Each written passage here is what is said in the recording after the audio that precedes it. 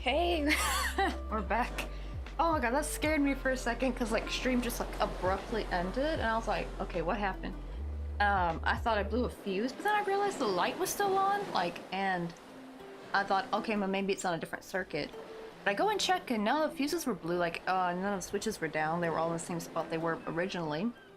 And then I go and take a look under the computer, and I noticed, because also the internet didn't go out either. I was like kind of confused, and then I go and look and the internet box is still running, but everything else is turned off, and then I realized because everything else is hooked up to power strip, and I'm like, ah, that's why. I think it overloaded it, so I guess I don't know how I'm gonna use this hot glue gun. I think it's because I have so many lights on at the moment. Could be why. I don't know, I don't, like, maybe I should. It's still hot enough? Maybe it's still hot enough, I can still use it enough to put some glue down. No, that glue was definitely not enough. Yeah, I'm kind of too scared to use the hot glue gun now. Like, it's been costing me a lot of... I've never had this happen with the hot glue gun before either. But then again, I've never had this many lights on at once, I think, with the hot glue gun, to be fair. That could be it too, like maybe having too many ring lights. Go ahead and just glue that center piece and I'll just like glue the rest later maybe. That's kind of how it's gonna look once it's got like the panel on. It'll be nice and straight. And then we can put glue. Uh-oh, I think I've made a mistake.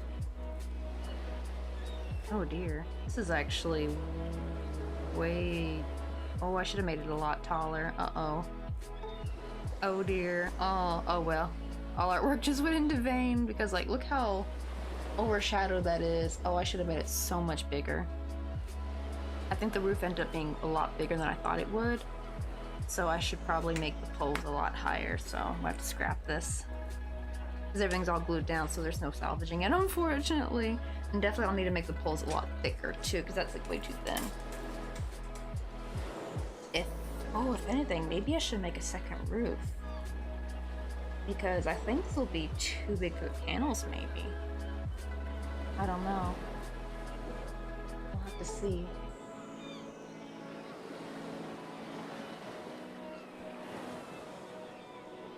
I think that, yeah, this roof turned out a lot bigger than I thought. Let's see. Yeah, that's gonna look very... like way too... Yeah, that's like way too big, this small little panel. I made the roof way too big, y'all. Because actually, we might be able to keep this if I redo the roof, actually. I don't want to remake all these panels again, though, especially if I had to embroider the lines on this one. So, I need to... Oh, and I even did like a good, like... Where'd my notes go? I even, like, did very detailed writing of how to do this. I mean, I just gotta do it again. I just need to make it a lot smaller. Oh wait, no, this is the panels. Never mind. Oh, I think I wrote down on a different pad of paper how to do the roof. Well, guess we'll just have to scrap this then, the roof. Oh man, we just got it all ready to go too. Also, let me grab my phone. I forgot my phone was over there. I heard Mr. Coffee texting. I should be charged by now.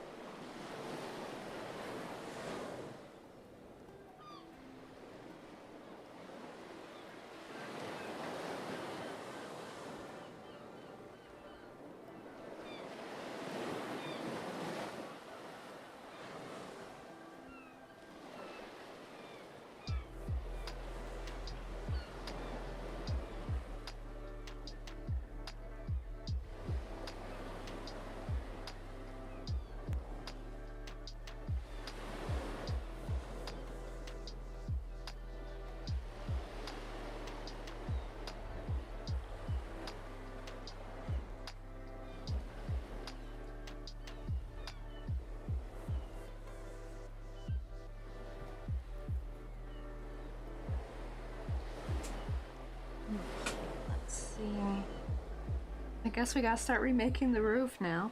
With my...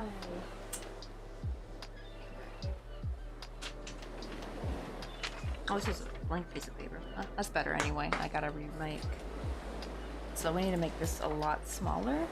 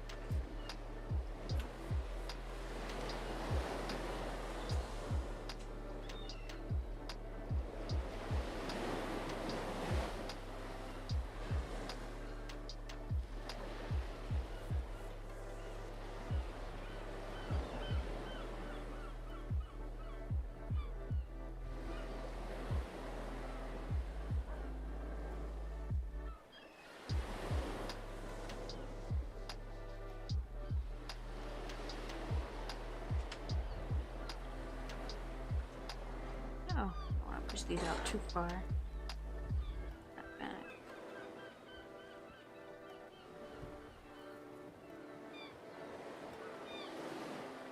See, how much did I change? I think I changed like 25 for the roof.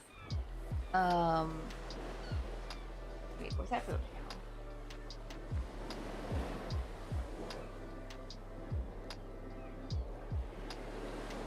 Should probably actually change. Probably actually closer to the size of the panel. I don't know. I guess 25 was way too much. Then let's do.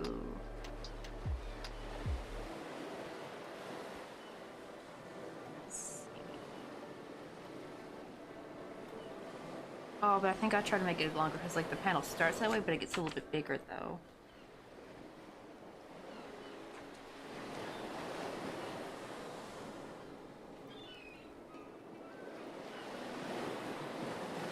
Maybe I should do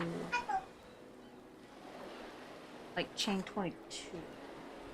Well, no, that still might be a bit much. So maybe we'll chain 21, I think, because then that way we get 20 even stitches. Because I think 25 was definitely made it way too long. What's up, Raging Girl? Oh, we just had to restart stream too because it just abruptly stopped. This is actually probably, we're getting close to 3 hours, but I might keep going though. Because I realized we had just finished the roof, and I realized I need to make it again because it's like way too big. I almost was gonna scrap the panel we did because I was like, oh, it's too short. Like, look how it just like swallows it up, right? Like, it's way too big. But then I realized like, oh, I was gonna first change this, but then I realized for any panel though, it's gonna be too small. Like, just like dwarfs it. Even if I made it higher, it would look weird. So yeah, we need to make it a lot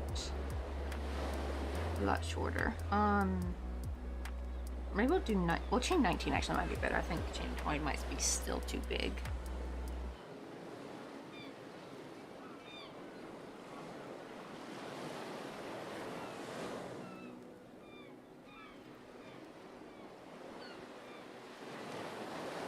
I guess we'll have to. It's a sad thing though is that the roof was very time consuming to make though, and for it to be so huge. So maybe I'll keep that if I ever make a cheeky, but it's even bigger maybe.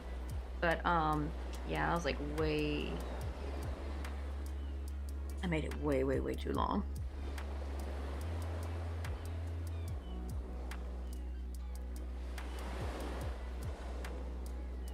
Let's see what Mr. Coffee has to say. He just texted me.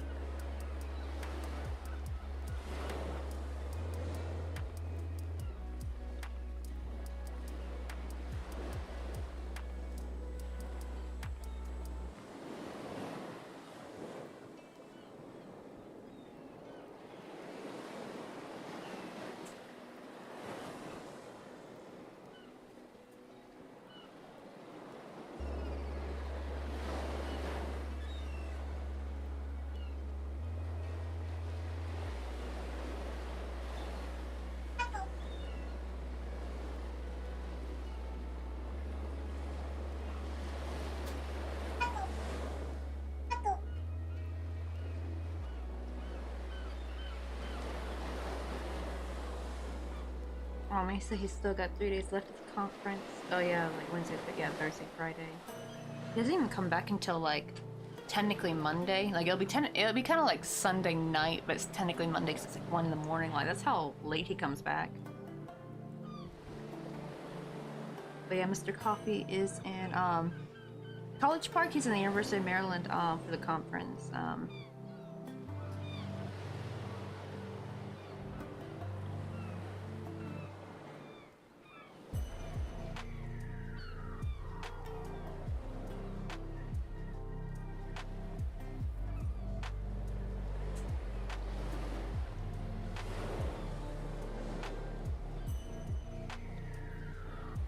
Oh, and also that's another thing too. I gotta make sure not to make it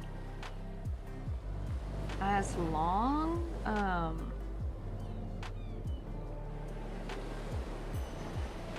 Because that also kind of dwarfs it a bit.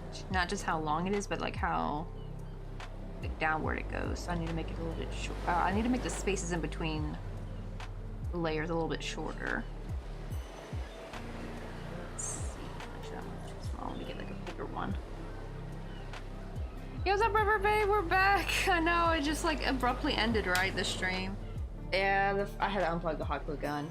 It turns out it overloaded the power strip. I was scared. I thought I had blew a fuse or something, and I was like, that's why it took me so long to get back, because I was checking and everything. But then I should have just checked on the computer first, because I realized the internet was still on. And I was like, wait, how's the internet still working? Because the computer turned off. And I realized, oh, the what do you call it, modem is actually plugged in separately, and everything else is plugged into a power strip. And that's why. And because actually the stuff I have plugged in here is also plugged into the power strip, so I do have a lot of ring lights on. I think that's why, because usually I usually just have these two over here, but I have a third one this time. And I don't think I've ever really used it at the same time with the hot glue gun. So yeah, I think it just kind of overloaded it a bit too much. So that is a little bit unfortunate.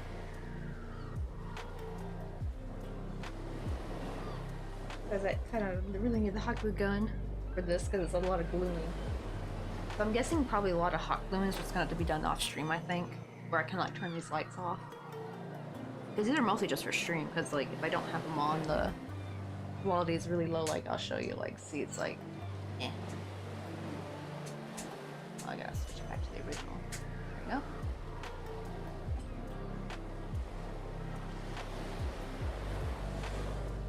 Where did I guess I gotta bring back my crochet hook.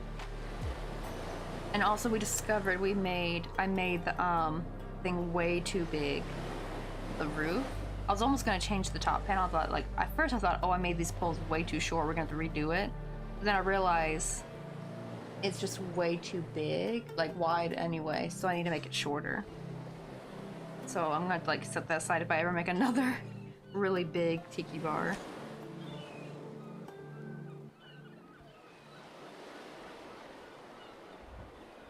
So we're gonna chain 19. Because you always want to add one more when you chain 2. There's always that, when you start in the second chain from the hook, you always lose that one chain, so it'll actually be 18 stitches.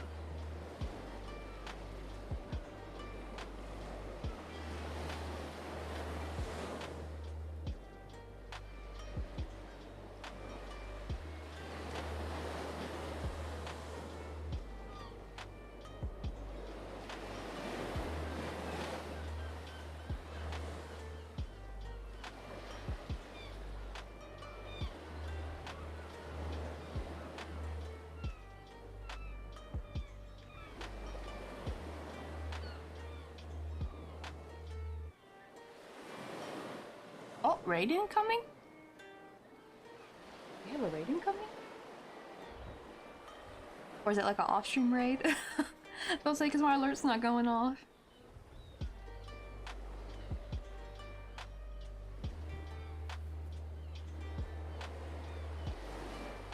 Unless Rubber Bay knows something that I don't know.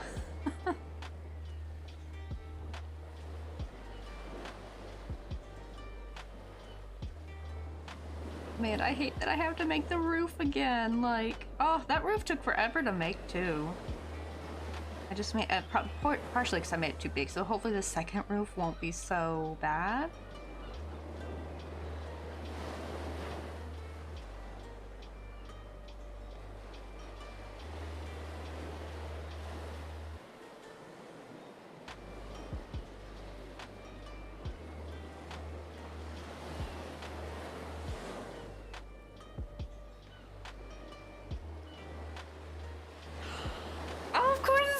Jellyfish! How you doing?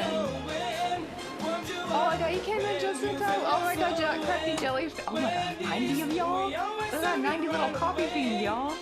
But my stream just abruptly ended like about 10 minutes ago. We were in the middle of stream and my hot glue gun overpowered the power strip and the problem is my computer is connected to that too. And everything just cut off. I thought I blew a fuse, and I was trying to figure out what I did wrong. But then I like got suspicious because like the internet was still working, and I was like, "Wait, why is the internet still working?"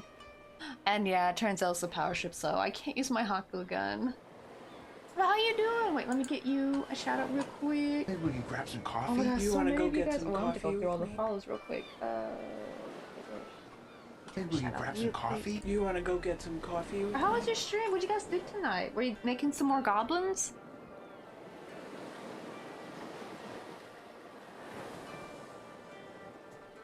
Oh, I always try to start with crafty jellyfish, but I keep forgetting I need to put the A for your name to pop up.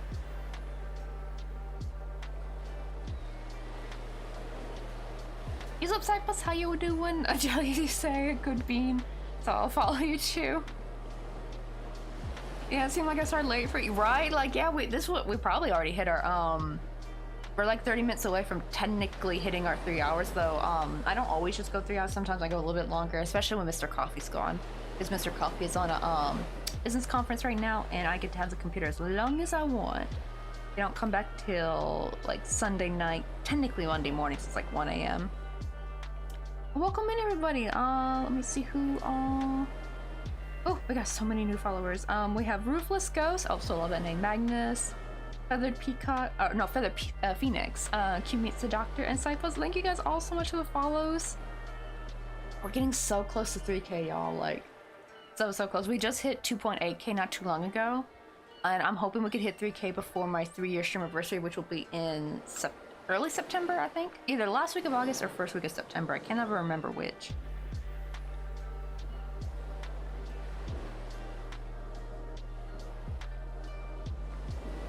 I just had a little chatting stream. I have to take a lot of rest this week off streaming. Just doing lots of catching up. So, true, especially because you've been like really grinding, like right doing that partner push. Like, oh my goodness, because like yeah, you definitely need a break. Because like especially right when you ever stream a lot, like do you ever feel like you're about to lose your voice from like all the talking? It's like there's been some times where I have to give myself a little bit of break, just so my poor voice. Because I think. So I'm just not so used to talking so much in real life. I'm like so quiet throughout the day. So I think like my vocal cords are just not built for it.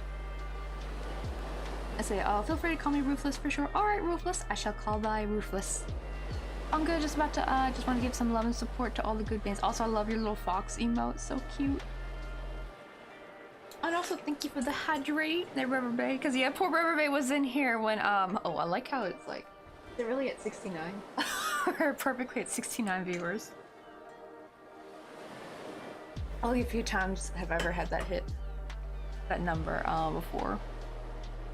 But yeah, Rubber Bay was in here and we were just all having a nice little chat and then just bam, stream ended. All because my stinking hot glue gun. To be fair though, I do have an extra ring light plugged in that I normally don't have, and I think that's why. And also, I found out, Crafty Jellyfish, I have to remake the roof again, like, because we're working on trying to remake this. Like, I've made this before, but it's kind of small. Not really small, I should say, because I want to keep it this small, but I want to make it longer right? We can only fit 2 drinks on there, so I want to be able to put like more drinks and make it a little bit longer. And also, it's like I kind of crudely made it. Like...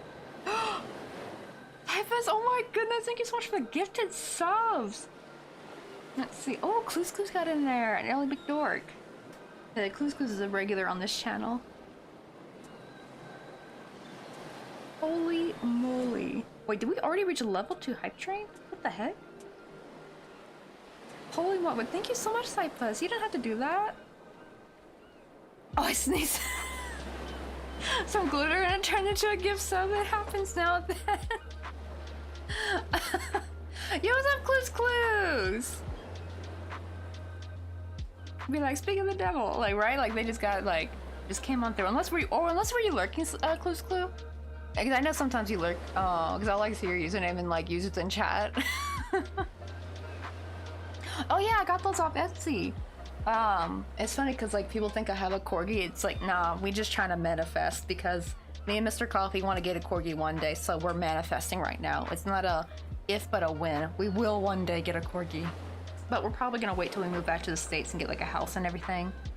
Because, yeah, trying to live with a dog in an apartment probably is not that fun. Especially if it's, like, a dog that needs lots of, like, running around and stuff. Like, I want to be able to have a backyard I can let them loose in. But yeah, we just finished the roof today, and I just realized it's way too big. I actually overshot the roof size. Like, yeah, this is what happens in pattern making. Sometimes you gotta scrap things and remake it again. Like, look how giant that is. Like, that is, like, way too big. It just dwarfs. It just consumes it. So I'm just gonna... I can probably keep this maybe for, like... if I ever want to make a bigger one day, but probably, truthfully, I probably won't. It'll probably just die in wit purgatory. Never to be used. Because I do some of that sometimes where I'll, like, crochet something and I'm like, oh, I can save that and use it for later, and I just never do.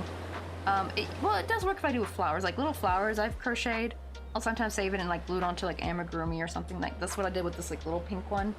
Originally, she didn't have this pink flower right here, nor the glasses. It was just her in the lifeboat. Not lifeboat, I mean, lifesaver.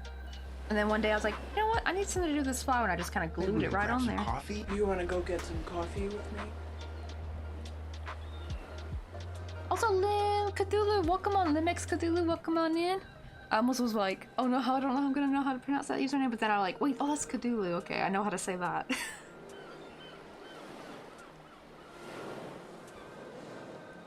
Oh my god, really? You were lurking when the power went out? Oh my god, Clues, you're a real MVP. Right? Like, oh, I was so scared. I was even thinking, like, should I just restart stream or should I just, like, call it for the day? But, like, when I discovered what the problem was, I'm like, oh, okay, thank god we can continue stream.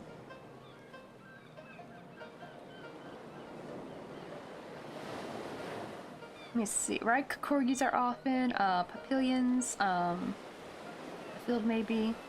Wait, what are papillions? Oh, the awning, yeah. The idea of what it could be used for, oh right, use like the extra fabric. That's what I'm thinking, like just to use it for something else.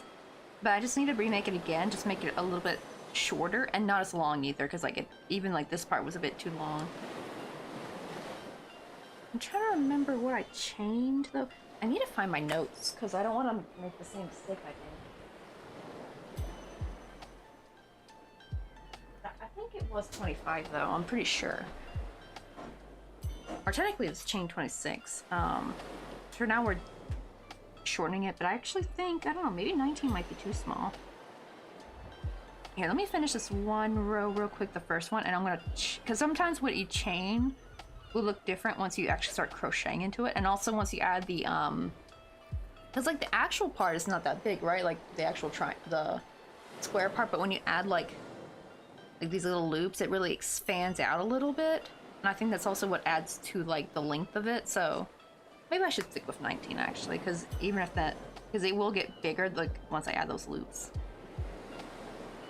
Ooh, I was given a whole box of fabric sprays. I love when you get like craft supplies. Like I remember I got like a whole bunch of yarn from my friend because like one of their neighbors, I think they used to knit or something and they just kind of stopped. I think they had too many health problems, unfortunately, which is kind of sad. I do feel kind of bad like whenever I get like craft supplies when someone like just is unable to do it anymore. We split the yarn, like it was a massive like I'm talking like 4 or 5 garbage bag full like of yarn, like a lot, and a lot of it was untouched too. It didn't smell. It was just like probably I think it was like all packed away. I think in like Tupperware or something. Not Tupperware. I mean you know, like a storage box. And some of it was old. Some of it was like I wish I had a picture of this yarn, but it was like very patriotic. Like in even like the graphic design on it was very old fashioned. I'm like thinking like this is like some World War II yarn. Probably not. It was probably like more like maybe it was like more 70s yarn, I think, like 60s or 70s. But it had like this weird patriotic kind of like design to it. And I'm like, oh, this is some old yarn. I think I used all of it though. I don't have it anymore. Well, I used to lose my voice every stream. These days it's gotten a lot stronger though. Lots of vocal practice. That's what I'm feeling. And also, Crafty Jellyfish, if you have to go, no worries, because I know you probably, especially because you just did a chatting stream, you probably gotta go rest your voice, get something to eat. I'm about to say sleep, but I think it's morning time over there for you. Unless you've been streaming through the night, then you might need to get some sleep. Make sure I didn't miss anyone who came on in. Oh, and Veteran, you're in here too. I almost missed it. Oh, and Pumpkin Spice. Oh my god, I almost missing so many people's chats. And Yuri Heart. The Jelly Ray to swim in. Maybe like, now I can close the tab. Oh, thank you, Pumpkin Spice. Yeah, I have like the little ocean. I just went on YouTube and found like a little ocean sound with some sequels in the background. It was just perfect. I feel like it ties perfectly with like my little graphic. And the funny part is that the ocean part, like, or like the beach / ocean part, and the actual wave that's moving are actually 2 separate GIFs. Well, technically the moving part's actually a GIF, but the beach part was actually entire like beach scene. Like it was like a whole big full screen scene, and I just cropped it, and then I had to like play around with the color correction just so that they would match, because they were 2 different shades of blue. Like the top one was more of cool blue. Let me see if I can show you. I don't know why the swirly reel on this does not like to work sometimes. But yeah, see, I can like turn that off. But yeah, they're like 2 separate graphics. It took forever. It took me like an hour of just tinkering with the color correction just to get them to be the same shade of blue. Like, it's not an easy task. Sometimes you just gotta do with what you got.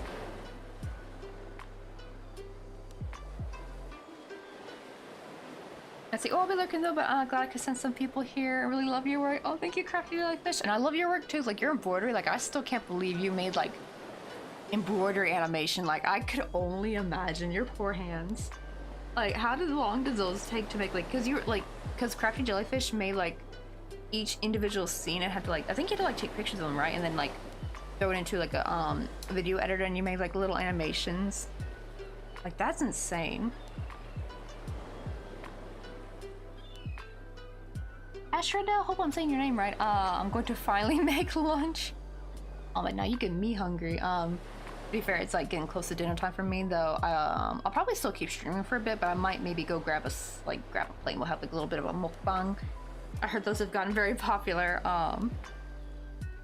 But the problem is, like, I hear those mukbang. It's like grates on my ears whenever I hear mukbang though. To be fair, I don't blame them, because like how romanization is for Korean is just like blasphemous. I absolutely hate it. That's why I went, like, the first thing I did was learn Hangul, because I cannot stand romanization. But yeah, it's actually mukbang, because muk is from the verb mukda, and bang just means room. So it literally means like eating room, kinda, which it sounds funny. You would think that'd be the word for like the dining room or something. I like how everybody's like, do it, make the lunch. I just like hear Shia LaBeouf be like, do it, just do it.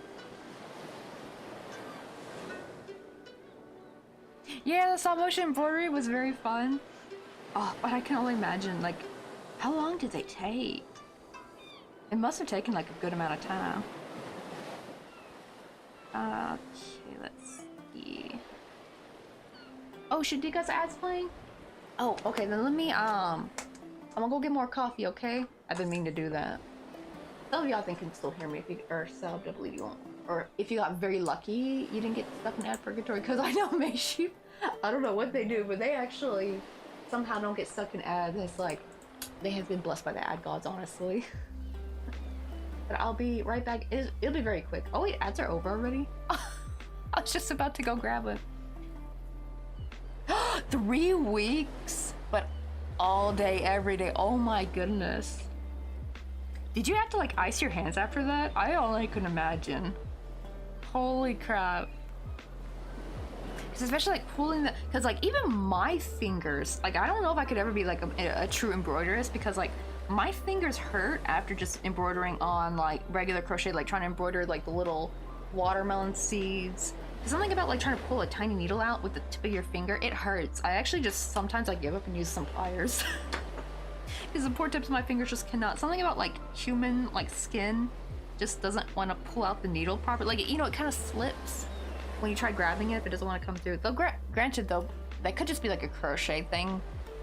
Well, no, because even when you like layer though, doesn't it get hard to pull the needle? Like the more you layer onto the piece, that's when it gets hard for me whenever I try embroidering on my crochet. It's easy at first if you just do like one layer, but the more you try to build up, oh my goodness, I cannot get that needle through. You had to go to the physio actually?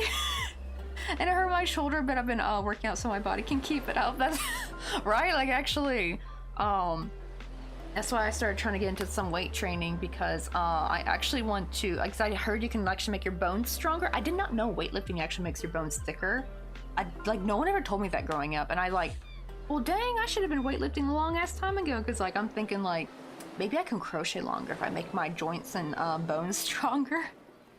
Right, we'd be weightlifting to just so we can keep doing our craft. But I'll be just right back in a second. I'm gonna go fill up my coffee. It's already pre-made. I just gotta pour it in the cup and pour some ice. And let me put my message, and then you guys can chill to our BRB music. It's kind of like city pop elevator music. A lot of people always compliment them. They really like the BRB music.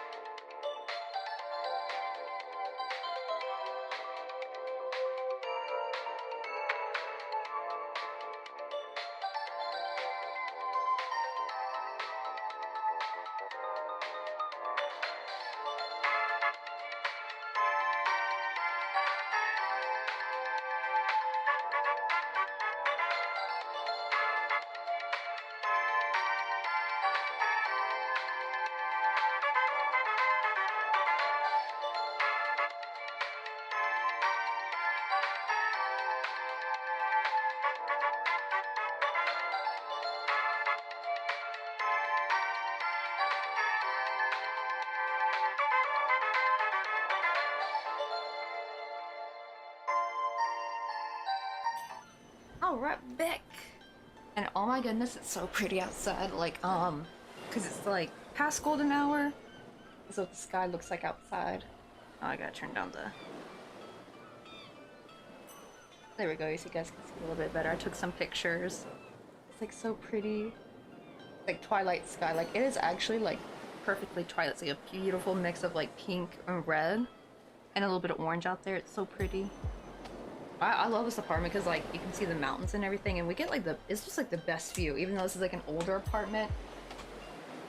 But it's worth it. Just the only problem is coming back home is always so hard because you gotta walk up. Not only gotta walk up a hill to this neighborhood, but the entrance to this apartment complex is also very steep. And then we live on the 4th floor and there's no elevator. Like apartments in Korea, if they're no taller than 6 floors, there's usually no elevator. But if they're like an older building. Alright, mountain views be the best. Oh yeah, you can see some mountains from my home, right? Like I actually will be kind of sad like going back to my hometown because we don't have mountains in Memphis, unfortunately. Oh, thank you, Yuri Heart. Right, I love me some City Pop. I was really lucky to find that City Pop song, and it was copyright free too. I really lucked out with that one. Everyone really likes it. So I think that's one thing when people get into streaming, find like you a good BRB song. Because then people don't mind being in BRB as much, because so many people are like, oh yeah, time to move to the BRB music. That's what I've had some people tell me whenever I say, be right back, I'll put you in the BRB page. And they're like, oh, no problem, we love your BRB music. And it's just like the same song over and over again.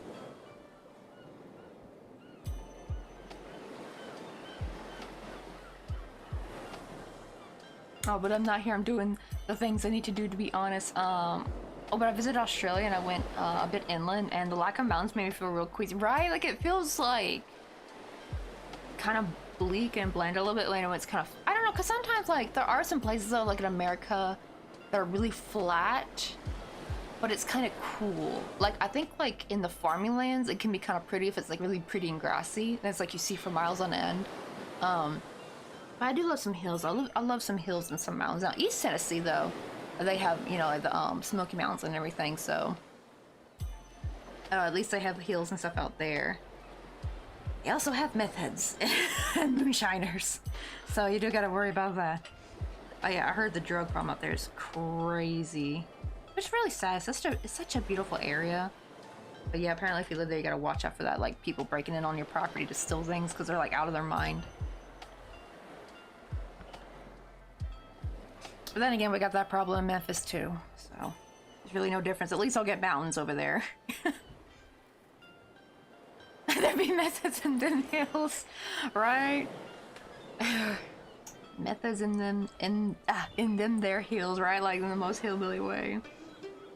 Right? I guess it's because like it's the perfect spot to do that kind of stuff because you're like out of the eye of the law and stuff. It's like I hate that it kind of ruins nature, right? Because like I want to live in like a small town, like small rural town away from everything, from the hustle and bustle of a city.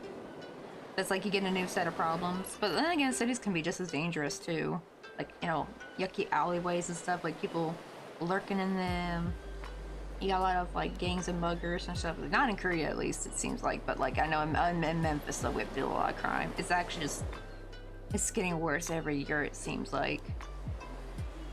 I remember when I was in high school, it just hit the of the top 10 most dangerous cities in America list, and it was at the very, very bottom, and now it's like getting close to the top. I don't know if it's at the top right now. I don't think it would be. You want to go get some coffee with me?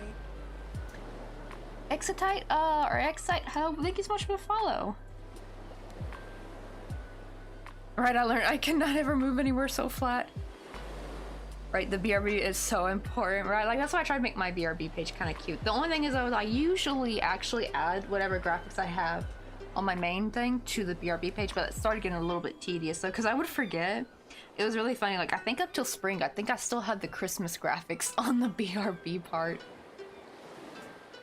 So, I don't know if, and maybe I will get around to putting the, well, I think it's because ever since I switched to OBS, it got more difficult, because now I have to add everything as brand new, and I gotta start from scratch each time. So I don't know what it was, but when I was using Streamlabs back when I first started streaming, I could literally use the same thing that I brought, like the same source, I think.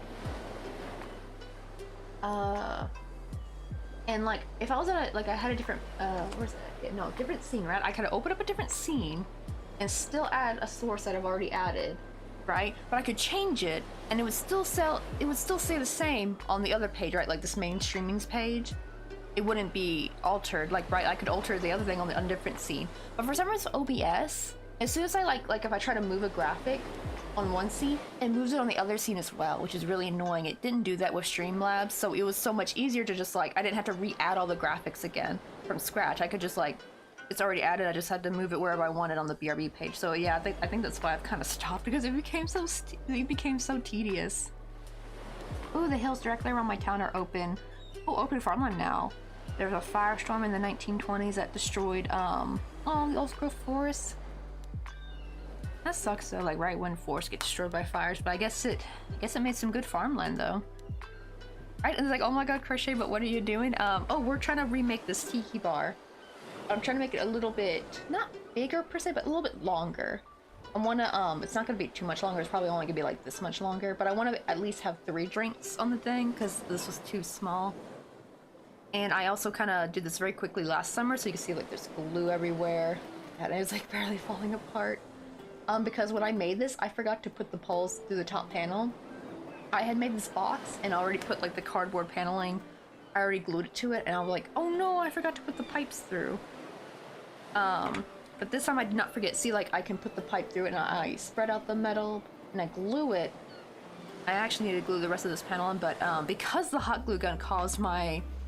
I don't know how early you came in here, but right when Crafty Jellyfish raided us, it was just after I restarted stream, because our stream stopped abruptly because like I'd overloaded the power strip, my hot glue gun, unfortunately. I did that and I thought I blew a fuse. Thankfully it didn't. The power strip just flipped off. Thank God. I love that they have like these new like safety features. That honestly saved me. I feel like I just had to flip it back on. I was panicking, thinking like, oh no, how am I gotta like flip the switch on the fuse box or something. But thankfully, no, that wasn't the case.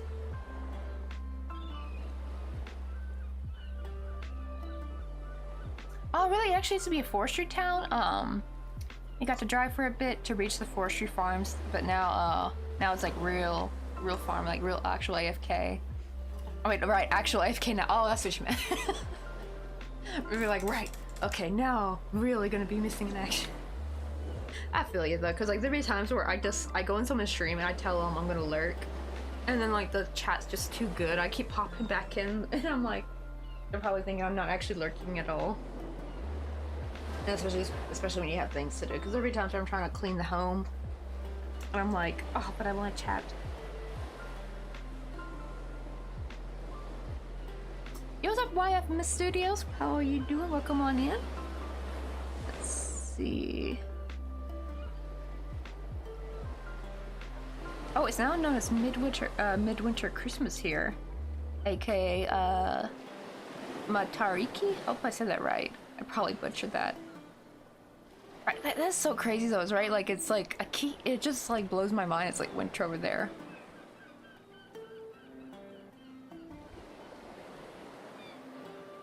Let's see, because unfortunately we finished the roof and I found out it was way too big.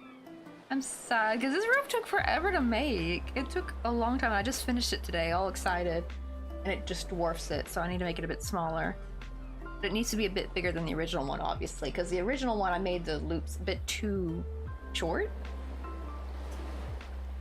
Let's see, I think this time, because what you do is when you crochet back and forth, every even round you want to work to the back loop, so you have these like front loops exposed. And that's what you can do is like once you finish the panel, you then work backwards by chaining and slip stitching, chaining and slip stitching. And that's how you get like this fringe kind of thing. And the problem is the fringe also like makes it, because actually this panel part itself is not that big, but it kind of fans out a little bit naturally because it's like so many loops. It just like naturally fans out to the shape I like. And because of that, it looked way, way too big. So we're making the panel part even smaller. So hopefully it should fit perfectly. At least by, you know, just, it should like fit to scale, hopefully. Because to be fair, I never really know how to do these things, like, I guess, like the correct way. I just kind of wing it. That's how I do it. Because, like, I remember someone the other day was asking me, like, where do I find these patterns for these things? I'm like, Oh, there is no pattern. I'm trying to make the pattern. I do have like, oh, I got crinkle though. I have like a sheet of like, at least for the panels that are right here to glue them on. I think that's what this part is. So I'm very glad I didn't go super detailed with the roof just yet.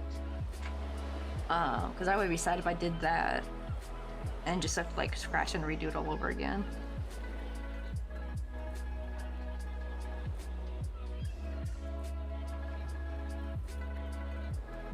Alright. Come on, get through there. I don't know why, but I always like that first stitch after your first row single crochet. Always so hard to get through. I don't know why. Okay, we just did 2 rows, so now I'm gonna go through the back loops.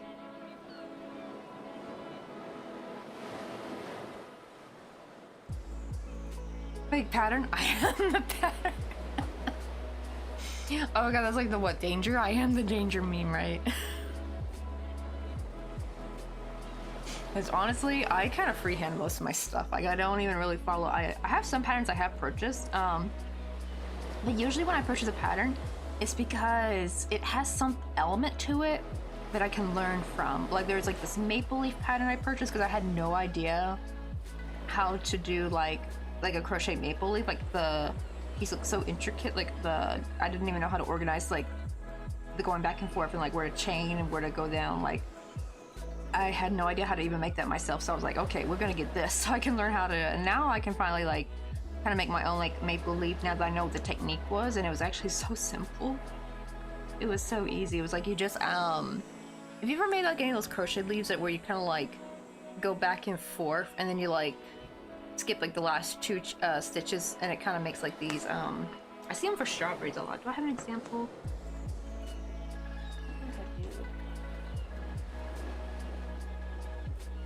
No, none of the leaves in here have that kind of leaf. It's like a very specific crocheted leaf.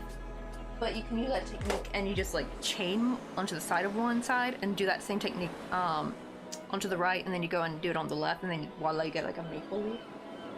What did I do with the maple leaf actually now that I think about it? I put it somewhere. It's not in here, it seems. Oh well, I put it somewhere. I will find it eventually.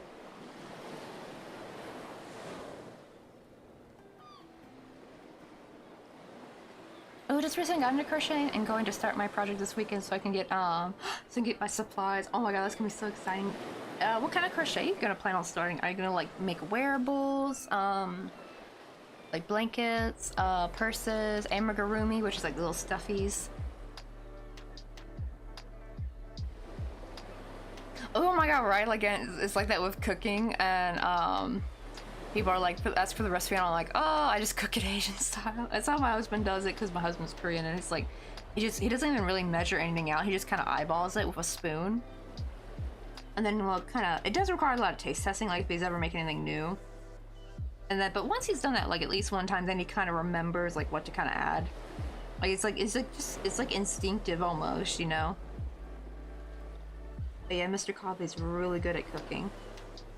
Actually, the little meal I'm gonna be heating up in a little bit is some pasta, like homemade ragu pasta sauce with penne pasta noodles.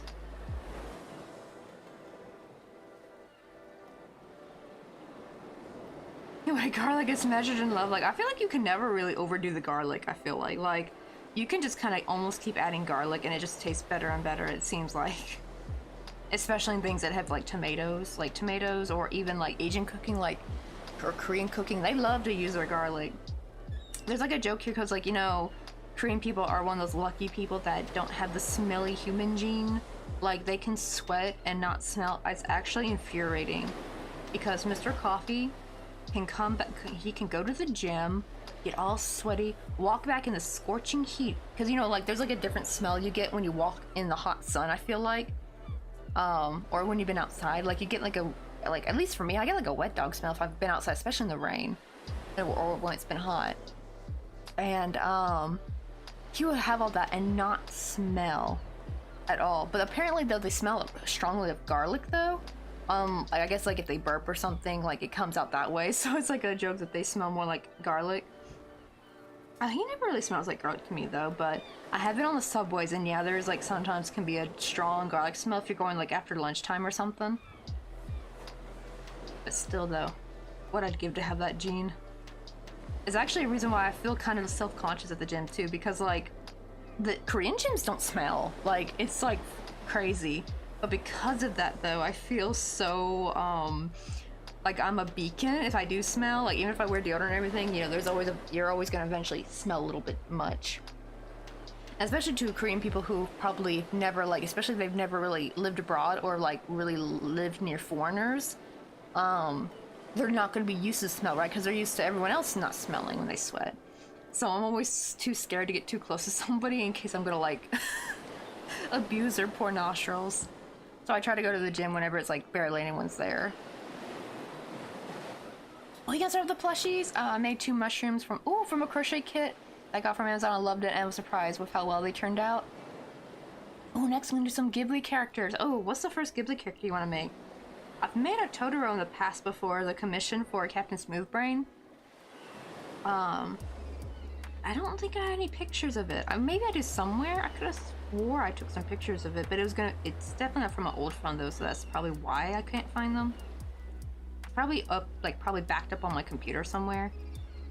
I need to find it. I hope I do have a picture. Because there have been times where I've made something for somebody, like as a gift, and I forgot to take a picture, and I'm like, no, and be like, especially if it's like a unique item, and I feel so bad. Like there was like I do have a picture of this one. It's like a Charizard I made. I kind of tweaked Megan Bubbles pattern. She actually used to stream on here. I do kind of miss her streams though. Her streams were so adorable. Like whenever someone followed, like a little dumpling animation would pop up, and she had an actual frying pan with her that she would hold up to make it look like the dumpling was frying in the frying pan. It was such a cute like gimmick. But she wanted to like focus more on the pattern making though. She said it was kind of hard to concentrate on both on streaming and crochet pattern making. So now she does that full time. She's got some really good Pokemon patterns and they're free too because like the whole Nintendo thing, which I really feel bad. Like I feel like she should be compensated for these patterns. They're really good. But I did her Charizard pattern and I had to tweak it a bit so it wouldn't be as huge. I followed most of the instructions to a T. I only took 1 picture. I wish I took multiple pictures of it because it turned out really good. Because I had to embroider the eyes because I didn't have any felt to cut out for the eyes, so I had to embroider them. They actually turned out really good. It was a pain in the ass to embroider, that's for sure. I was just talking with Crafty Jellyfish about this earlier. Like, the more you go in when you make something, like when you have to like really layer it, the harder it is to get the needle in and out, especially over crocheted work. I have to like start using pliers to like pull the needle out. Yeah, false bubbles! Oh, I made her Haku. Oh my god, right? Like I missed her being on stream. I can't believe it's been like, I think it's been almost like 2 years since I've last seen her stream. Maybe even more. I think she quit streaming before we even moved to this apartment. We were back in Wonju when I was watching her streams. Because now I live in Busan. I feel like that's a pretty well-known city. Most people, I think, know nowadays.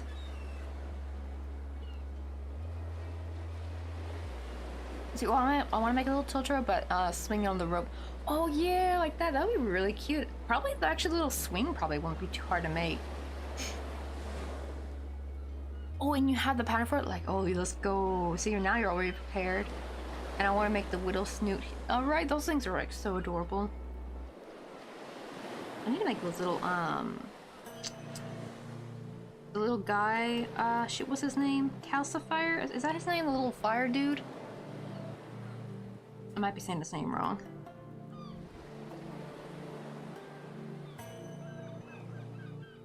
You're right, let's go. See how this is turning. I'm kind of salty I can't use my hot glue gun though, because like I really want to glue this panel in so bad. Oh, maybe I should try... Oh, Calcifer. Okay, I don't know why I said it was Calcifier. I think is what I said. Calcifer. I think that's his name. I just usually remember the name. Like, I don't know why, but his name always makes me think of calcium or something. That's how I remember his name.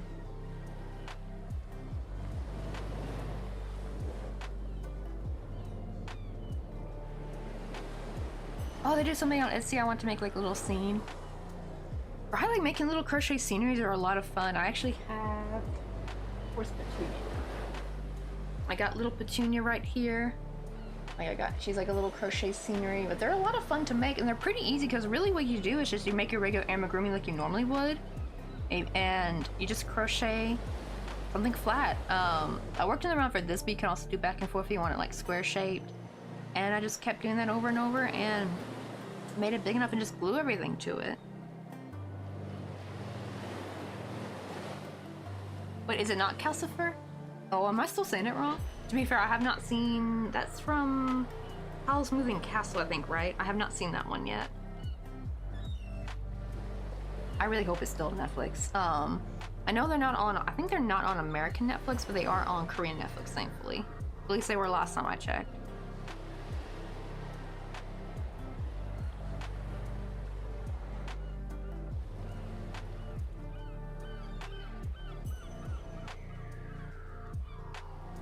Oh wait, so wait, calcifer is correct? Okay. Because I was saying calcifier before. That's how I was saying it for like the longest time, but then I was like, oh wait, it's calcifer.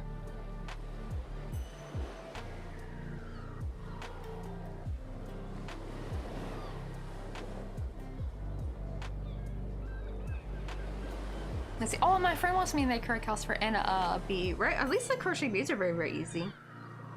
They are really pretty easy to do. I think it's because I had like a it's somewhere I think on my Instagram, like way at the bottom, I had made like this cute like little amigurumi fire. It was supposed to be for, like a campfire set I was trying to do. This is back when I tried selling on Etsy like a long time ago, like 2016.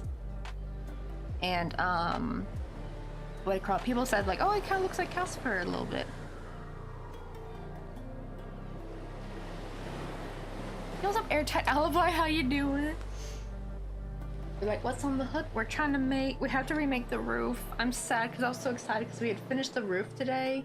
We're trying to remake this little tiki bar, man. I'm trying to make it a little bit longer. Because this one we just kind of like worked up quickly. Because last year I was taking Korean classes at the university here.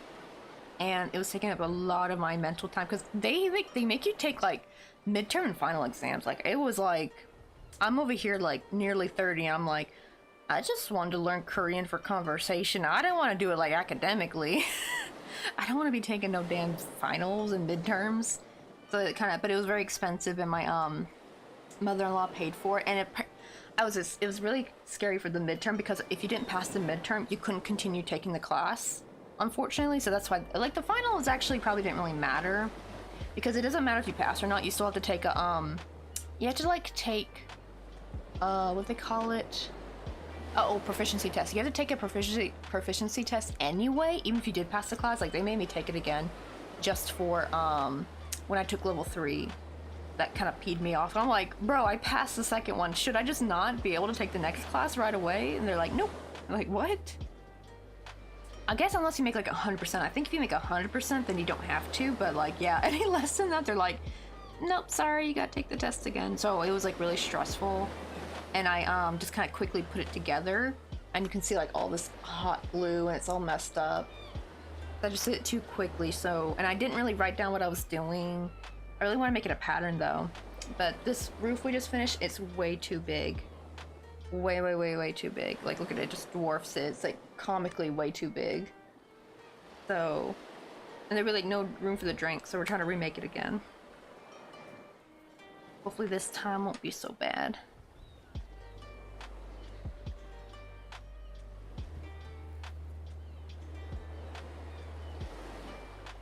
And everybody's like, no, right? Like, oh, I was so sad when I had to like scrap it, because that roof took a long time to make. Like, it took me a few days. Granted, we were doing it all on stream, that's why it took a while. Let me see. So 1 and 2. I also gotta remember where I actually do where I work the back loops.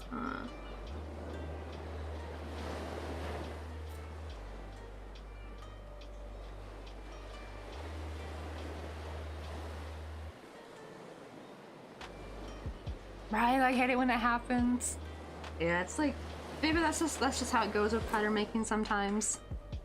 you just kind of like, because funnily enough, I was actually shocked I got everything like I didn't have to remake anything for this tiki bar over here, so I was really shocked that everything went pretty well. It was just one of the assembly I just kind of smushed together really quick. Partially the reason why there's so much glue on the back poles is because I was not thinking straight, and I accidentally put panels and already sewed up the box. Because you want to do this before. You want, for this top panel, you want to put the pole through it, bend the wires, and then glue it in place. See, now look how clean that is. There's no glue on the outside. It's perfectly secure. The only reason why this panel's not completely glued on is because I had to unplug my hot glue gun. It's what caused the, my stream to end earlier, unfortunately. Because you're right before Cracky Jellyfish raided in, our stream ended because like the because my little miniature power strip is actually connected to a higher, like a better. Because to be fair, the power strip under the computer is a really good one. It's like a high quality one made for like stuff for computers and stuff. But the one I have over here is like a weak, cheaper one, and it's just for like my like ring lights and stuff. And I had my hot glue gun in there. I never had an issue before. I've always had these ring lights on and then the hot glue gun. But then I forgot I have like a third ring light attached, and I'm like, that might be why. Like maybe because I've noticed I never really used the hot glue gun with this ring light over here, and I think that's why. Although the little margarita, I'm making 20 keychain size for our client as we speak. Oh my god, like little keychain margaritas. I have one right here too. Like I basically just took what I made, because so what I mostly crochet with is splitted yarn.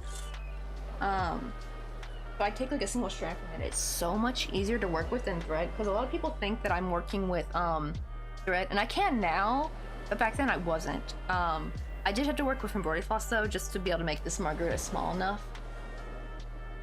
And I think for the other drinks I'm also gonna work with thread just to make them like nice and tiny. But yeah, like with the split yarn, this is how big it turned out. Like you see like the size difference, like it's like night and day. This was like with a 1.4 millimeter and one strand of worsted weight yarn, and that's like a with a 0.60 millimeter, yeah, 0.6 millimeter micro hook and a single strand of embroidery floss. It was really hard though, because like it's really hard to work with thread, because there's like, especially if you're doing amigurumi, because there's like nothing to hold on to, like at all.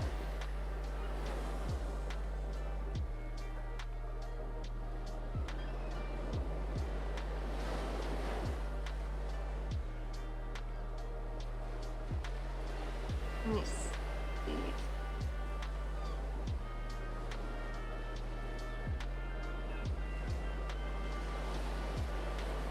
Yeah, what round is this one? 2, 3, 4. I think we're on round 5, right? So 3 is back loops.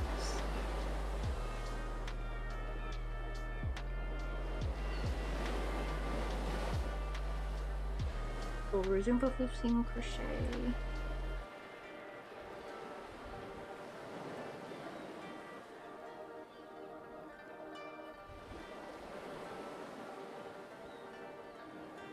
I just want to make sure this actually is round.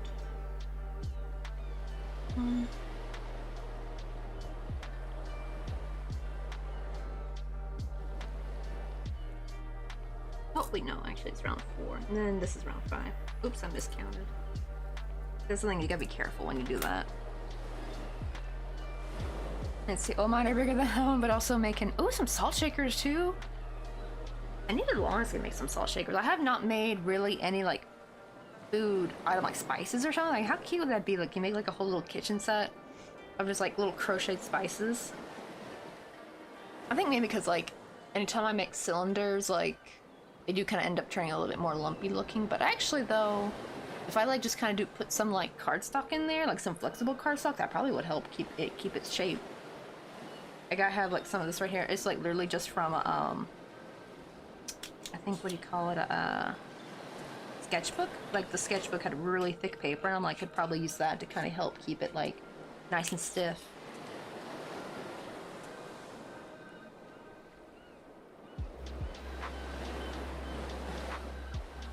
Okay, now to go do the back loops again, because you want basically all the front loops that are exposed to be on the same side.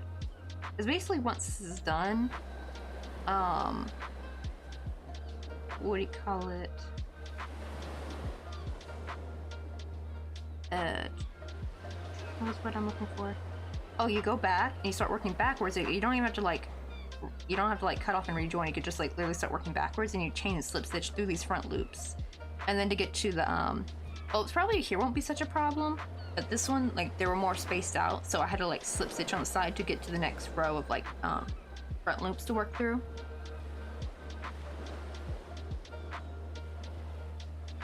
Oh, it might be like, yeah, Bristol board. I think that's what it was. I think we just got it from Daiso though. Like, it wasn't like no fancy sketchbook or anything, so I don't know if it was Bristol thick. But I've used that, I've used like the leftover, like whenever I've cut out, because it was a really huge sketchbook. And so sometimes I'd like cut it in half just to be able to work on it. I don't know why we even bought it that big, to be honest. I usually don't really work well on very big things, but I would like cut it in half, and like any extra I had, I would save for paneling. Yo, what's up, Lindsay? How you doing? I want to give you a shout out real quick.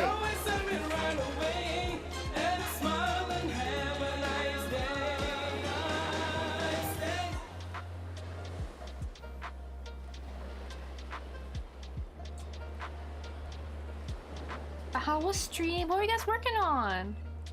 Also, sad news, we have to remake the roof. It was way too big. And also, like, I know it shows we've only been on for an hour, but we've actually technically been on for 3 hours. Around our 2-hour mark, the stream ended abruptly because like my hot glue gun overloaded my power strip, and it like thankfully has like a safety feature, so it just turns off, I guess, when it gets too overloaded. Thank goodness. I do like that they have that, but the problem is the computer is attached to it, so it turned the computer off, and thus ending my stream.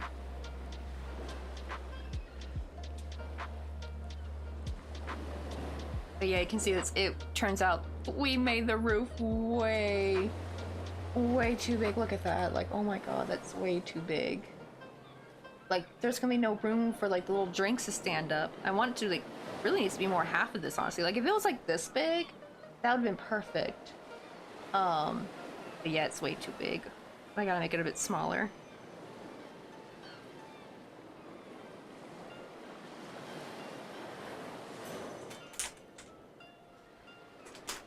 Uh-oh, my internet's not doing interesting well today. Oh no, not the internet! Well, don't worry, because like, yeah, no word for the rain run, because I know if your internet's acting up, it's gonna be kind of hard to watch a stream, because that thing sucks the internet. Like, it sucks your, like your internet speed and everything. Oh wait, you go and have a good lunch? I keep forgetting, like, it's over. I actually need to go make me some dinner in a second. We're gonna have like a little mukbang on stream. I guess not, it's probably not a true mukbang, because I'm not showing myself, but I have some pasta I need to reheat. Alright, big roof just means better protection from the tropical rain. Right, Bookworm? But welcome on in. How you doing? Oh, I'll leave a little lurky lurk. I wish it was better with the crafts. I used to do sculpture, but now I do, oh, like actual, like, digital 3D modeling, like on the computer. Honestly, I feel like that was so cool, though, like, of all the things you can make. Because, like, the thing is that with, like, actual, like, I guess offline crafts, like IRL crafts, you know, you have to like buy supplies and stuff, and you have to like buy, like, right, if I need a specific color, I have to go out and search for that yarn for that specific color. But when you do anything digital, it's like, I hate when people downplay digital art, because it's like, some people just can't afford to buy all the paints and all the, like, Copic. Have you seen how much Copic markers are? Those things are expensive. I'm very glad I never got into like doodling with Copic markers. That would have bled me dry. Yarn's already done that to me. I'm already addicted to yarn. I don't need to get addicted to any other stationery or anything. But like with digital art, I realized like you got access to all these cool paintbrushes and tools digitally. Now sometimes you do have to buy like paintbrush packs. I think that's about it, I think. And they're very, like, what, like $2-3? Like, it's barely anything. And you have access to every color imaginable. Like, it's like the sky is your limit, honestly. It's like really nice. And I really hate when people downplay that. It's like, not everyone, Susie, can bankroll IRL crafts, because IRL crafts be expensive sometimes.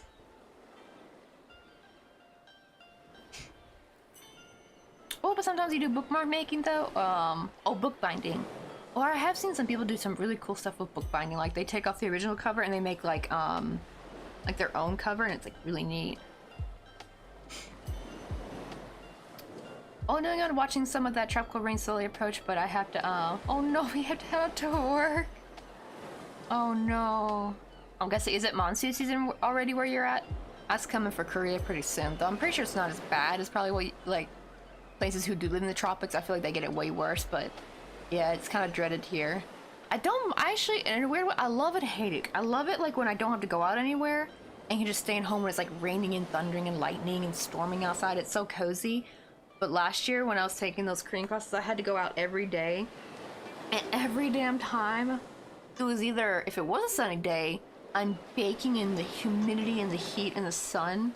And if it was raining, it's like walking through a damn hurricane every day. It was so exhausting. I came home, like, just, like, absolutely drenched.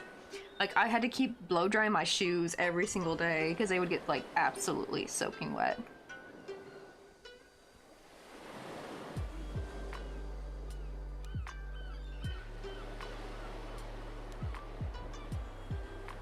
Let's see. Oh, how do you say that? Luthery? I hope I'm saying that right. Probably not. Oh, when I can physically handle it.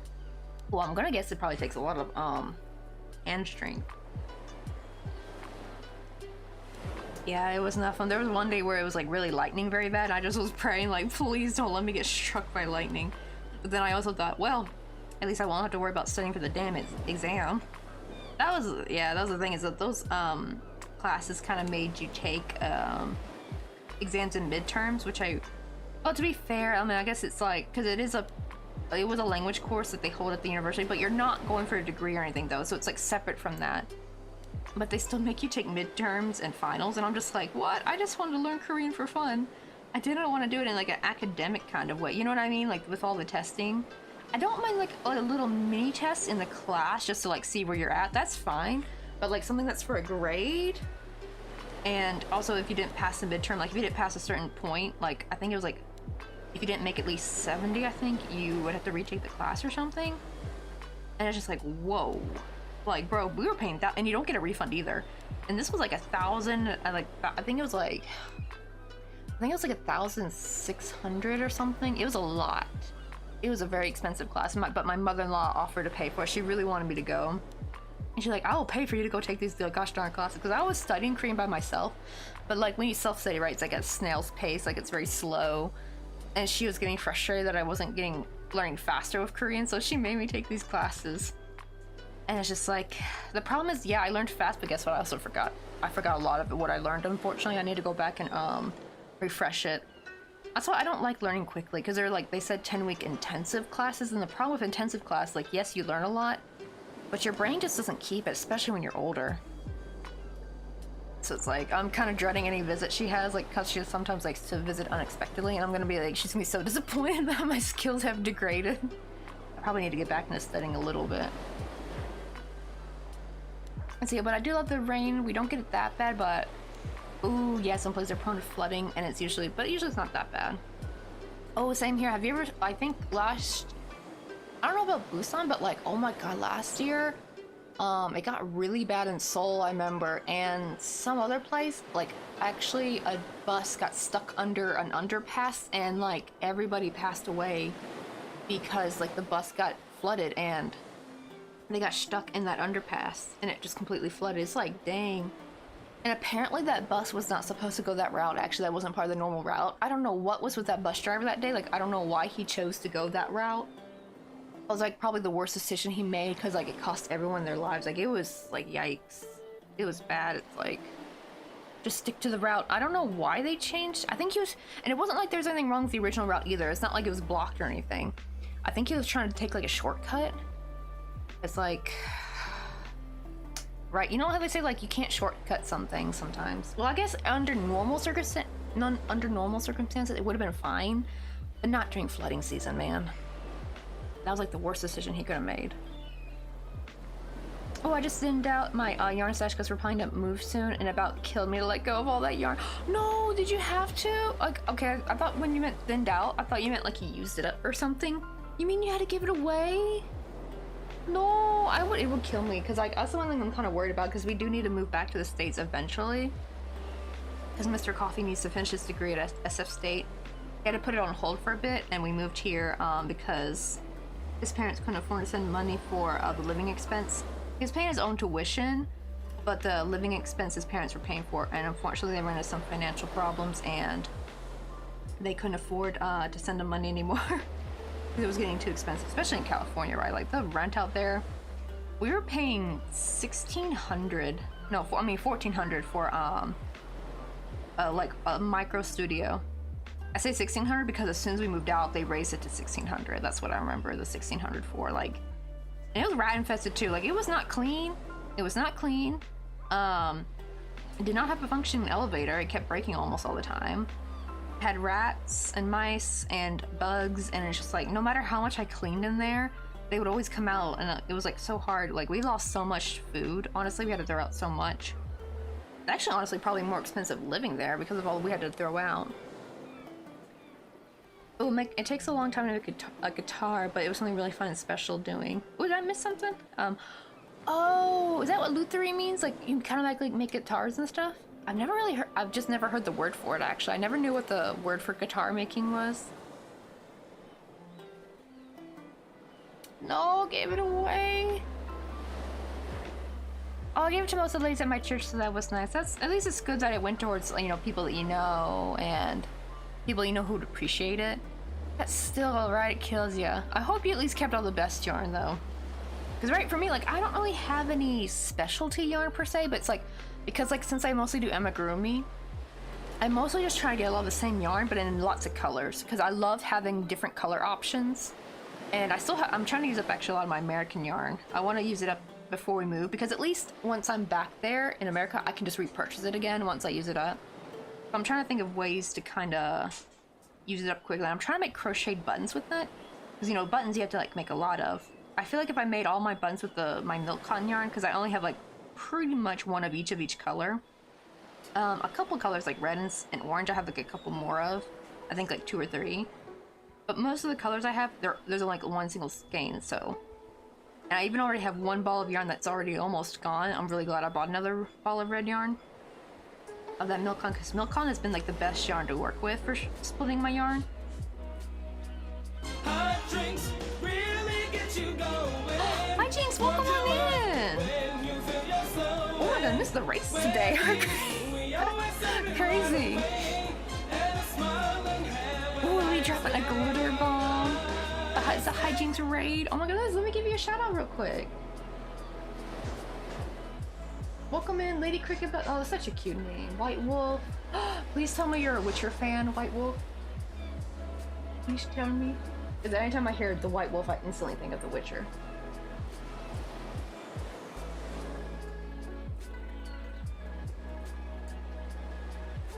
What were you guys doing in stream today? Are you also fellow crafters, or are you doing any cozy gaming? Also, oh yeah, a lot of wolves in today actually. Clancy, oh my goodness, how you doing? Oh, we gotta give Clancy a shout out too as well. Is there a fellow fiber art streamer? And Wildside? Oh, I hope I said that right. Well, welcome in Wildside, Shy Lady Wolf. Oh, why is this scrolly wheel never works on this mouse? It drives me nuts.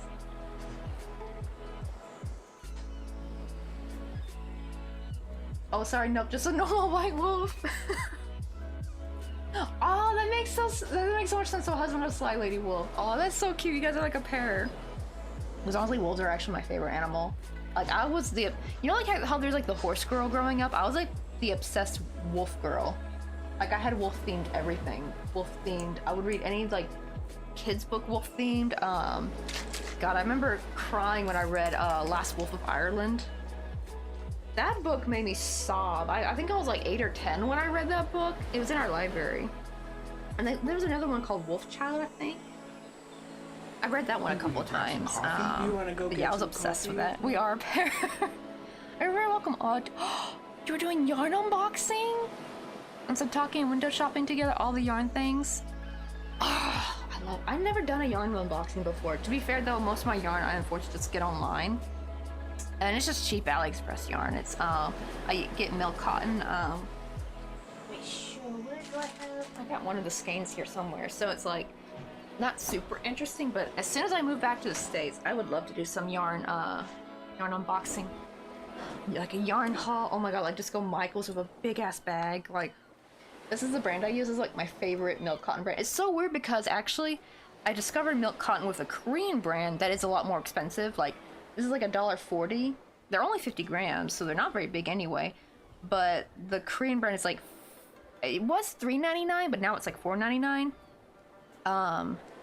So yeah, they've gotten kind of pricier. But the thing is, I actually prefer the Chinese brand. It's a little bit softer and has more, the colors are more vibrant. But this brand right here, or like this one right here, though, this is the Korean brand. But I needed this color though, so I'm kind of glad that at least the Korean brand had this color. They for some reason they didn't have like a warm. They don't have a lot of browns with this brand, unfortunately, but they do have lots of greens and blues and pinks. Oh my god, so many pinks with this brand.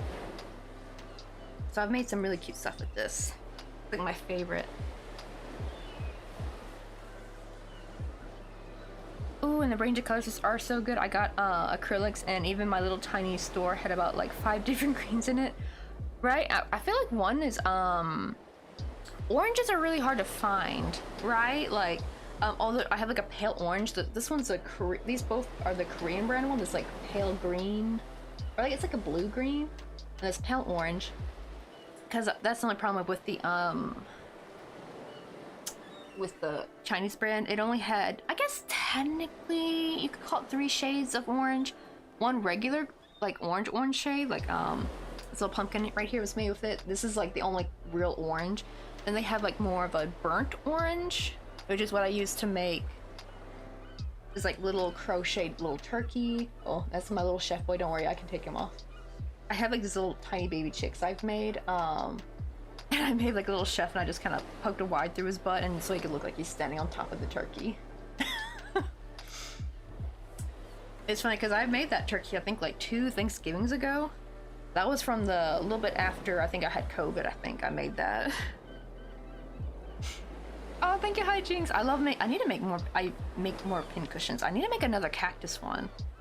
I have some cactus ones I made a long time ago, but I think I gave them away. This was like back in 2016. Like that's how long ago it was I made those cactus pin cushions. But I need to make another one.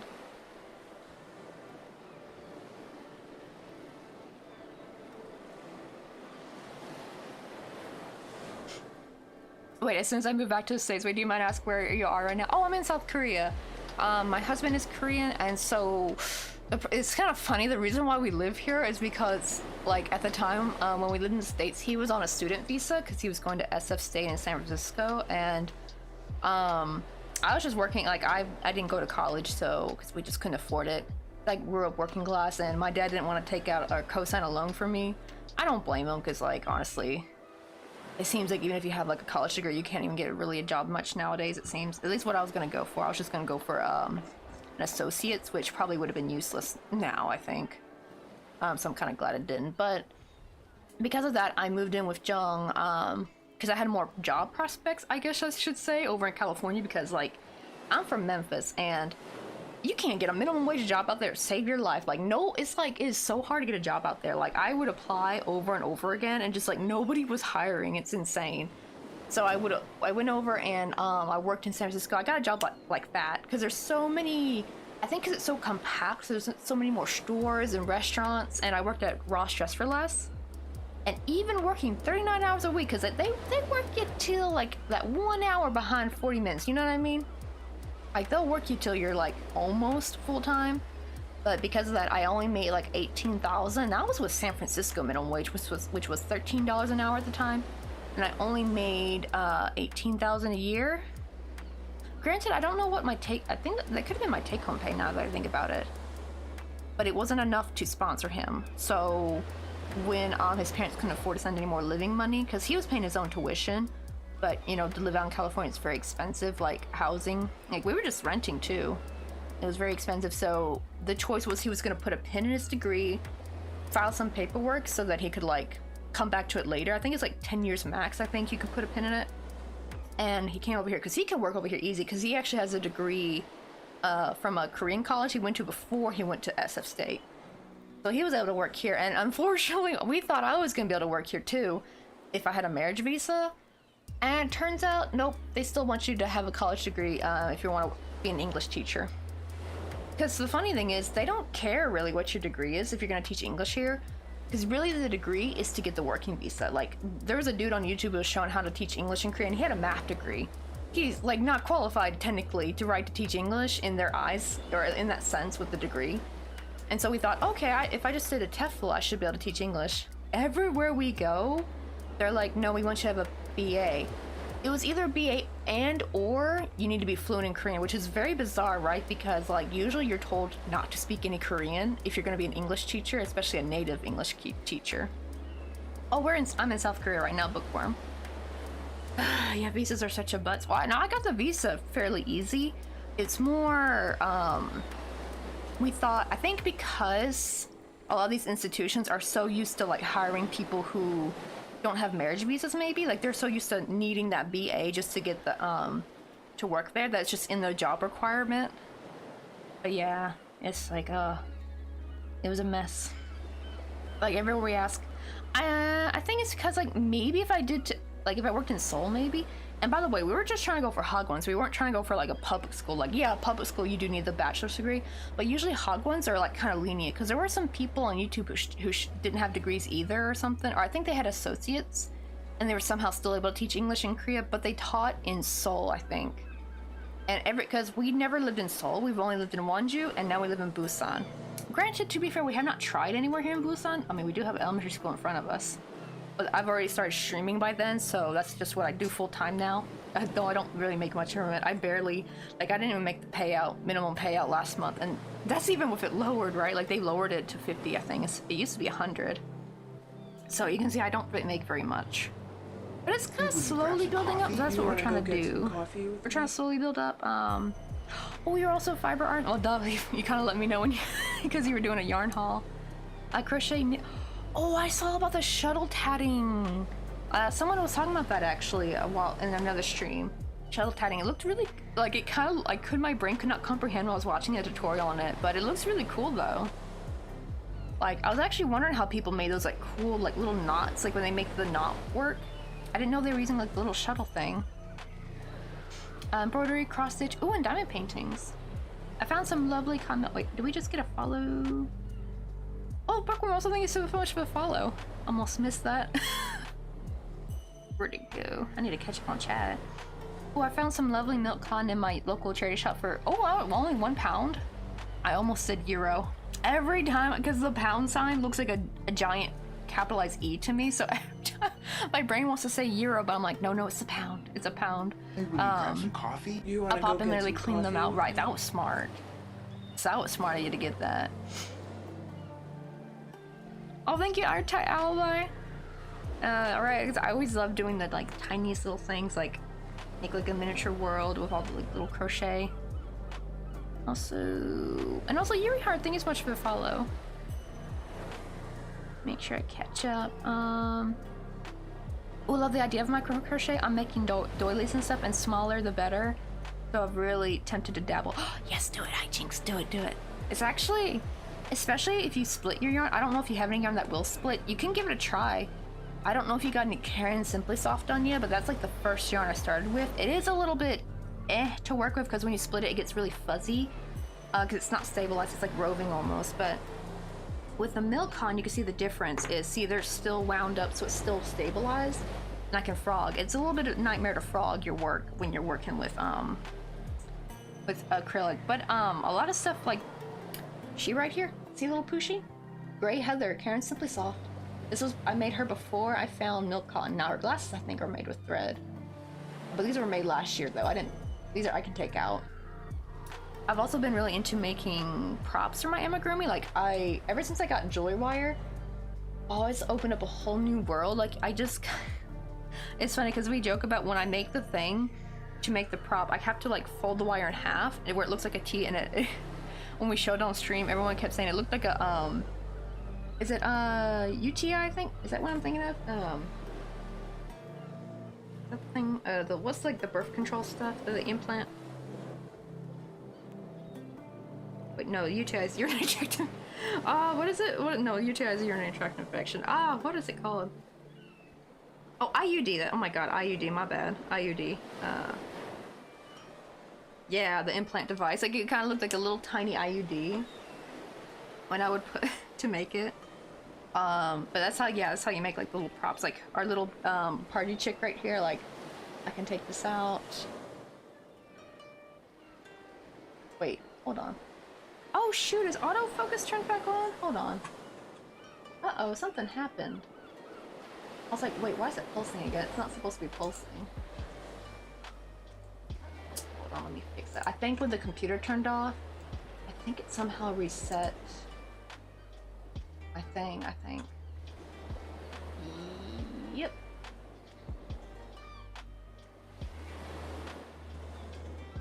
There we go, I gotta turn off auto. We're gonna put it on early 40s. So it is a little bit blurrier down here, but like when you see my hand, this is still... No, it's still pulsing, what the heck? That is strange.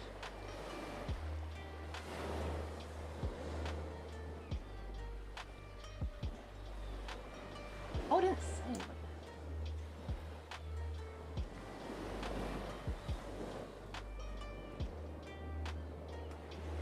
Okay, there we go. Oh my god. I was like, it should not be pulsing because people told me they get seasick from watching my streams because of all the pulsing, because of all the moving around. Well, I've made 1.5 micro crochet granny squares so far. Oh, see, if you can already make those, you can probably start with amigurumi. I know it is a little bit harder with the amigurumi because it's like really hard to hold on to it. But next thing you could try, Lady Wolf, is try some flowers. Like it's like the same thing because the flowers get bigger as like once you got one petal down, you got something to kind of grab onto. So usually micro flowers, that's how I started actually with the thread, was just doing micro flowers. I've only just now started really dabbling in the tiny, like I have like a little tiny peach here. This took forever to make though. Oh my god, this like tiny micro peach. This took so long. Oh my goodness. It took so long to make, but I was actually happy how it turned out though. But yeah, you do have to like crochet so much slower. I started crocheting a couple weeks ago and I couldn't resist trying it with my tatting thread. Elizabeth size thread. I mean Elizabeth size 10. I love how your stream avatars are just walking all over the place. They are there. I like how you're like IUD. I know, right? I don't know why. I always get UTI and IUD mixed up. I hate it so much. But yeah, I meant like when you fold it, like, do I have some wire here? Yeah. You fold this real quick. Like, so what I do when I want to make like a little prop item is first I'm gonna fold it in half.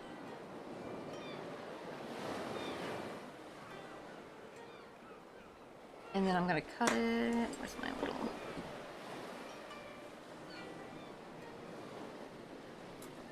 There. And then I take my plier and I grab a little bit and like make a 90-degree angle. Because you want it to be able to insert into your amigurumi and then have it, because if you bend it then it can't come out the stitch hole. Oh shoot, were you guys in ads? Oh shoot, I don't know if you guys heard me now, but yeah, I was like, I got UTI and IUD mixed up. This is how I make it, get it a little bit more straight, like more 90-degree angle. Kind of hard because it's like very small.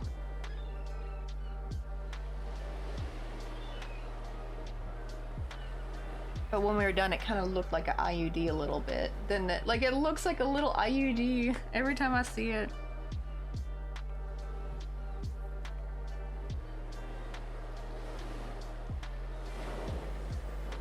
Let me see.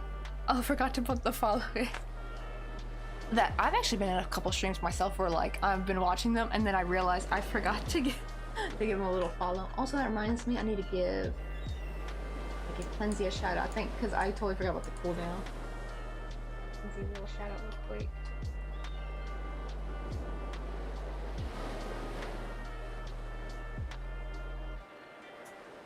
Also, he needs to give Felix some head pats for me. Love that cat. That cat is adorable as heck.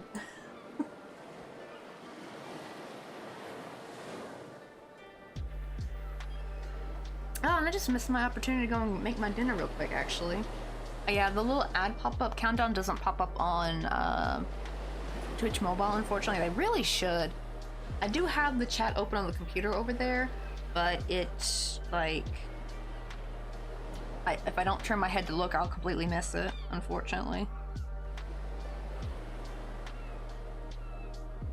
But the only problem is since Ash just finished up, I'll wait like maybe another 30 minutes and then I'll probably go grab my dinner. Let's see, okay, that was round.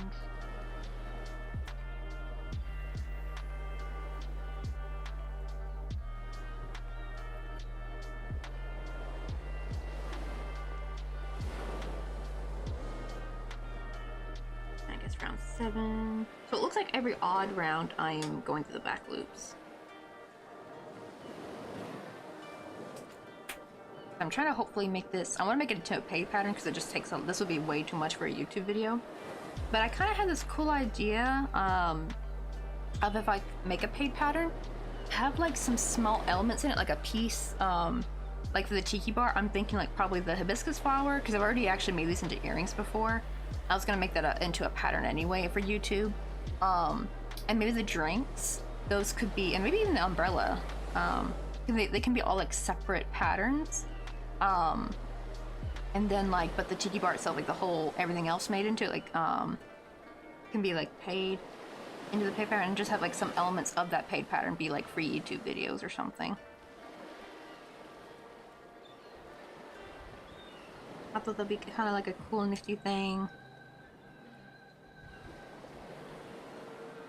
So I know not everyone can afford patterns, like, especially like, ooh, now I think I'd be careful of pattern buying too, by the way. I've been seeing a lot, like, I don't know. I really hate when you hear Etsy's deemed another actual shop for like, they didn't even do anything wrong, but it's like their AI or something's not working properly. But they let all these other shops just reign free with all their fake AI patterns. It's just disgusting. Like, it's like, ugh, Etsy's what happened to you. They really need to clean it up. Oh, I also crochet make jewelry. I was just only thinking about like little flowers and bits would be super cute earrings, right? I might also have to give my crochet a go too. Right, start with the flowers, because usually I found working with the flowers or anything flat was a little bit easier. Because yeah, the amigurumi is the hard part. But once you get like a petal or something to hold on to, it's a lot easier after that. But yeah, making, I even have some, and you don't even have to go that thin. Because like most of my earrings I make are with the splitted yarn. So like flowers like this big, like this was made with splitted yarn. So it's like, yes, it's small, but here's the difference. Like this is the same pattern basically. I have written down, I use it over and over again. Here's like the size difference. So this is with thread, like a single strand of embroidery floss. And this is with splitted yarn. So it's a little bit bigger and it's much easier to work with. So you can probably get like thicker tatting thread or something. And I have, so these are like my first flower earrings I've actually made with embroidery floss. Are these like little cherry blossom earrings. These are like pretty easy to make because they're just like double and treble crochets actually. Because usually it's like single crochet is a little hard to work with, I think. But like doubles and trebles are pretty easy, I feel like, and has even some half doubles.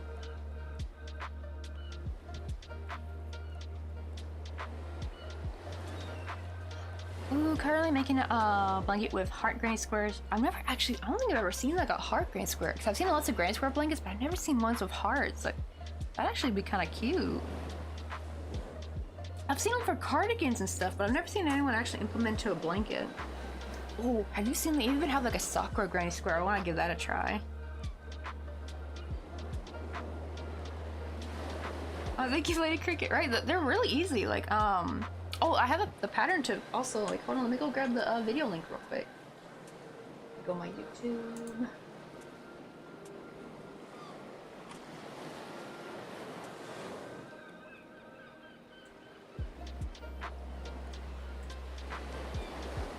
Because that was, a pattern we made back, I think, either March or April.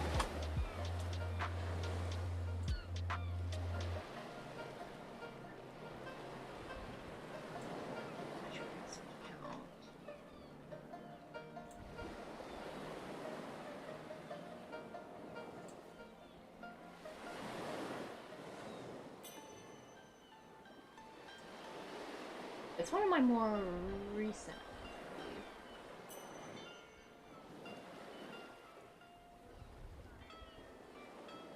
Oh, there it is.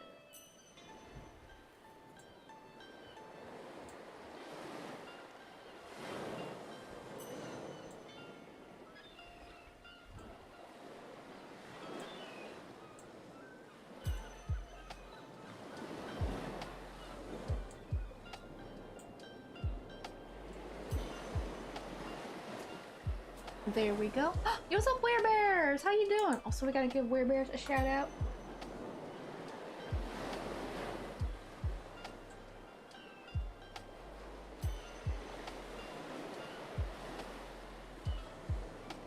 I need to keep an eye on the time because I need to go and grab me a little dinner. Cause it's like it's gonna be a late dinner. Oh my god, it's already almost 9 p.m. Granted, I did wake up late, so it is kind of like I'm gonna probably not sleep till like 2 a.m. anyway. So it's kind of normal, honestly. What size hook would you use with embroidery floss? Most people use a 0.5 millimeter. I have a 0.6 from Tulip, and I definitely recommend Tulip hooks because, or I don't know if there's any other brand. Make sure they are inline, because I know usually you don't want to use inline hooks for like normal crochet because it snags too much, but actually you want that for thread, because it's like if you have a tapered hook, it just slips off so much, it gets so annoying. So you really want that to like be able to really hold onto the thread while you're actually like yarning over and going through. And I have like a 0.6 millimeter from Tulip. I love this thing. It's actually what made me get in a little bit more into embroidery, using embroidery floss, because like every other tiny micro hooks, I have like those kits. This is what started it all anyway. I have like one of those kits that have, you know, the regular hooks on one side and then the steel hooks on the other side, right? And I remember it was so fun because my grandma got me this for Christmas when I was in the 11th grade. And even me and my mom, we giggled and joked like, oh my god, what are we gonna even do with these? And guess what I use? I use nothing but well, I don't use them anymore now, actually, technically. But I use hooks of their size. The problem is these are tapered though. I really wish they had made them inline, because then I probably wouldn't have needed to buy this. But yeah, the 1.4 was fine. It was fine for that to be tapered for what I work with the thread. But for like the, the split yarn, but for the thread though, you do want it to be inlined. See, but it's almost past my bedtime. It's almost 7 a.m. Holy moly. That is quite late, especially if you've been up all night. Oh, thank you, Ladybug Cricket. I'm hoping to get also a carrot pattern out soon. Because I'm making some crochet buttons, but then I realized if I made a bunch of patterns saying how to make a crochet button, like I feel like they probably wouldn't get a lot of views, because probably a lot of people are like looking for that specifically. So what I'm thinking to do is just make the same exact amigurumi size I've made for the button, but for the what do you call it? But just make it as without showing the loop, and then just have like a completely different video just showing how to make crocheted buttons, and then just like link the videos like here's how to make the carrot button. You just literally chain after you make the button, then you just literally chain I think 5 and slip stitch and just sew the loop onto the back, and voila, it's a button. I think I got them right here.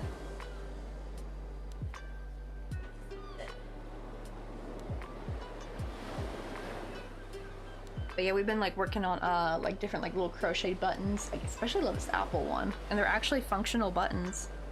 You literally just crochet a loop onto the back. But I have like the pattern on how to just make the carrot itself. I'm just gonna do that. I especially love this like little orange one. So cute. I love adding like the little shine. I've got like a little watermelon slice. This one's probably gonna be next, the watermelon slice one. These are actually already available though on the Discord for pattern testing, by the way. You just have to go on my Discord and look up pattern testing, and hopefully it should be like the most recent post by me on there. But just the carrot and the watermelon are on there. I need to make the other ones, like probably the apple one next or something. But right, like I thought it'd be kind of a nifty thing to do, like to sell to other crafters, because like, right, because not everyone can do tiny crochet, and it'd be kind of cool if I can, like, for people who make wearables, because like I don't make clothing, right?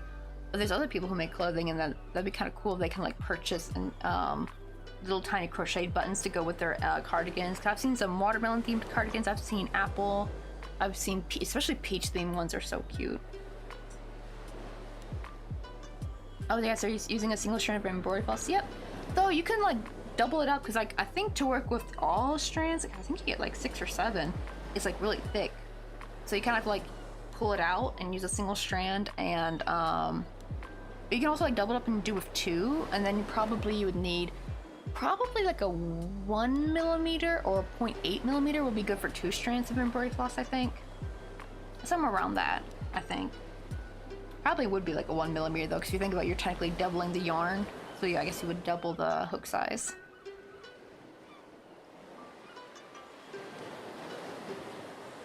You know, you could always try, and also like for like the, I think for the sakura, like the little sakura earrings, you can try that just with like some regular sport weight or fingering weight yarn. They'll still be pretty small. They could still make earrings and stuff too. Like give that a try. Like that's what I sometimes do, is I'll actually try a new pattern with regular yarn, and then I'll see how it looks when I do it with tiny yarn.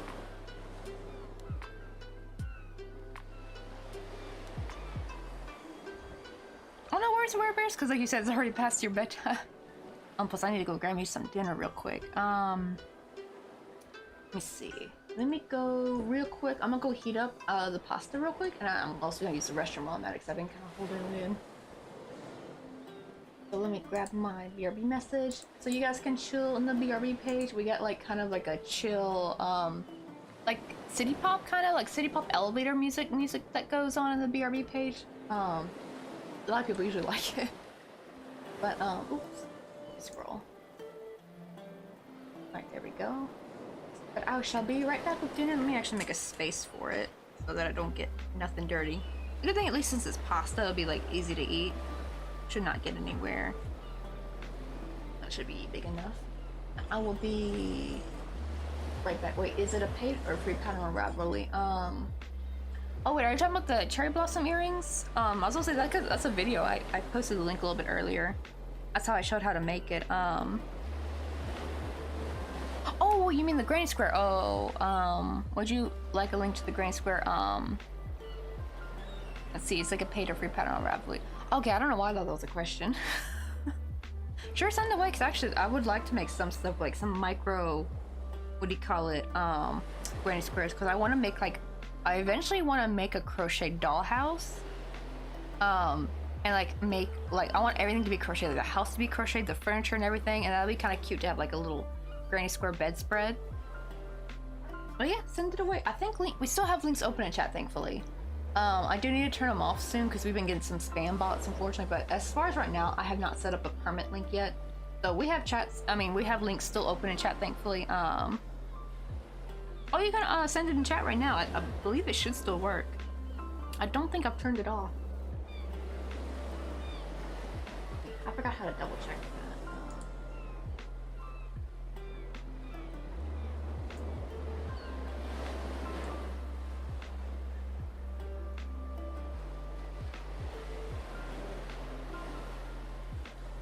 Oh, nope, yep, they're still available because, yeah, block hyperlinks is turned off, so links should still be available to post in chat.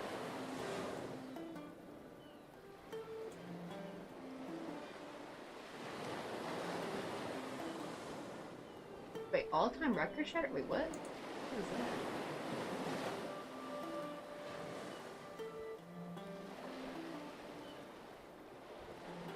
I don't know, something popped up, like some kind of banner.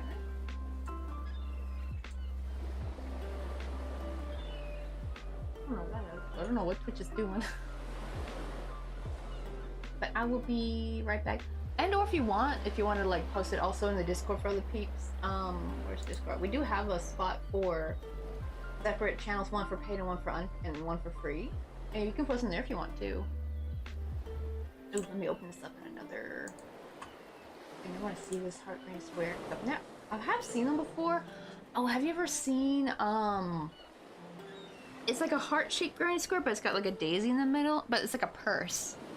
I made those before, and it's like I can't believe it's still like a free pattern, but I made those. I only made 3 back when I did my first craft fair, and those things sold like hotcakes.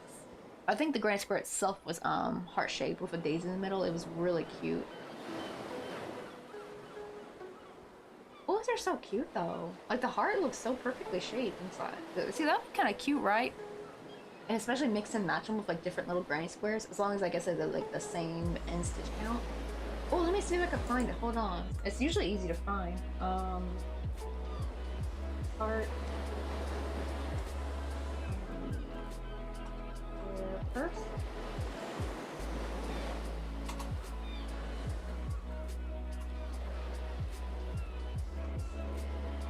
I'll give it.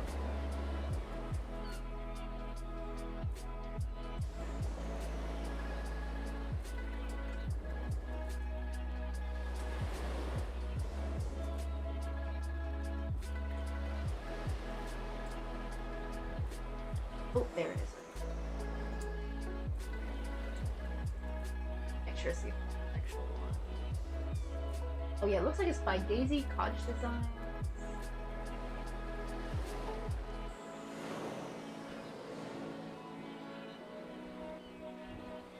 Oh wait, this is not the actual. Wait, what? Oh, it's not working. Hold on. Maybe let me grab a different one. It said 401 fun not found. I'm like, no.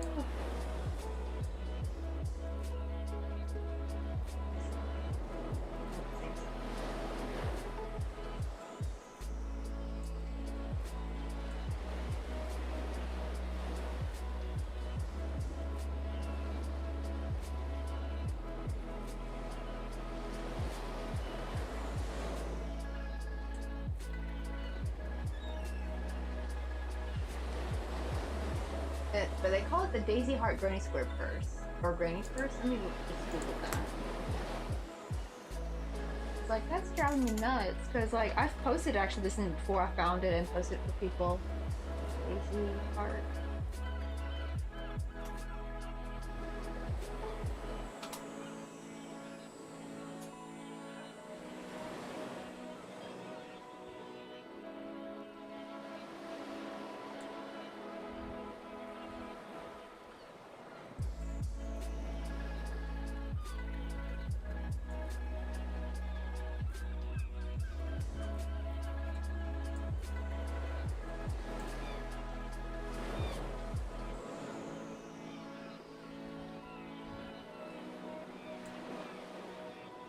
I don't know what the original artist removed the pattern.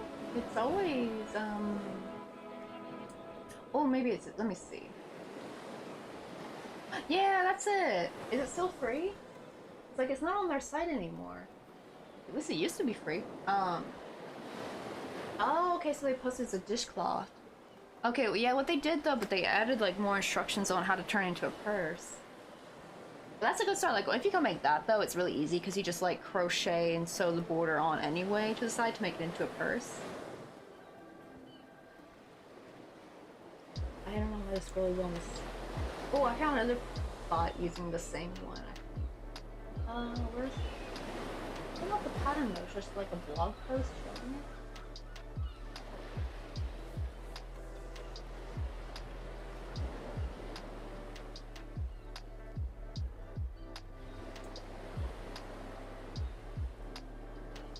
I don't know if this designer doesn't know that their link is broken, because it's supposed to be, yeah, here, and it doesn't work anymore.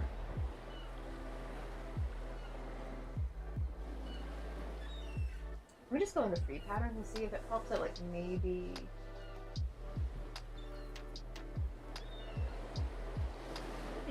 I guess they must have removed it.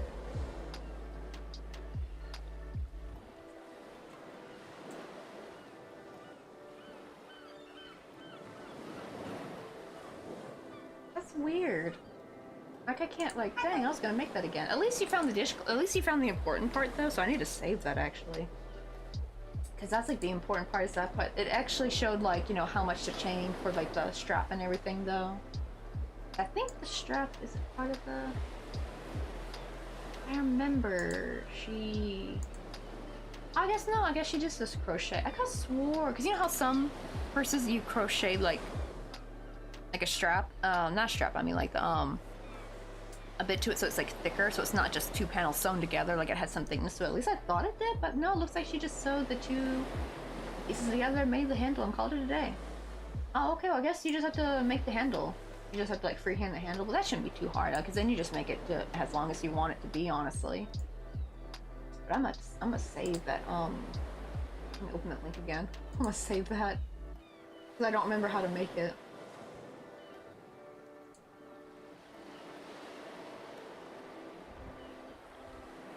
Do anything?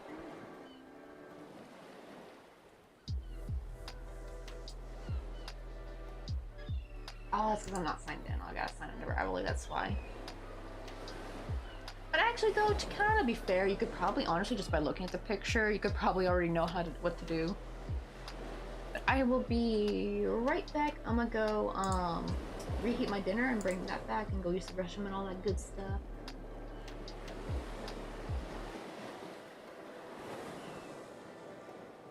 Right, I actually love the cherry blossom earring, and one of these days I shall tear the video apart so I can actually understand the stitches. It's really only, I think it's really just chains. I think treble crochet and triple treble maybe. I need to remember what it was, because even sometimes I forget. Because I have made sometimes cherry blossoms using double and treble crochet, but I think that one's treble and triple treble, I believe. Oh, gotta run, but have a good one the rest of your stream. But thanks for the pattern info. No problem. Actually, thank you for finding the heart shaped, like the granny square, the one I was looking for, because it's so sad. The original purse pattern, right? Like it doesn't work anymore. When you click on the link, it just says 441 not found, like on her actual website.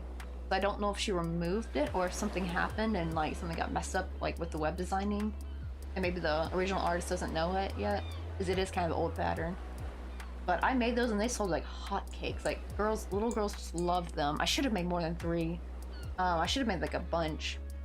But I was mostly working on ornaments though, because it was like in October, so I was trying to like make Christmas stuff. I mean, the ornaments did sell too. But yeah, I should have made more, because those purses they didn't take that long to make, honestly. They were like a really good like bulk item if you want to make something a bunch to like just have. I'm into 2 weeks old in crochet. I know the basic stitches, but still learn to read the patterns. That's true. Oh man, once you start reading the visual patterns too, that gets crazy. But actually, they do start to make more sense like the more you get into it. But I will be right back. I'm gonna go heat up dinner. And plus my bladder can't hold it in anymore. So have fun chilling in the BRB page to our little city pop elevator music.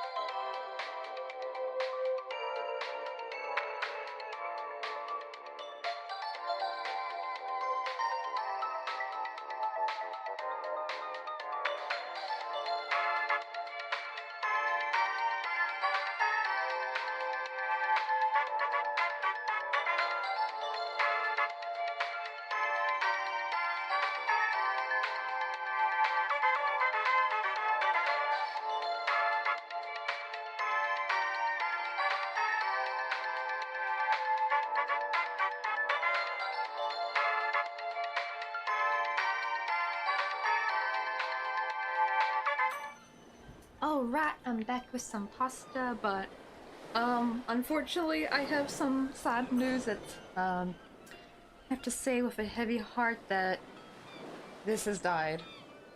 I thought it just overloaded the power strip, so I was gonna plug it in to like a regular power socket to like at least heat up so I can at least finish gluing this panel. And it popped again and it started smoking, so unfortunately this poor Bosch, like this was my baby. It was my first like heavy duty hot glue gun. The Bosch is kaput.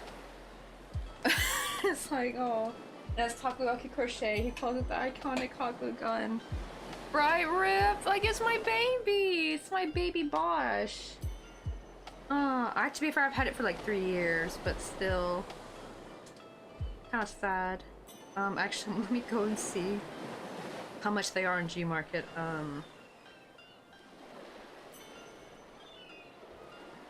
Because I have a hot glue gun from Daiso, but they're really crummy.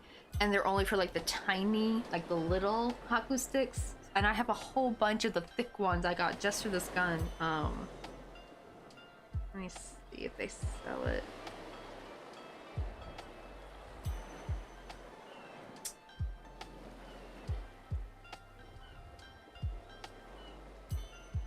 No, I'm not seeing it though. We got off coupon, so I guess I'll just get off coupon again, maybe. I'm seeing the... Oh, I spelled Bosch wrong. Oh, that's why. I always forget the darn C.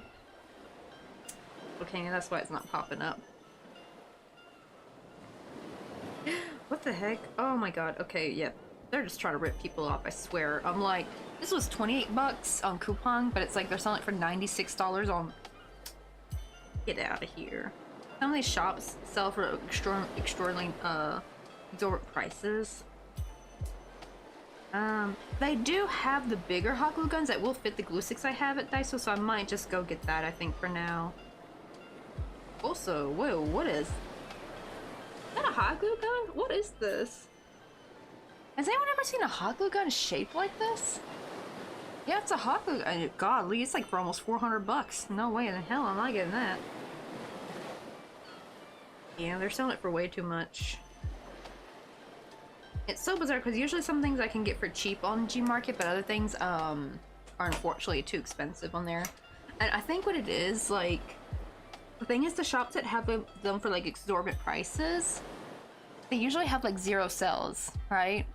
like no sales, and I cannot help but think that's like money laundering. I bet these shops, they gotta be like, who sells a glue gun for like 300 bucks? Because that same glue gun I was looking at were actually sold for like 30 or something, but the same exact one by other shops, so it's like a little sus to me. Right, I have tools that are so important to me, so I understand that much. And for the tool I use all the time, right? Like, it was my first one. It was like so cool too. It's like I've always used little tiny hot glue guns in the past. And the reason why I liked it was even though it's bigger, the nozzle was tinier, and I like the long nozzle. See, that's the problem, is that regular glue guns, the nozzle is short, right? It's like right up here. But this was like nice and long, so I could kind of use it to kind of help spread the hot glue. And everything. But yeah, rip my poor baby. Actually, it's a little bit thicker than it used to be now because of the coating. Like, so much hot glue is coated onto the nozzle. So I guess we'll just have to get off coupon again. But I think for now I'll just go to Daiso and get one.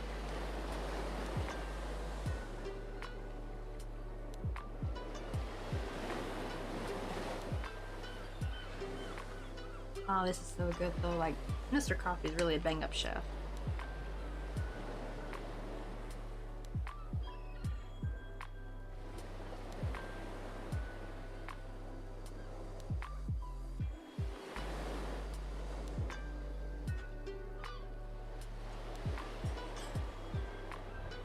Also make sure to get plenty of water.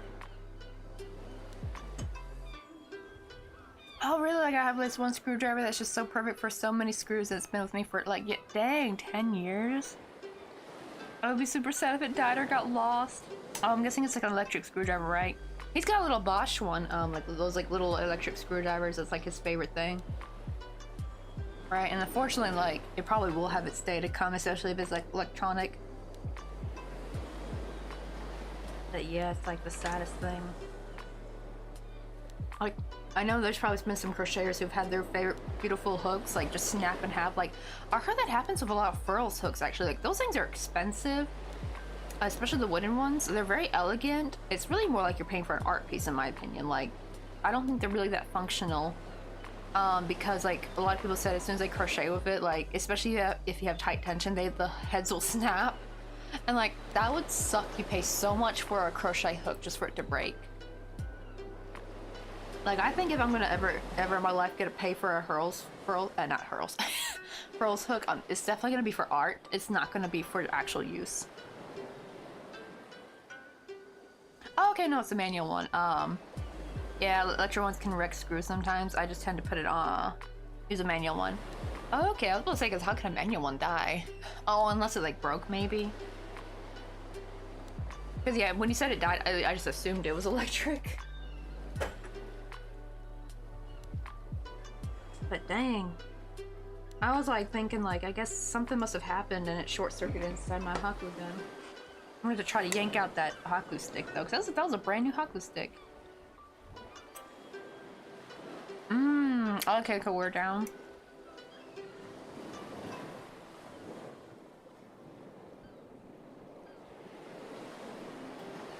Yeah, I guess you gotta be careful with that.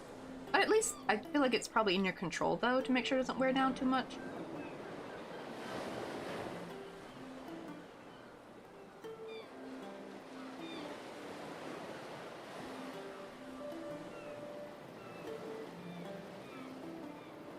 Oh, I've actually never really thought of it like that. So a good screwdriver, it cuts that, fine line between soft enough not to wreck the screws and hard enough to not get worn down. Oh, does that mean like, are like a lot of cheap screwdrivers hard? Because I noticed like it's so easy to actually like wreck some screws. Like they just get stripped so quickly that they're practically useless after a bit.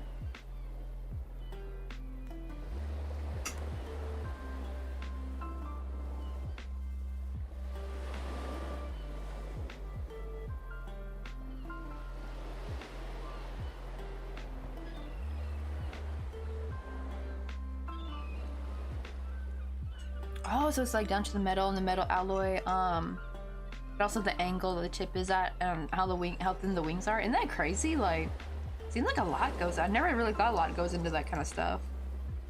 That actually probably will explain why there's like some very expensive tool brands, they're actually not just name brand after all. You're not just paying for the name brand after all. You're probably actually paying for some good quality.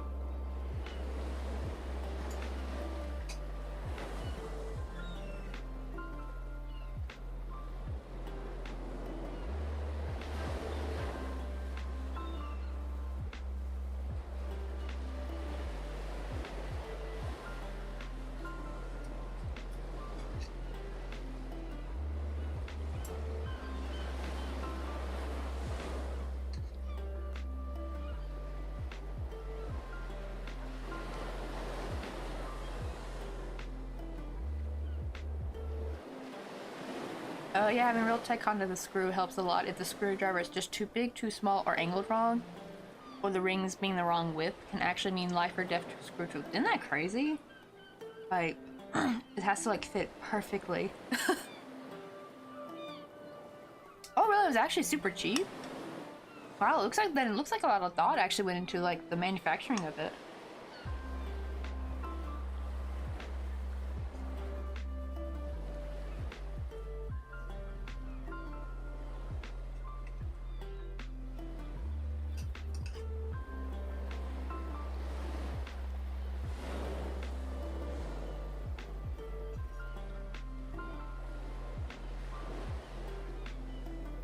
Ooh, we do have some of those magnetic tips screwdrivers. We got one too, but it's a cheapo from Daiso.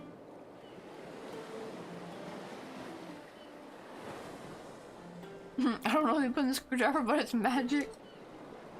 Probably it's like just very lucky.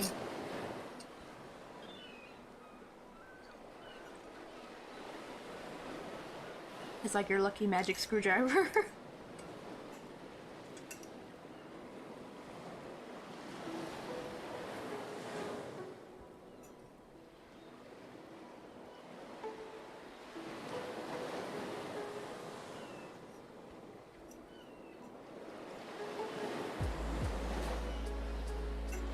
And that's like one of those things that was hard to get used to after moving out of my parents' home, is that I was so used to having like a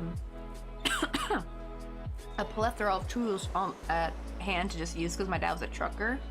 So he had a big not the brand, it's like a brand name thing that mom got him for Father's Day one day, like tool shed thingy, or like tool chest, with all the different pull out drawers. Really good quality. It's still in the living room though. She hates that it's in there. But it's got all kinds of tools and stuff in there. And then as soon as you move out, then you're like, oh shoot, I gotta get my own tools now.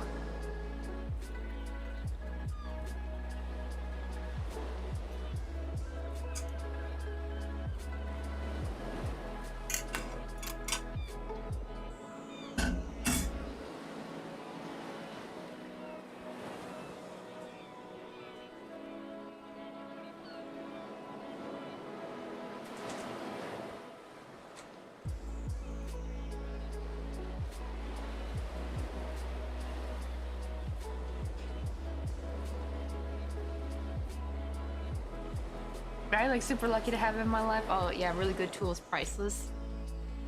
Honestly, right? Because like I kind of feel like that same way with like right with a crochet hook. Like I had like my favorite crochet hook.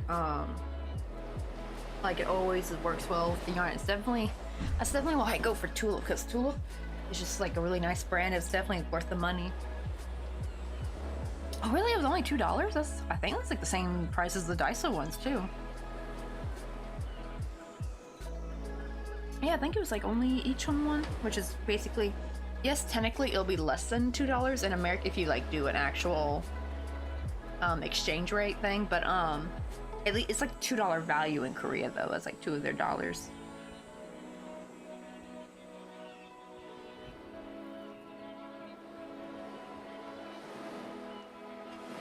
Alright, let's see if we, at least since this roof will be smaller, hopefully it won't take as long to make.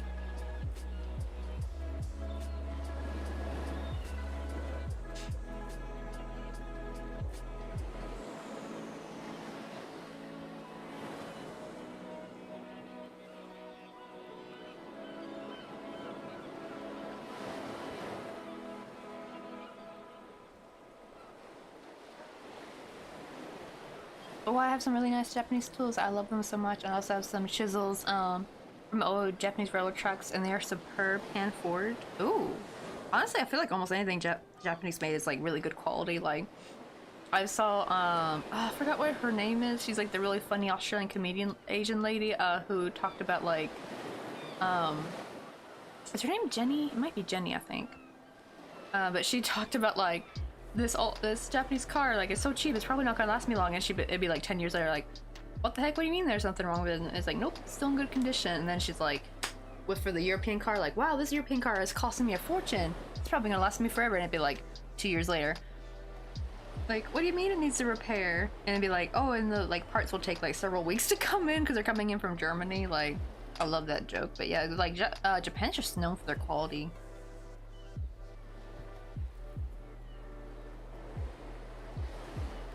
And usually they're not that expensive either.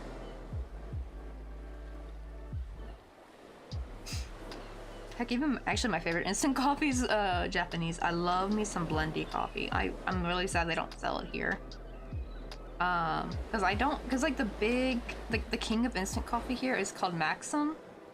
And aside from their flavored instant coffee packets, they gotta be using a different coffee for that, because what I have issue with is the coffee itself, like the coffee crystals, because I've bought Maxim like the plain without it being in the little packet. Like I'll show you.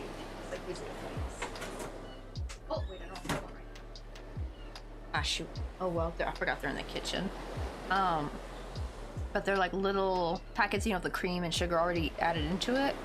I thought maybe something in there it had like a really weird bell pepper aftertaste. I've never had that with coffee before.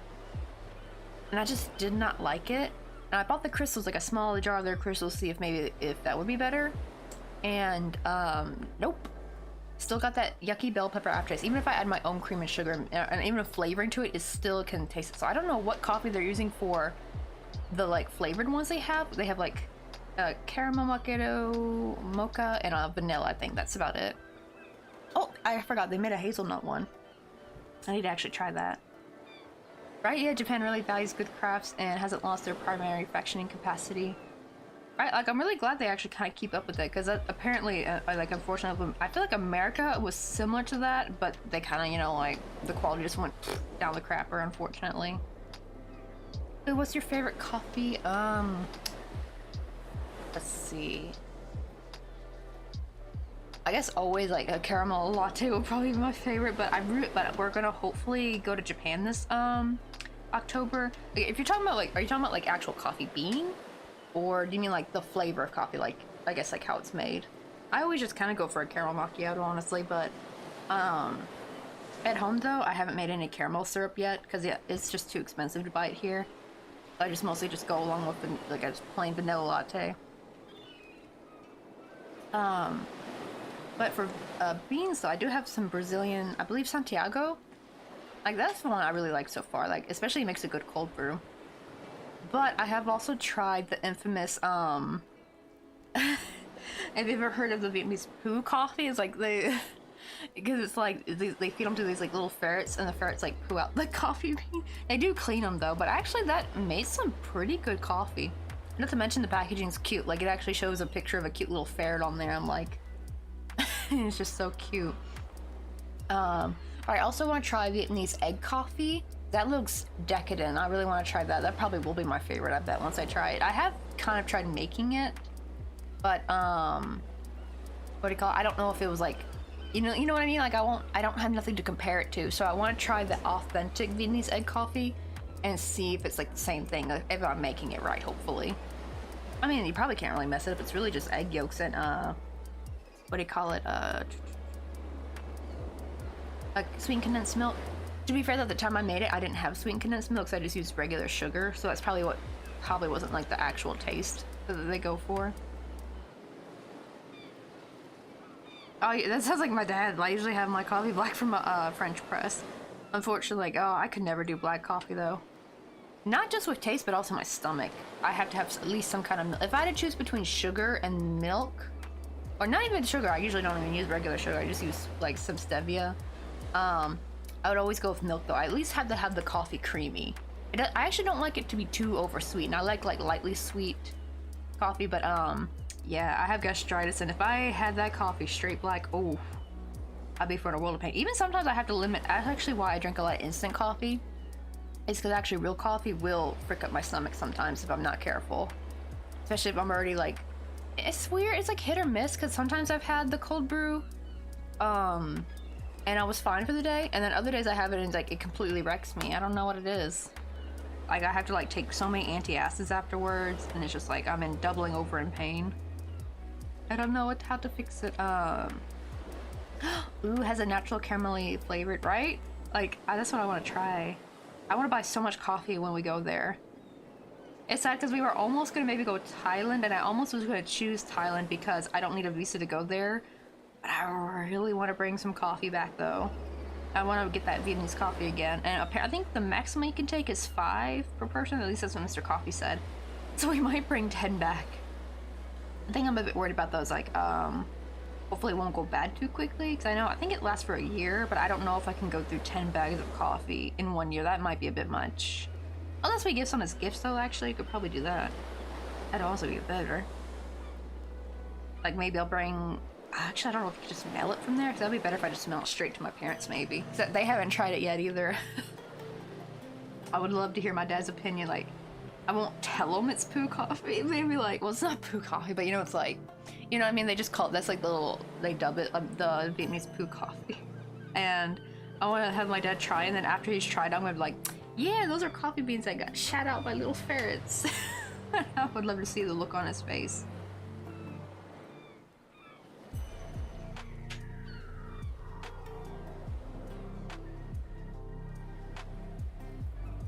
Oh, I go through a bag a week. I love coffee so much, even with the tummy problems. Right? Like, I do wish our stomachs could handle it more, unfortunately. Okay, let's see how that looks. Because the problem is I don't want to have it be too long.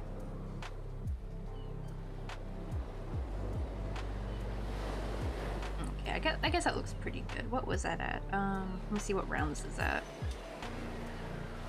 1, 2. Oh, I just forgot it's actually easier to count from the back. So 1, 2, 3, 4, 5, 6, 7, 8. Okay, that's round 8.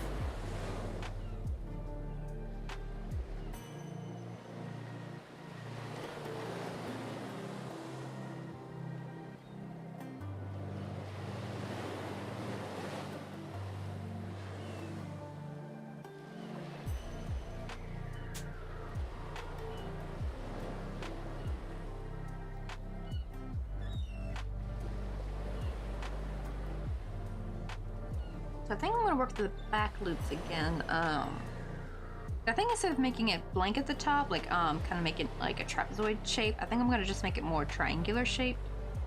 I think that would probably look better. So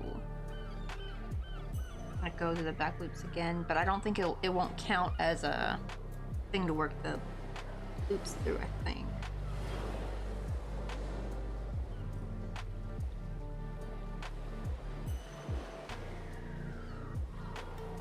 I say, oh, you also stream as well? Wait, hold on, let me give you a quick follow. What times do you normally stream?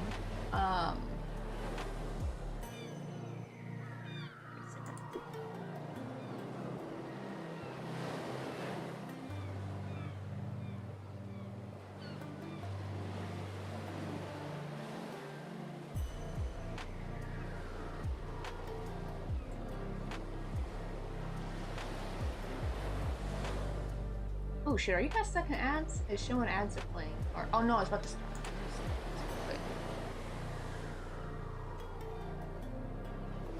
Oh, I finally feel so much better now that I've eaten though, because like, yeah, my stomach was getting like, tumbly was rumbling. Because it's only had like water and coffee for the past like 4 or 5 hours.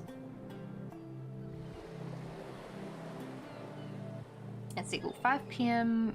Eastern time. Oh, when is that usually? I'm gonna like have to check in a bit because like I wonder if that will be in the middle of the night. Cause I have a couple of people that I love to watch.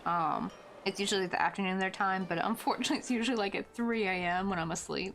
Oh, sometimes I'm up at 3 a.m. but like most of the time, at least during the week though, I'm usually asleep. So I need to check when that would be.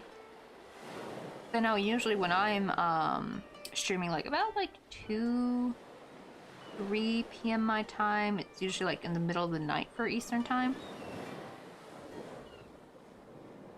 But I'm gonna go like, I can like use one of those like time zone converter thingies online, and can like check to see, because it would be also probably a Wednesday for me, I bet too, for like Tuesday, and then like it's probably like a day off, or like a day ahead, I think.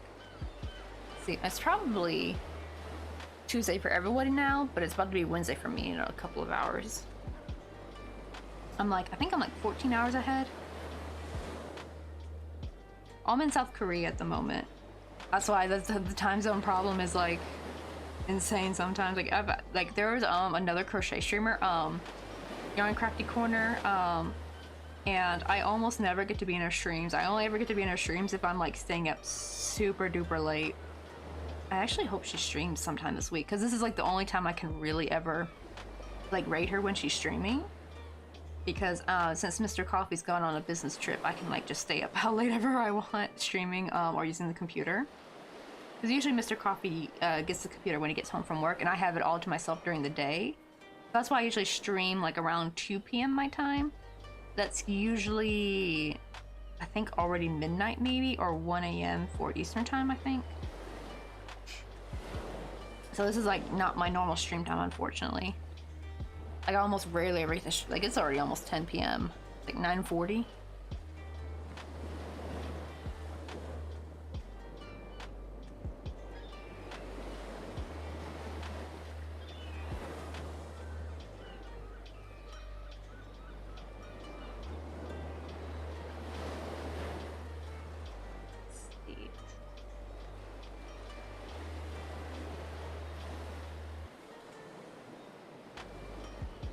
Yeah, I think I need to go through the round 9 and 10. Gotta go through back loops. I need to like make it where I can't flip over, or like bend into like a triangle shape.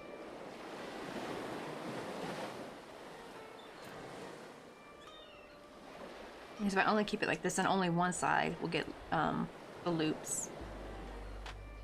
I need to be able to have another set on this side, so that way that other side can get like equal loops on that one. Oh no, 6 a.m. your time.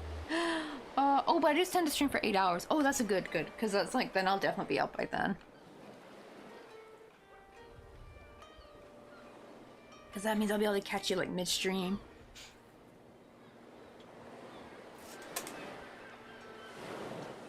I'm like, every time I'm trying to slowly get myself to be a morning person. Like I want to be like a super early morning bird, like wake up at like 4:30 or 5. That way I have more time in the day. But I can't help it, every time my body wants to be a night owl so bad.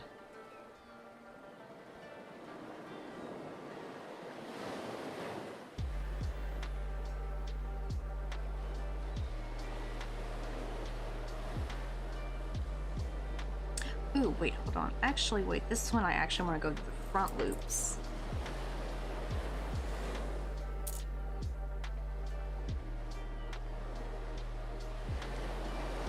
Since we're turning our work so it changes.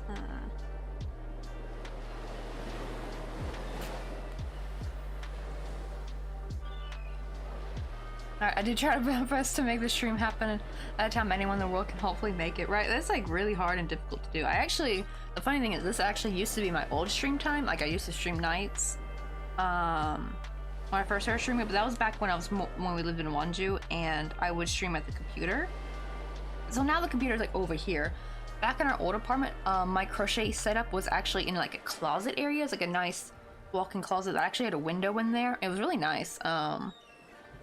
It's funny because like it says its intended purpose was to be a closet, and I was using it as like a little mini studio. But I had plenty of space for my desk and even like some storage to put my yarn. Like my yarn bins could fit on the side. It was really nice and cozy. I actually miss it. Even though I love the view here, it's like really gorgeous, but oh, I miss that place so much sometimes. And what do you call those? The computer was like inside the regular part of the room, so it was too far to be able to put a webcam over at the desk. So usually I'd mostly do game streams and then occasionally, like maybe once or twice a week, do a crochet stream because I had to like change the setup completely. I had to bring all my stuff to the computer desk, and the computer desk is black, so it didn't like it, like just like it looks so dingy and dark on there. I feel like that would work for like maybe like a more gothy setup, but for like, you know, I much prefer like warm wood though for like a crochet setup. Like it's just like more inviting and cozy. But it always like made my colors and lighting look dingy no matter how many lights I had on. And I think I got to the point where I started taping colored paper to make it look a little bit better. But the lack of natural light though made it look kind of meh. And so I mostly just did game streams, and I would stream throughout the night. This was when Mr. Coffee and I were living away from each other because this was before we moved to Busan. He had just gotten the job at the company Nextron here. And so we had to live, but our lease wasn't up though until like the following summer. So I stayed behind, streaming and like keeping the fort down while he was living out here in a rentable room while working the first 6 months of the new job. Because we were trying to find an apartment. Once we finally found the apartment, that's when we set the motion to start moving and stuff. But yeah, he would like come visit like every 2 weeks. That's why I was able to stream during the day. I mean during the night. I had a Korean tutor come in the morning, and I also was tutoring these 2 boys. This was like more of like an underpaid kind of work, like a friend for a friend kind of tutoring job. It was like the only tutoring job I ever got here in Korea. It was just a friend of a friend. I think he was like the Hagwon owner downstairs from the Hagwon that my husband used to work at. Hagwons are like academies that people can like pay for their kids to go to. The popular ones here in Korea are English and math, but there's like so many different kinds. There's even makeup Hagwons, language Hagwons, like for fun, and like science ones. Because there's like it's like a weird. Before it was more just for academics, but now they have some fun ones. Like they even have K-pop Hagwons and dancing Hagwons. So it's kind of like really grown and become something a little bit different. Right, yeah, it is kind of different when you have to like set up a switch up entirely for a stream. Oh my god, it was horrible. It took me so long to do because I would have to like change the face cam, because I used to show my face on stream because I only have one webcam. So for game streams I would show my face, but to do the crochet stream I had to like take the webcam down, put it on a tripod, and like set it up in a way where you can see my hands. Now I have one of those like bendable arm things. That's what I got my webcam hooked up to. So much easier than a wobbly little flimsy $5 tripod from Daiso. But the problem is, since I only have one webcam though, then I had no longer any face cam for games, because actually trying to move this back and forth between here and the computer over there was a nightmare. So I just went and became a PNG tuber. Wait, am I missing a few stitches? I feel like I skipped over here. Oh no, I gotta, hold on. I gotta frog a bit. I'm gonna skip this last stitch over here. Is that what I call it? A boom arm? Yeah, I never knew what to call them.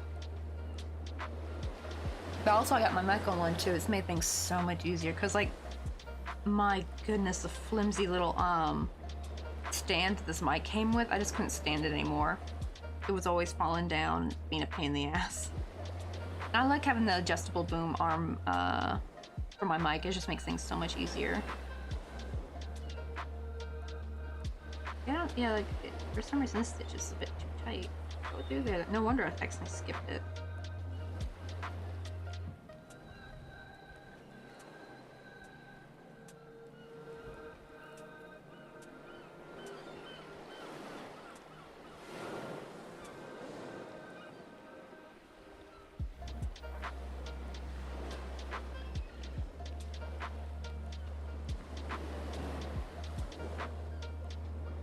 Oh yeah, the arts and crafts would be really hard for me to do on stream because I'm a VTuber.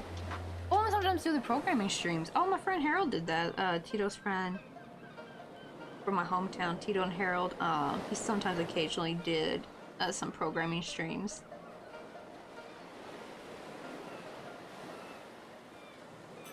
I need to open this one up, it's too tight. It's like the only way I can ever get these stitches open up is I just gotta stick a needle through it.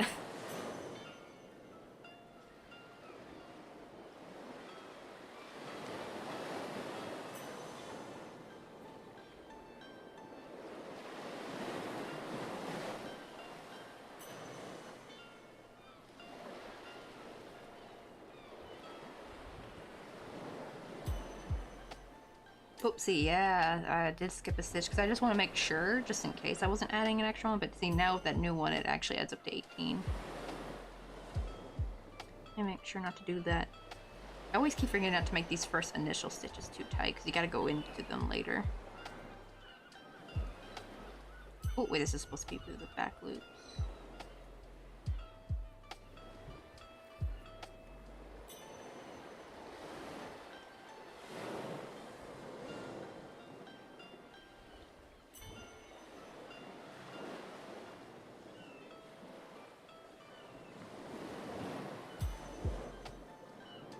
Oh, sucks to be making this again, because like basically like the last few streams was just me doing this doing this roof. Like I was hoping we could like make the drinks today or something, but I really want to get the like structural part done and really put it together.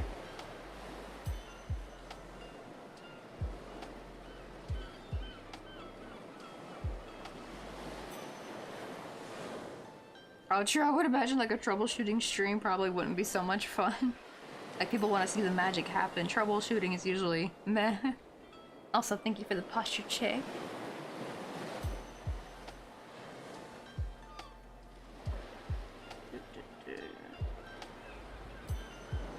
Honestly, maybe I might give up on this for a bit and like start working on the umbrella. I want to work on something fun. I'm so tired of crocheting back and forth into a square. So I think after this row, I'm gonna set this down. Let's make an umbrella. I want to really, okay, I need to write down how to make the umbrella anyway. I don't think I wrote it down before. It's not very hard, but it would help to write it down though.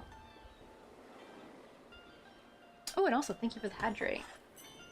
Also, the best part of this like Yeti is that Mr. Coffee got for me as a birthday gift. No, not birthday, Christmas gift. He got coffee and crochet ingrained on it. What do they call it? Labeled on for me. I do gotta be careful not to scratch it. And it's coffee and crochet with the 2 E's, not the 3, because like I had to put an extra E for Twitch. Somebody already had the username. But I went ahead and I know they made Kick. Guess what? I got to be regular coffee and crochet on Kick, but I haven't streamed on there yet. Like, more because like their makers and crafters look kind of meh. Like not many people are on there. Maybe soon, probably more people might be on there.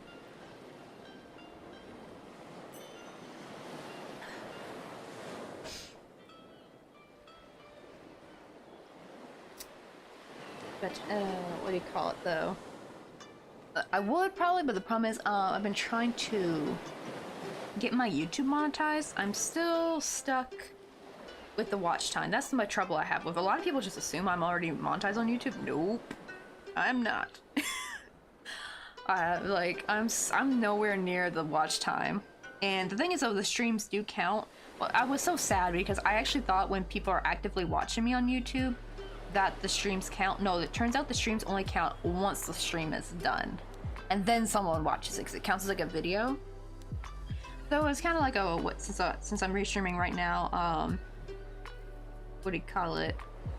Which was thanks to, I probably shouldn't be now because I'm on the VPN, but back when before Korea yoinked out, like, or not Korea, before Twitch yoinked out of Korea, Twitch actually encouraged people like streamers in Korea to actually start restreaming to build their brand over on YouTube.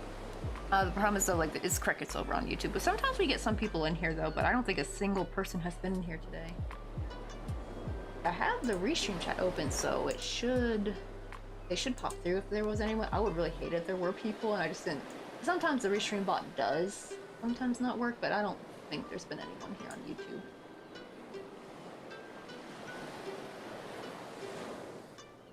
Right, yeah, YouTube also is not monetized, and it's just like, what? Right, it's like, people assume that once you hit that 1,000 followers that you're automatically monetized. No, you gotta do that watch time. You know what sucks though, Yuri? I was just starting to make money on YouTube back in 2016 before they made the new requirements, and it sucked. I feel like if someone was already making a tidbit of money, that I just got monetized and everything, which it was much easier back then. You just had to, I guess, had to have a clean account and make a Google AdSense account, hook that up. And I have like $1 something on there. That was like my balance, and I'm like, dang it, YouTube still owes me that damn dollar. Because right, you're supposed to wait. Because if it had already stayed monetized, at least I probably would make it a little bit on there. That's actually why I stick so much with Twitch, because it was easy to get month. And even if I don't hit the payout of $50 a month, it's still something. I will still always hit it the next month after. And I don't have that many subs at the moment. Well, now I think it's doubled. I think I had 5, but we were gifted a bunch of subs earlier by Cyprus. So now it's up to 10. But I have like 5 reoccurring subs. But I don't really have that many, so most of it's coming through, because I only get half of that. Most of it's coming through ads. Alright, give me that $1 YouTube ride. Like, I could at least probably, if it gave me another $1, I could like rent a video. Because, I don't know, they've kind of upped the prices. Back then, you could like rent a a video on YouTube for like $2. I think now it's like $4, unfortunately. But if I stream, another thing too is I don't really stream as long as I used to. I do need to get back into that. It's just, it can be kind of draining sometimes on my voice. And it's sad because like a lot of people in here are probably thinking like, what, you've only been live 2 hours and 43 minutes. Tack 2 more hours onto that because our stream died 2 hours in earlier. So it's, well, that means I've been almost going 5 hours.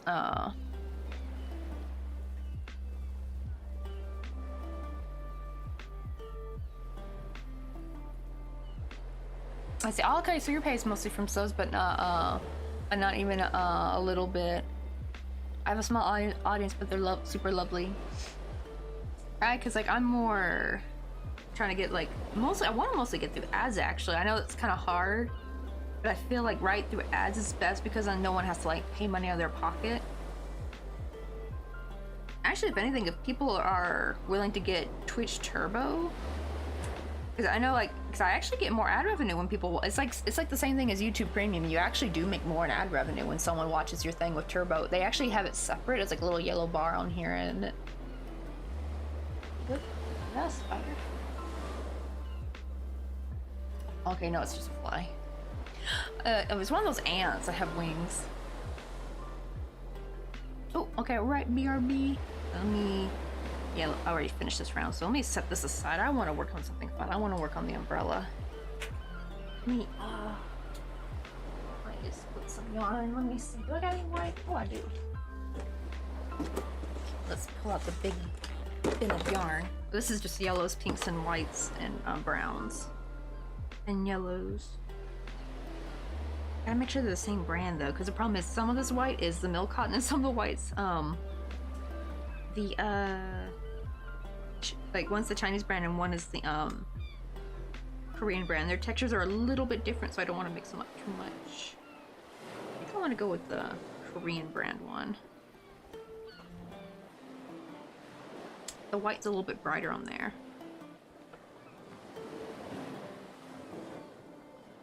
And do I have any bright? Oh, I only have a little bit of bright red. Oh wait, no, okay, we got this mounted. And what would be a good...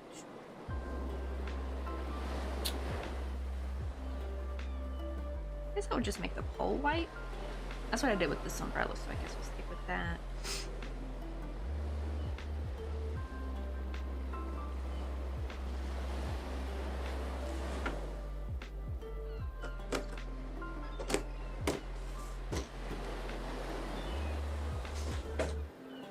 Okay, I'm gonna flip this over the back so I can just start writing on this side. Let me see.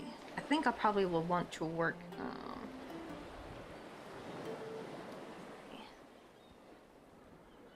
forgot what I did. I don't know what multiple I worked in. Let's see. 1, 2, 3, 4.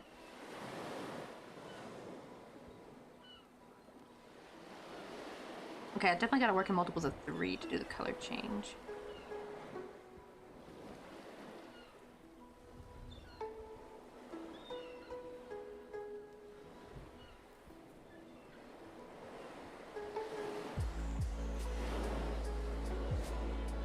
Oh, thank you, Yuri. Though sometimes I can be a bit of a space cadet because, oh my god, there's been times where I was counting something and I didn't realize there was like a lot of chatter. And I look up and there's like so much chat because it can kind of go a little different. Because I'll sometimes have some really quiet streams, and I won't really talk very much during those because I feel like I know sometimes they say like, oh, you should always keep chatting even if no one's there.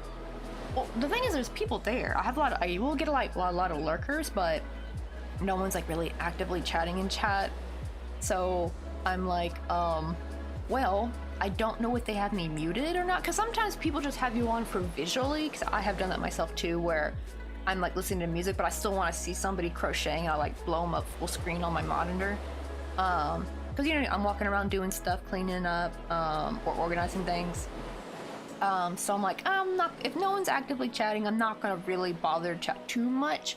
I might throw in a little bit of like what I'm doing, but there's only so much you can say of what you're doing. There's so many times I can say, all right, now I'm single crocheting ×4. Like, I'm not like, right, like I'll do that occasionally, just so like if there are any lurkers that are listening to me, I'm still somewhat like talking a little bit, but I'm not gonna like yap on for very long, because I like to preserve my voice, because there have been times where it was quiet and then it got busier later, and I was actually happy that I didn't talk too much, because I probably would have been my voice probably would have been too wiped out by the time a lot of people came in. Like earlier, it was so quiet earlier, because not many people unfortunately came back in after I had to restart my stream, because, you know, they just got like basically yeeted out of my stream because it ended. But thankfully Crafty Jellyfish just came in to save the day. It's always nice getting like a nice big stream, having lots of people chatting in here. I feel like it makes the time go by much faster too when there's more people chatting.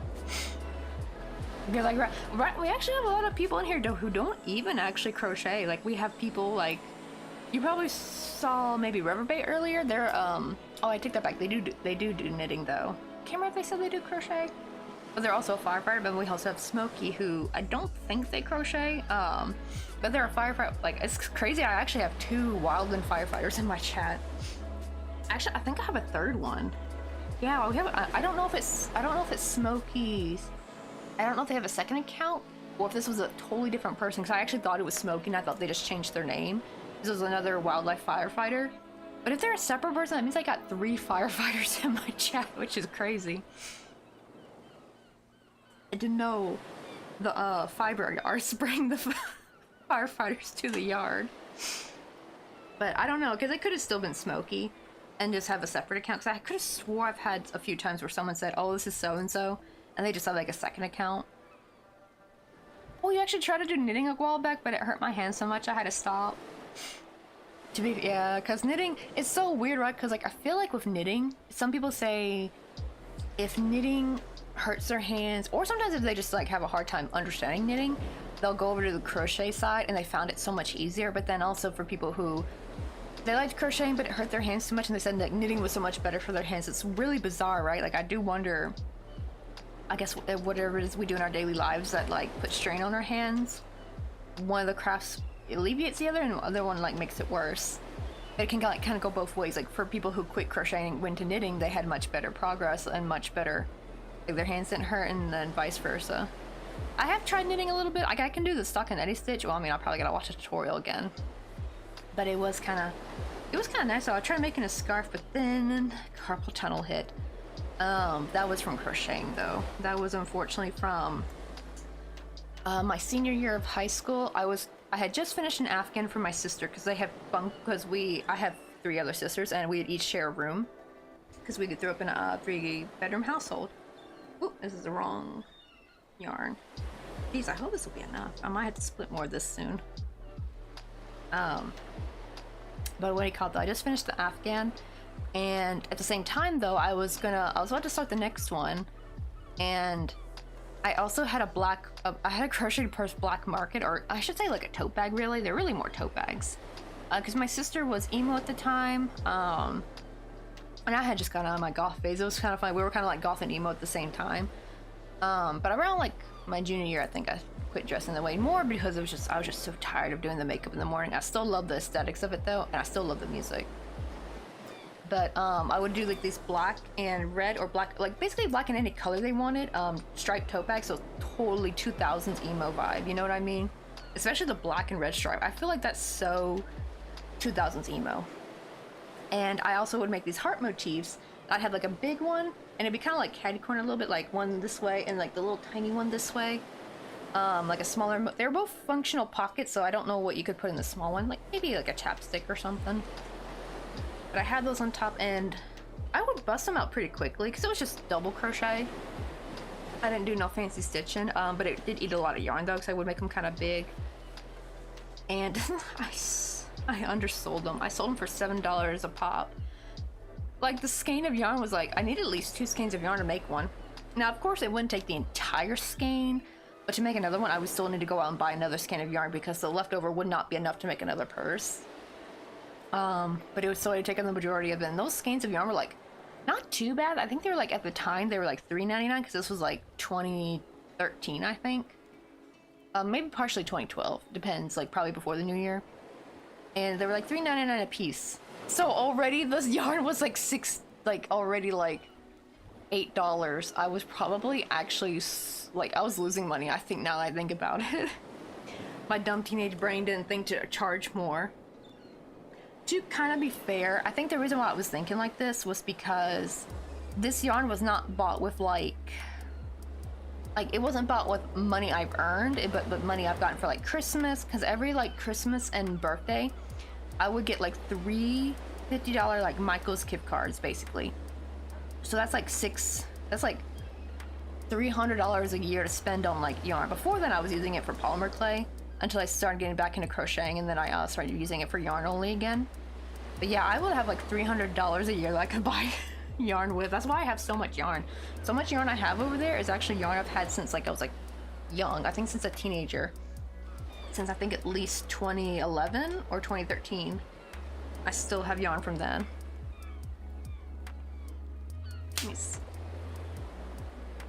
Right out. And then, yeah, because of that, I was crocheting so much though. And then also I was trying to make a scarf for a classmate of mine, and I sadly could not finish it because I got carpal tunnel. But from all that crocheting at the same time, working on the Afghan, trying to make the scarf, and trying to make all these crocheted purses, I sold quite a bit. Like I made a bunch because I must have made at least like 10, I think, because I remember I made at least like $70 from these. I made a bunch of them, I think, because like they were big too. Unfortunately, they weren't that good though, because like I didn't think to make a fabric lining, because like they did say they would stretch a bit after they used them if they put like an actual book.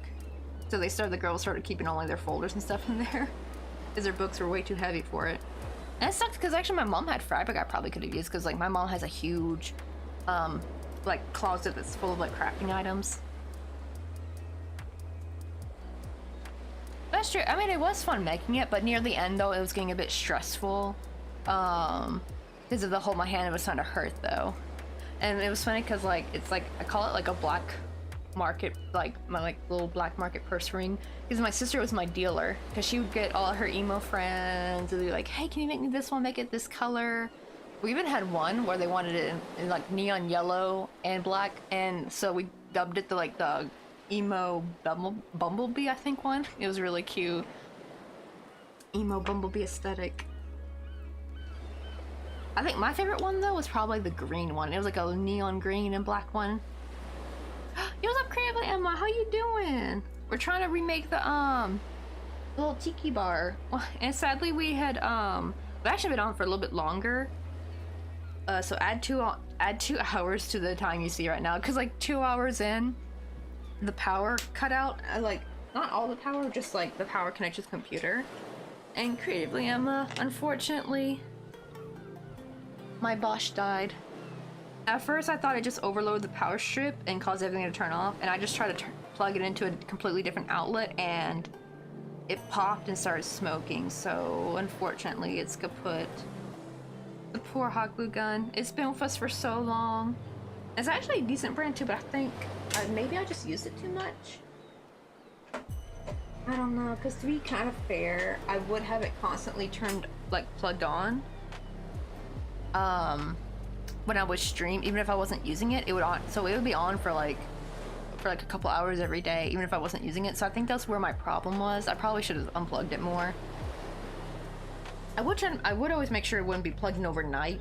But yeah, I think just having it on for so long probably messed it up, unfortunately. Right, and I just bought a bunch of nicer big hot glue sticks just for it too. They do sell the bigger hot glue gun at Daiso, but I don't know if I want to get that one though. You know what I mean? I feel like the nozzle's very, very big, so I might still just go for like a smaller one.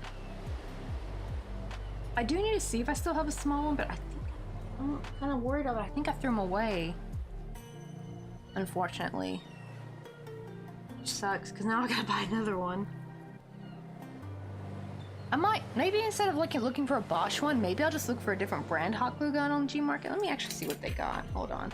Yeah, I was just trying to look for a Bosch, the same one specifically, but they were all too expensive. So let me see what Gmarket's got. I probably should also put it in Korean.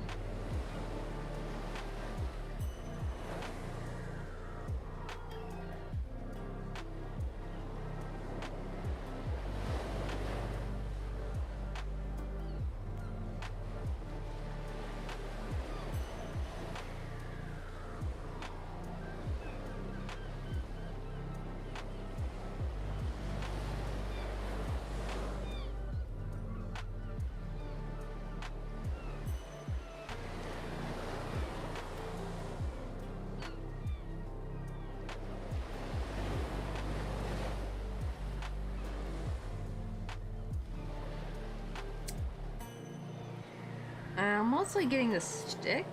Oh wait, here's one right here. It's not so bad. Ah shoot, but there's 0 cells. I'm kind of always a little bit scared. I don't really want to get the cheap Daiso ones because they don't really work that good.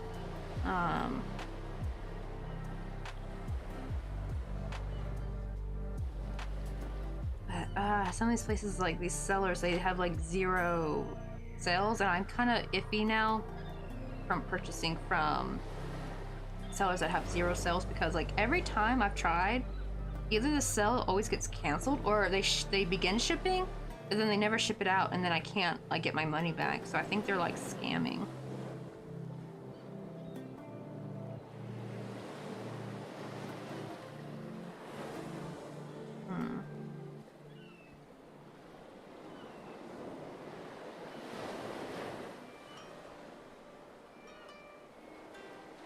Oh, this one looks nice. But it's the seller. At least for this particular one, it has no sales, to be fair.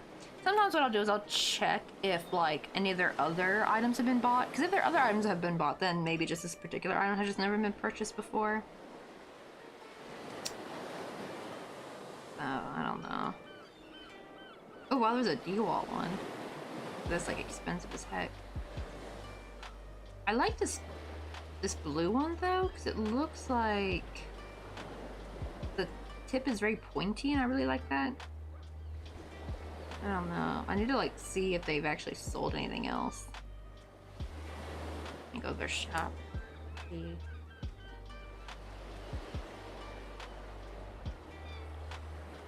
Because if you go and click on their other items for sale and they all have like 0 sales, I'm kind of hesitant to ever buy from them.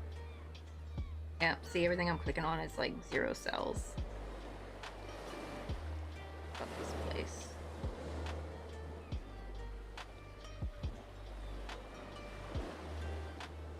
Oh, here we go. We found an orange one. Same price, and they have 6. Okay, we found somebody. Okay, I'm gonna heart that. Just let me buy that right now.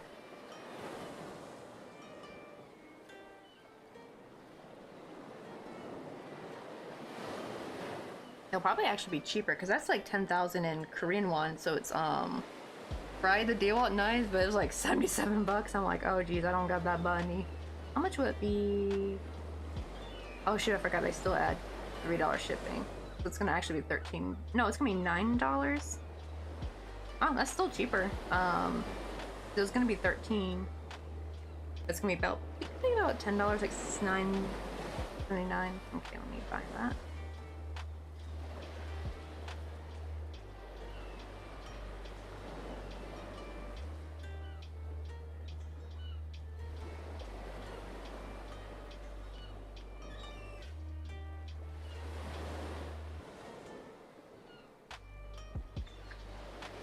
Hopefully should come by Friday, I think, or Thursday if it ships out tomorrow.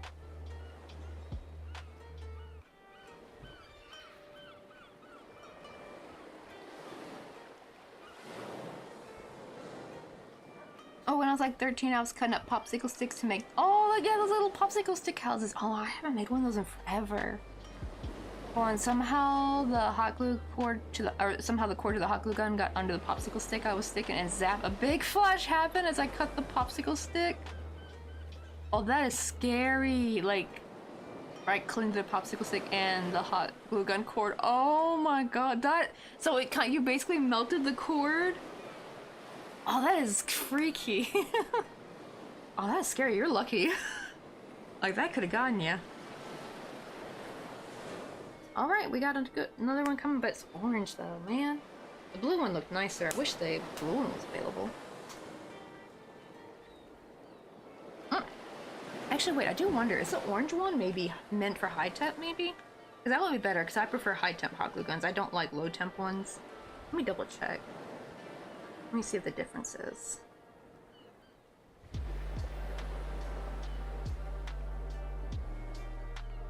This one's 20 watts. 20 watts. What is considered, I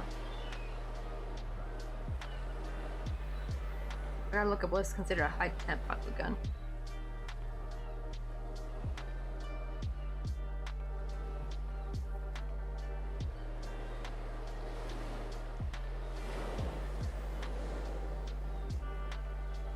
Oh, here's one on Amazon. It's a high temp and it's also 20 watts, so maybe that's like, I don't know if the wattage determines if it's a high temp one or not.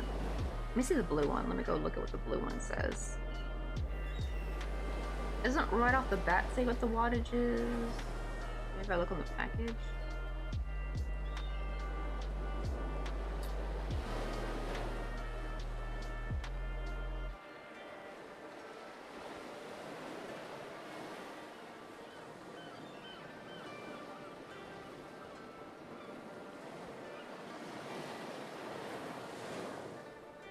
Oh, that's weird. It doesn't say. I hate that I can't zoom in. I'm trying to like squint at the packaging.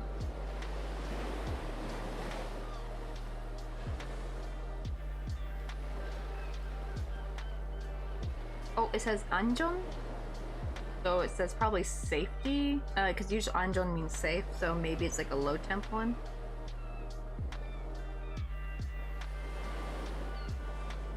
Because I can see that, like usually the blue ones will be like low temp, although red or orange ones are high temp. It's the same brand, it's by Jaya, so same brand and everything.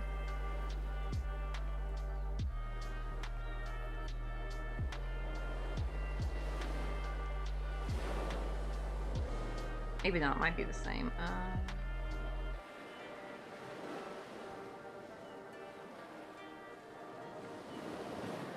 I don't know why the orange one says the wattage, but the blue one doesn't? That's weird. It's the same brand, so I don't know why it's not showing it on there. Wait, really? Yeah, your dad actually fixed the cord and it still uses the hot glue gun to this day? Well, my friend, I need to go now. I'll never be up in time for my stream, but thank you so much for today's stream. I enjoyed it a lot and it was very chill. Oh, shoot. Almost probably missed when you left. What time is it? Oh, okay, like okay, your last shot was like a minute ago. I don't know if you're still in here, but good night, because I know you probably got to get some sleep.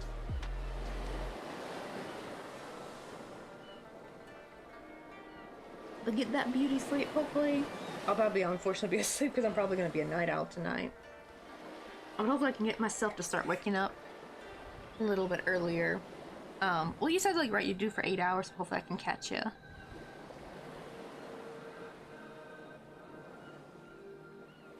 Oh, thank God I caught you just in time. Stephanie! Too early. How you doing? You guys want to get some Also, guys, I'm excited because Stephanie's gonna come in September. Also, Stephanie, let me know if there's anything you want me to crochet you as like a little gift, because I need to definitely make you something. Right, I am late up tonight. It's like 17 p.m. To be fair, we're actually, so it looks like we're at 3 hours, right? But we're actually at 5 hours because 2 hours in, the stream died because, not because of the VPN or anything, but because of my hot glue gun. Sadly, guys, my iconic Bosch baby is dead. I thought I just overloaded the power strip and it just caused the power strip to turn off. I thought I blew a fuse at first, actually. Because I heard a pop and then the computer turned off and all the lights turned off. Well, not the light in the room, but the ring lights. Everything connected to the power strip turned off. At first I thought I blew a fuse, but then I was like, wait, the light in the room is still on and the internet's still functioning. I was like, what? Because the internet's like right over there, the modem. And I was like, why is the internet still running? I come back in here and it's like, oh, because the modem is in a separate plug, but the computer and everything is connected to a power strip. And yep, turns out it was this. And I thought maybe it just overpowered it, because I do have an extra ring light that I don't really do. Oh, we just actually ordered one too on stream, Stephanie. I just finally ordered another one. Not as good, but I didn't want to get a cheap Daiso one, because it's weird. I love Daiso stuff, but their hot glue guns are not it. At least not for me. They're too low temp. Like, I can't stand low temp hot glue guns. I need them piping hot. Because I use such small amounts of hot glue, that's why. It's like when I put it out with the low temp one, I have to be super quick because it it cools down too quickly. But with this, I could like put a little bit, and that gave me a couple more seconds of time to put the item on it. I didn't have to rush as much. I think the one I just ordered is high temp. I don't know, it's 20 watts. How many watts is this? This one is 16 watts. Okay, uh-oh.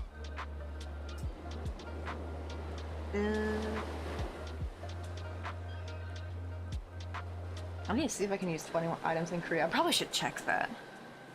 I know, right? Not the hot glue gun. Right, I can't wait.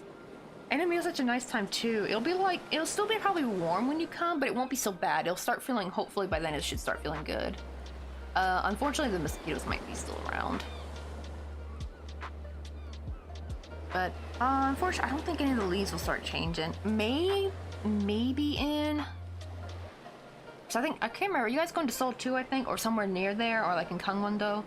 I couldn't remember all the places you said. I know you said you're going to come down to Busan for a bit, but I don't know if anywhere in the north, if their leaves change by then. Usually, even for like Seoul, it doesn't start till like mid-October. I know, right? It was heavy duty. It was my baby. I think I've had it for, I think 3 years now. Or wait, hold on. Did I have this one? Oh, I didn't get this until we moved here. Actually, so wait, no, I only had it 2 years. Right? I don't know what happened to it. Like, I have a suspicion like maybe I just left it in for too long sometimes. I haven't used it in a while. I've actually been giving it a rest. Because it's been kind of acting funny, but maybe it's just in its death throes. Oh yeah, Seoul might feel a little bit better. Like, I don't think any of the leaves are going to change just yet. It sucks, because like, right, you're like so close to being able to see the leaf change in Korea, because like, right, like, you know what, in Memphis, like, right, we don't really have a lot of pretty, like, fall's not that pretty in Memphis, unless there's like some people who have planted some specific trees that are like a beautiful orange or red. But right, like, most oak trees, like it's mostly brown in Memphis, right? Like, it's mostly the brown leaves. Like, you don't really see lots of the yellows, reds, or oranges, but here it's gorgeous in fall. The ginkgo trees are a beautiful bright yellow. The cherry blossoms are like a bright red. The oak trees are a beautiful like orange. Like, you just, and especially the mountains are just absolutely gorgeous. And then you still see some bits of green from the evergreens. It's like, oh, it's beautiful. I love it here in fall. Oh, okay, your partner owns a apartment building, so we're gonna be staying with her. Oh, that is nice. Oh, the fact that she owns an apartment building, she's doing good for herself. That's kind of like success here in Korea is make a lot of money and whatever with your business and go buy an apartment building. And like, that's how because then you always have an internet revenue, especially with people's deposits. That's actually why the deposits are so high here in Korea. Like, even though the rent is very low, landlords make their money from the deposits. So people pay up like 10,000. Now it's like some places are like 50,000. Like, here was 50,000, even though it's an old apartment. Some newer places are like 100,000. They're crazy. And what it is though, and then you get that money back though, at least they call it key money. And then like they give all that. And what the investor does is they go and buy another building, and then they start generating revenue from that. And then when you move out, then they give your money back. So they're actually, it's weird because like in one way it's like it's kind of like a rich scheme. I feel like for rich people, like if you have enough to buy at least one building, you can keep buying more buildings over and over again just from people's key money. That's why it was a bit of the problem in the past, because before there were like laws in place, some landlords would make a bad investment and then they couldn't give your money back because they didn't have it anymore. So yeah, a lot of older people did become very wary of really high deposits. I don't blame them, because like a lot of people like lose their life savings because of it. But now it's like there's more like legal things to protect you, so like landlords can't be doing that crap. Right, Memphis is so hot, probably rose all at least before they can change, right? Like, What's the temperature now? Mr. Coffee's over in Maryland right now, and it's like 96 Fahrenheit. And it's just like, oof. But yeah, he's in College Park. He's actually at my grandma's alma mater. And she said she hated summers growing up over there. It was like like really humid. Oh, I watched a whole show about that recently. Korean landlords scamming people, right? Like you see, you got the no-win. Plus, your mother-in-law could probably tell you so much about it. Cause it was really bad back in the day. Cause I remember when we were moving, my Korean tutor was so adamant about being careful of sending the key money. And I was like, she was getting me worried, right? Like, I didn't know about the whole thing. Like, I'm thinking this is still an ongoing thing. But, she told me, though, like, or no, like, Jung told me, like, don't worry. Like, that's old times. Like, they can't do that now. I'm like, oh, thank God. That's scary to give someone, like, tens of thousands of dollars and then just, like, you never get it back. Like, and then you're stuck there. Because if you can't get that money back, then you can't move into another apartment. So you're just kind of stuck paying for their apartment, basically. Oh god, this week it's been high 90s and almost 100. It was getting really bad last week, but actually, because it's so funny, it's like every single time Mr. Coffee goes on a conference, it rains over here. Like literally the day he left, it started raining. And even though it was like sunny yesterday and today, it kind of cooled off a little bit, so it hasn't been that bad. It's been like 26 Celsius. Oh, it was like 36 last week. Ugh, that's when it gets icky. But yeah, I'm kind of like, when July hits though, it's not gonna be so much fun. Also, I almost forgot to check. Wait, how many months was that? I like that it's at the 9-month mark because we can be like, congrats! You've been 9 months there. 9 months sub, like, damn. That's a whole Twitch baby right there. But yeah, oh, we were so close, Stephanie, to finishing like the outside part, but I made the roof to the tiki bar way too big.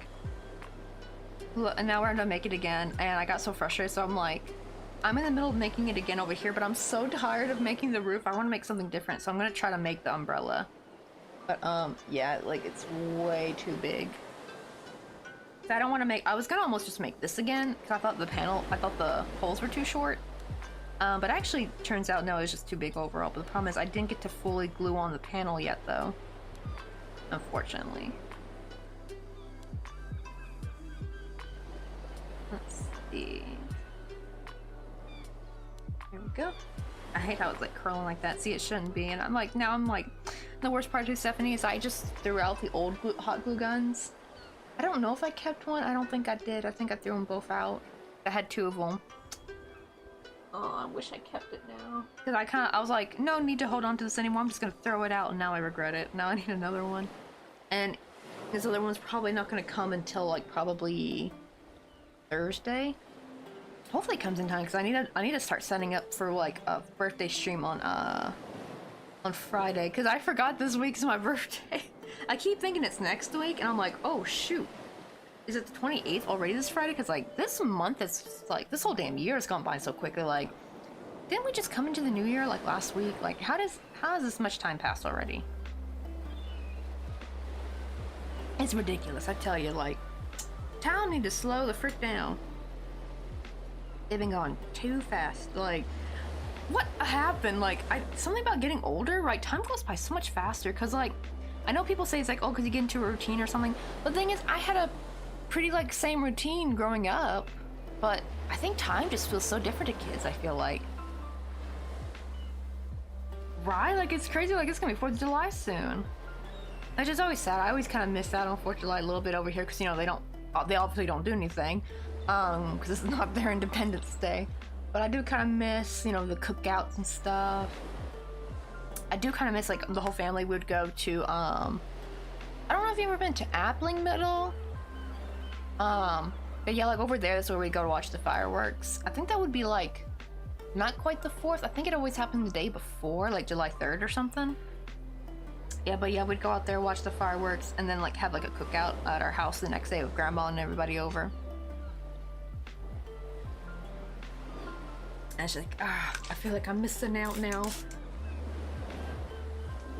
Plus, I need barbecue, man. It's like, I miss barbecue so much. Like, yeah, we can, if we want barbecue here, like regular, like classic American barbecue, we have to like make it ourselves. It can be very and very expensive too. It's very intensive. Well, the sauce is easy enough to make. Probably pulled pork is probably the easiest we can do, because I know Mr. Coffee made some pulled pork back in, I think, late July, not July, I mean January, my bad.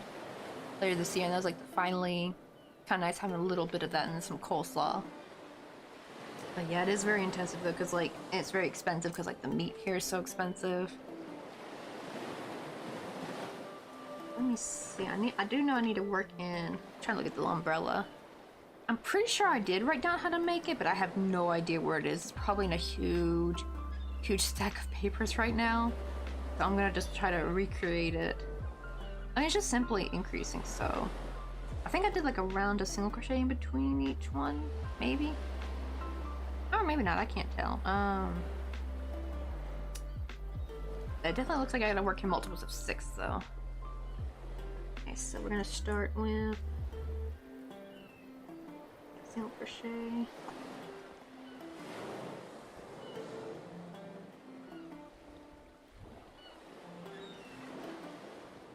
I need to put the color change too, so I'll put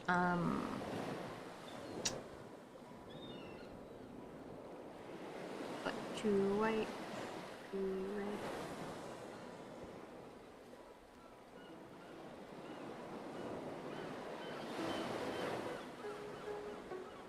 Oh wait, the problem is I'm going to do 2 colors because this is 3 colors.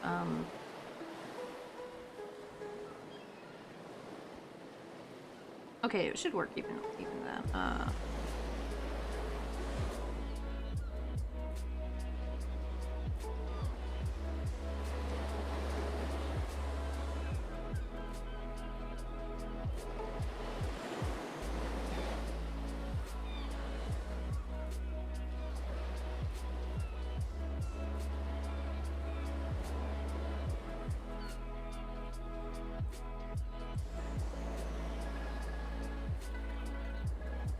I'll see, because the color change will be a little bit different after that one. It's very easy to see for that one, but it's all even, but it's gonna be a little different for round number 2. God, I hope there's enough yarn. I'm gonna probably have to like split more. I want to do like the classic like umbrella emoji. Actually, let me see if I got it in here.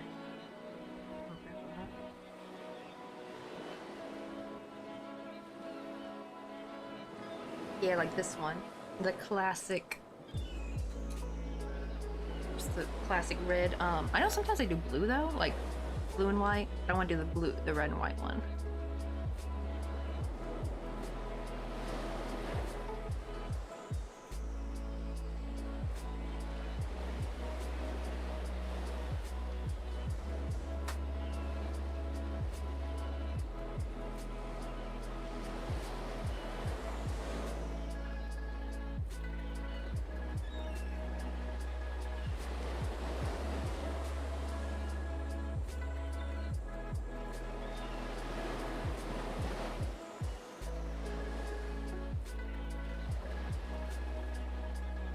Get to there.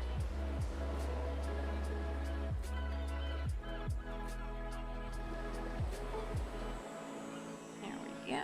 Okay. Now for the fun part. Oh my god, the color change. I might need to do like what I did with the I don't want to carry it really because it looks horrible under. Well, I don't know. It probably doesn't matter if I carry it, but it does look better though if you have separate bobbins, basically.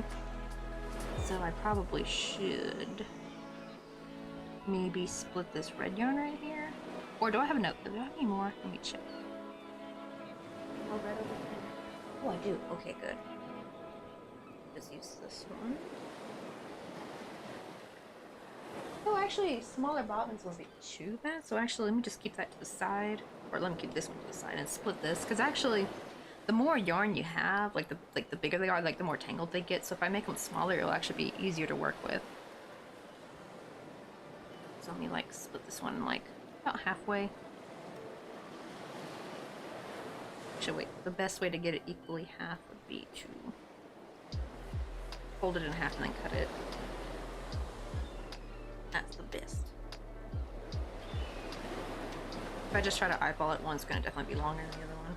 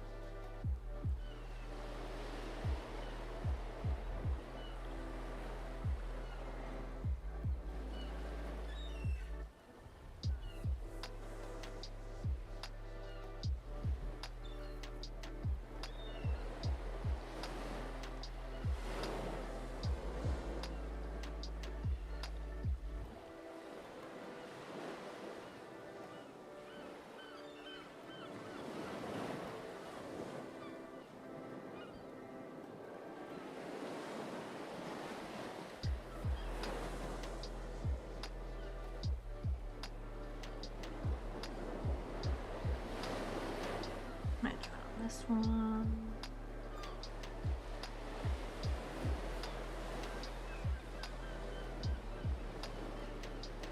Oh, wait, I might need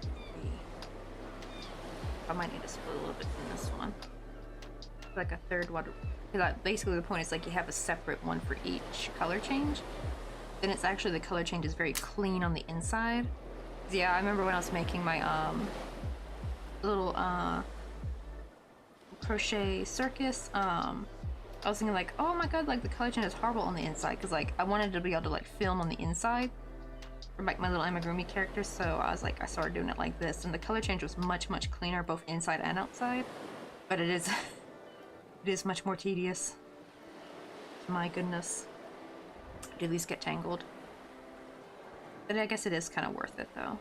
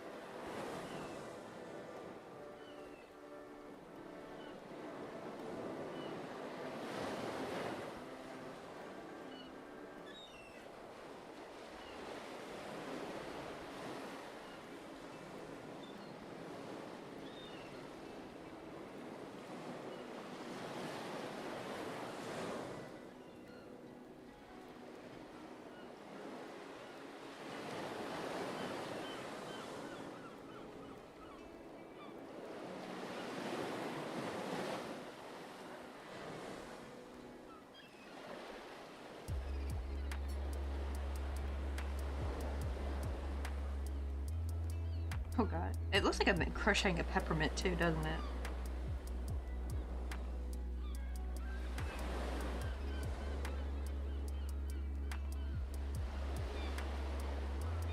Oh my god, these are gonna get so tangled.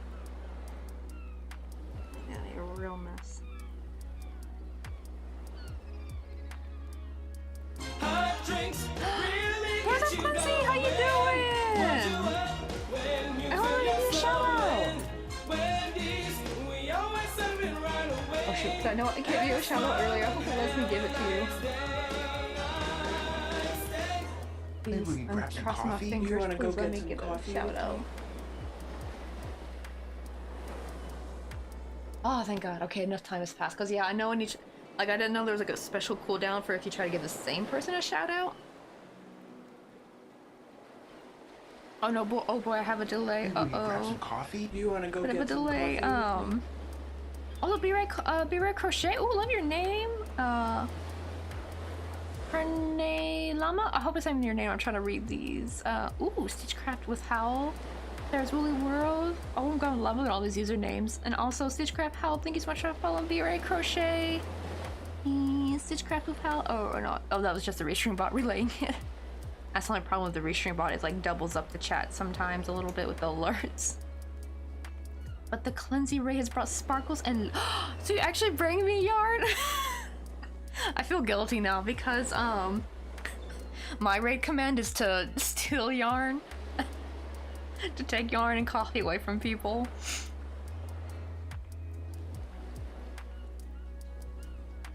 It's true because I don't normally, I'm usually not on this late. Normally I'm off probably before you end stream. That's actually why you're like a perfect person to raid a lot, because you're perfectly online right when I'm kind of done with my stream. But Mr. Coffee is out the country. He is in Maryland right now on a conference. And so I get to use the computer as long as I want. It's like I told myself I wouldn't become a night owl, but I always do. But we're working on the little tiki bar. I kind of gave up on the roof for a little bit because the roof we made was way too big. We just finished it. I was so excited. And we just finished up the top panel. Like I put the little poles through this time instead of like gluing it, because like see last time I forgot to do that and I had to like glue them on, and it's like disgusting. But now they're like nice, perfectly in there, like nice and clean, no glue. Because what you do is you leave some wire exposed, like you don't like yarn wrap it all the way, and then you fold it, and like I used up 3 little strands of wire, because actually the more you bulk up, the thicker and stronger it'll be. It's actually better than using just one single thick strand. And I laid up like 3-way, and that way I can just glue it in spot, and they're like they're really on there. They're not like wiggling around or anything. But yeah, the thing was too big, so I was trying to make it again, but we spent all of last week making the darn roof. I want to make something different, so I'm working on the umbrella. I'm trying to make the classic red and white umbrella, like use like little emoji. But oh my god, color changing is like a nightmare. I gotta find out which one is the next one to use. It looks like I'm crocheting a peppermint at first, doesn't it? Like, right? It's like, I think that's actually what I did for crocheting peppermints. Except for I would start the what do you call it? The color change initially in the magic circle. That's really hard, but it's so worth it though, because then you get like a perfect swirl. Let me see, which one am I going for? I think it's this one right here. I want this to be clean on the inside too, because the problem is that when you, like, you can see right, the inside looks like absolute shit when you float your yarn. But if you crochet over it though, it's gonna like pop through the outside part. So they're like, float your yarn, right? But sometimes floating your yarn doesn't look good on the inside. So I found the best way is to color change with separate bobbins. So I got like, it's a tangled mess. Ooh, and thank you for the sour ball routine. I actually realized no one's done a single sour ball routine. You're the first one of the day, actually. And even though that says 3 hours and 30 minutes right now, we're actually at 5 hours and 30 minutes because our stream died at our 2-hour mark because Lindsay, my hot glue gun, died. But you get to pick blue or green, so I'll let you decide. But yeah, my baby Bosch is now kaput. Because there was like a loud pop, and then my computer just shut down because I forgot the computer is attached to the power strip over there, and so is the like other mini power strip over here. And I've used this for like 2 years here. I've never had an issue, so I don't know if something's happened and it's just messed something up. I thought I just like, oh, blue, okie dokie. Let me put that over there. And I thought like I just overloaded it because I do have an extra what do you call it? I do have an extra ring light on. I thought maybe it just overloaded it, and it just like, I just had to unplug it. Well, I tried to plug it again in a different power socket in the living room, and it just popped again and it started smoking actually. So it's kaput, it's dead. Gotta get this out of here though. We just ordered another another hot glue gun on stream. I think it's a regular size one, so I'm not gonna be able to use these anymore. I bought a whole bunch too. Just specifically for here, so I have no, I'm not able to use them now. But rest in peace, my poor Bosch, because it was like a nice heavy duty hot glue gun. So I need a high temp hot glue gun because like I use such small amounts.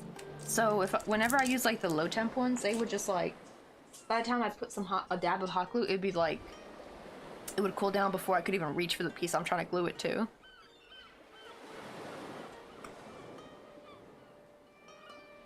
Oh, there's one tower. Oh my god. Oh, that's so good though. It's soda mott or soda flavor. But not Coca-Cola flavor. If you ever had those Japanese ramen drinks with a little pearl, those like little glass bottle sodas, it's that flavor, the original one. but sour. Oh no worries, go out. Need to eat and chill before. Ooh. Oh my god, right? Like you just finished streaming. Right? Like it's like, oh my goodness, that's the stream grinding life. My goodness, like eat, chill, and then get ready for another game stream tonight. Dang, like once I do one stream, I'm like, I'm done for the day.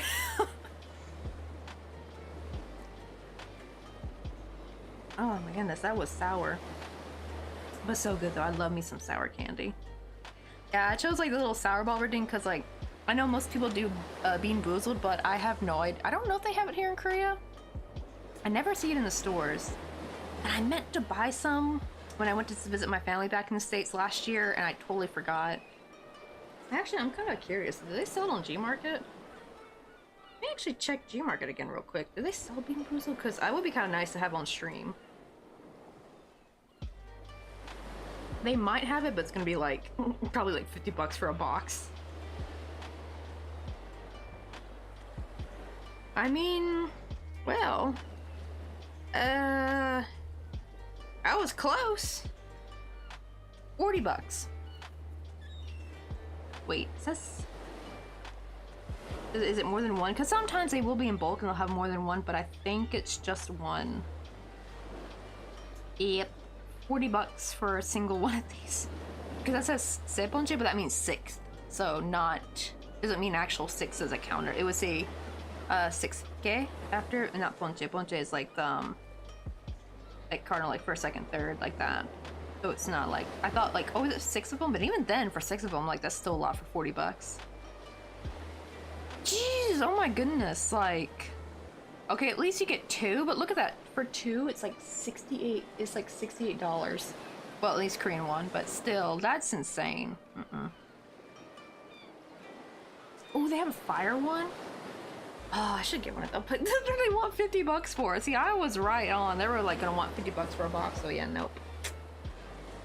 The best is just to get in the States. Oh, I probably should have Mr. Coffee give a pack, but I don't know. He doesn't really have time to go. He already went to the grocery store already, so he's probably not gonna have time to go again. He really kind of only gets like one window to go out and get stuff during these conferences, and he already used up his window. Okay, wait, do we... Oh no, I am supposed to slip stitch. Oopsie, because I gotta do joined rounds, because I always do joined rounds. Whenever I'm doing color change, it just looks much, much better.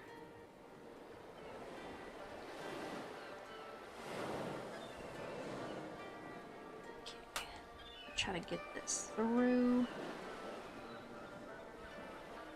Hopefully once we got some more crocheted in, it will start looking a little better. Just it's gonna look like absolute dog crap when we do it for a bit, because it's like everything's getting all tangled. Not to mention trying to find the appropriate red one to use, or like which piece of yarn I'm supposed to use is gonna be a nightmare. See, that was a yarn tail. I thought that was the one I'm supposed to use. This one right here. It'll get better once it's so small right now, so I need to like wait till I can like make it a wee bit better.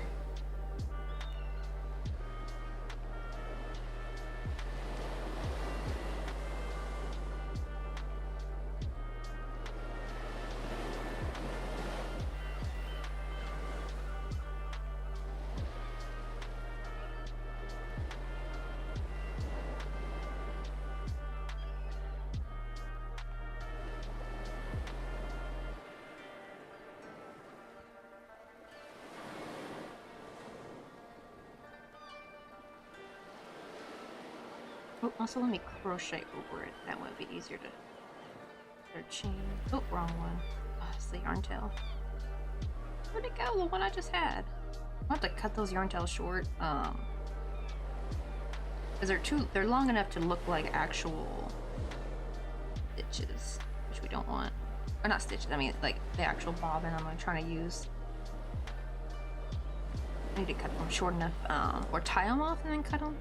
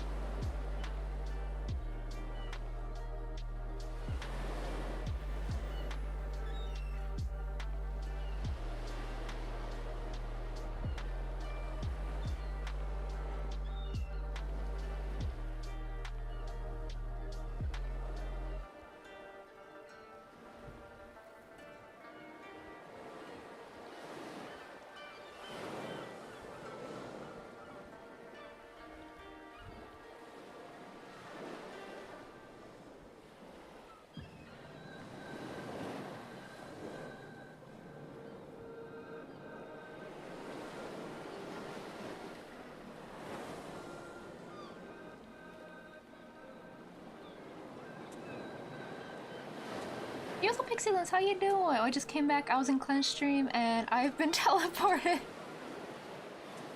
Uh-oh. Shoot, are you guys stuck in ads? Yeah, it says ads are playing right now, unfortunately. Like, hopefully you can still hear me.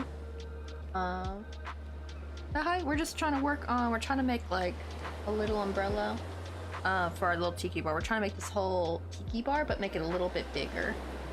And right now I'm trying to work on the umbrella.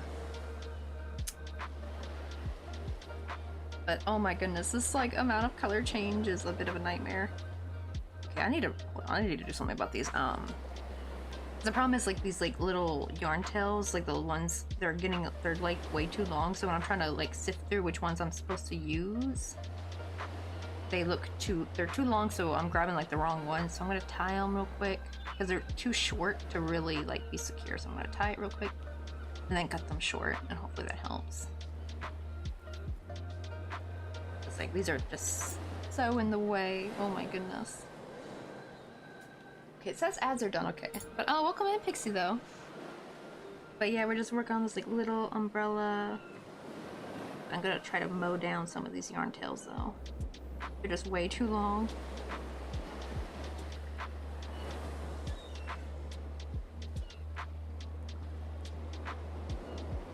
Because I found to get like much cleaner color change on the inside part. Because the problem is like, right, usually you float your yarn when you're doing color change, but however, we're making something that could be seen kind of from the inside, you know what I mean? Like an umbrella or a tent. So I made like a little circus tent a while back, and it started with floating yarn, and you can see like how horrible it looked. And I was like, oh shoot, because I really want to like film inside here with my little characters. So I had to like make separate bobbins, like, and just do the color change that way. That's like the only way you can get like a clean inside color change.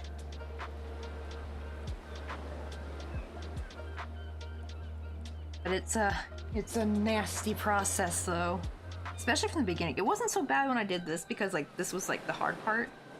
I probably should have maybe just floated like the tidbit a little bit at the top that no one's gonna really see. But I wanted to try floating it from the very beginning, and it's a bit of a nightmare. I think I already tied this one so I can cut this one off.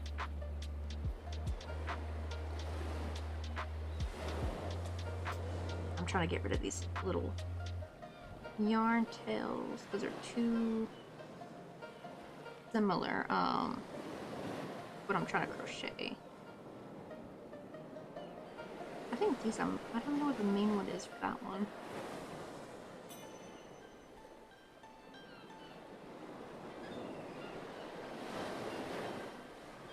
Oh, but that's also a yarn tail. I guess I'll just tie these two together.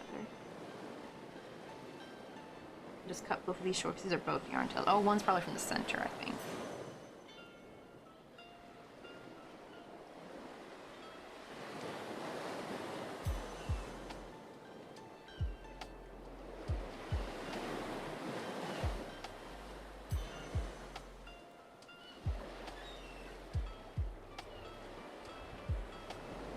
Yeah, I'm trying to, because these yarn tails are just getting way too bunched up.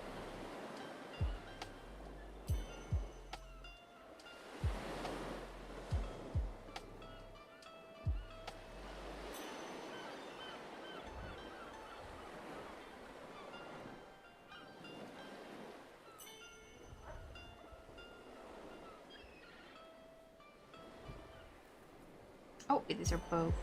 Okay, these are both working. And okay, which one are yarn tails? Okay, this one's a yarn tail.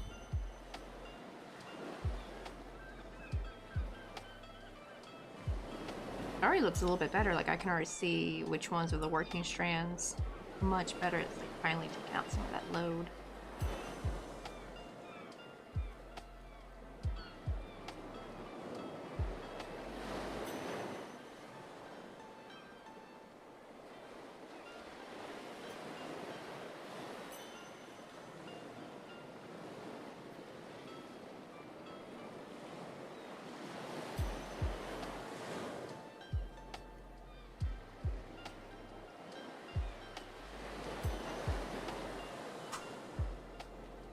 Okay, that's a little bit better. Much better. It was like so many strands before.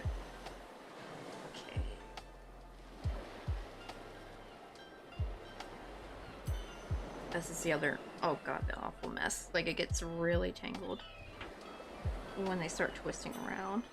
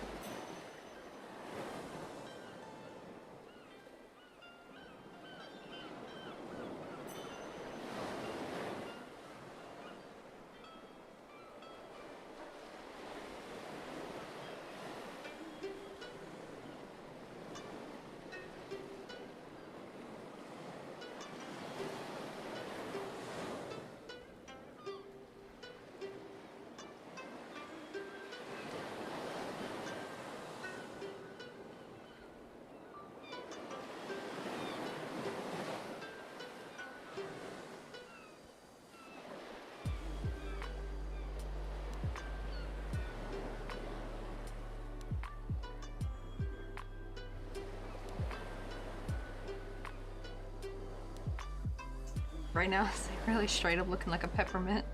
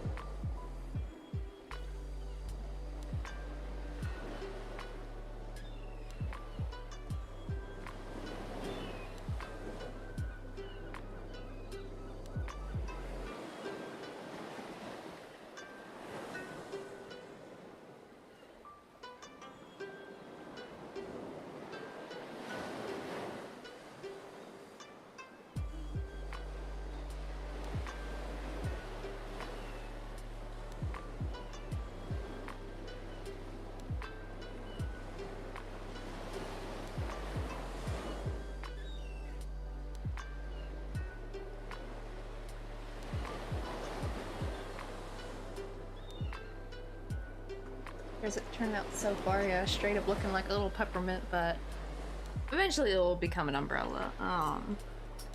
Let's see, so this one was pretty much the same, just like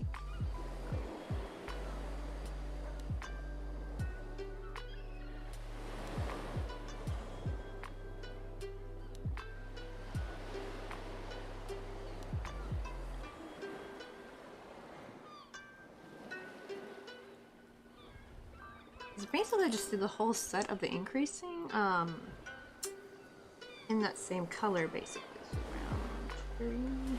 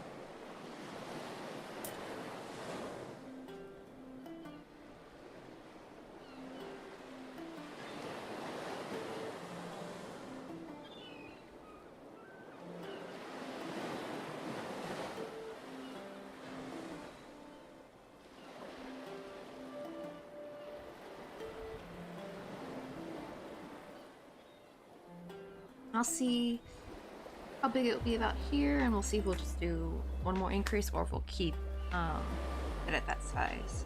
I cannot remember how big that was, but at least it should be about 30. Looks about 30 at least to me. Not like very big.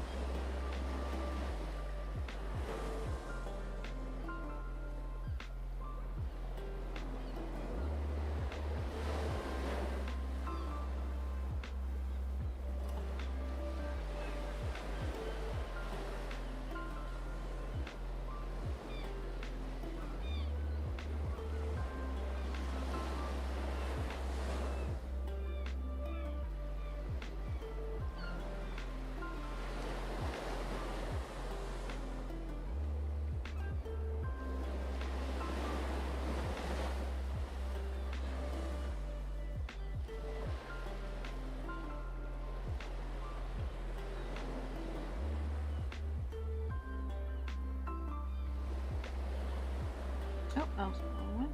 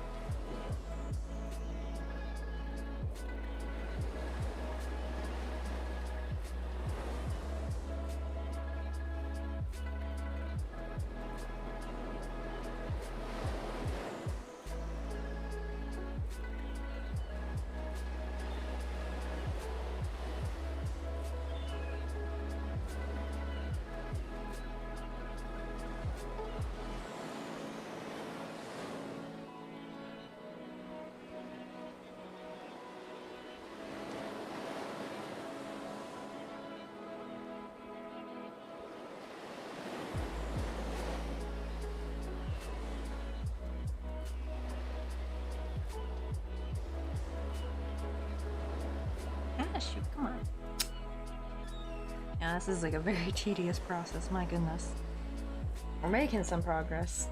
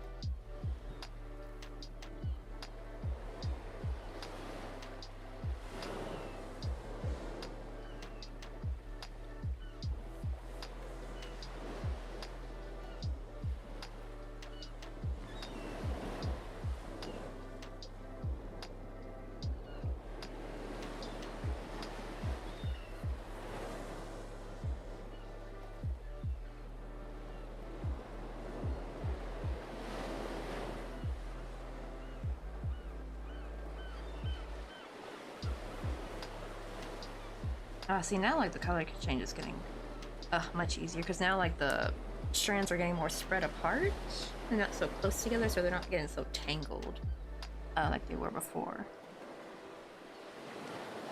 Still be sure up looking like a peppermint though.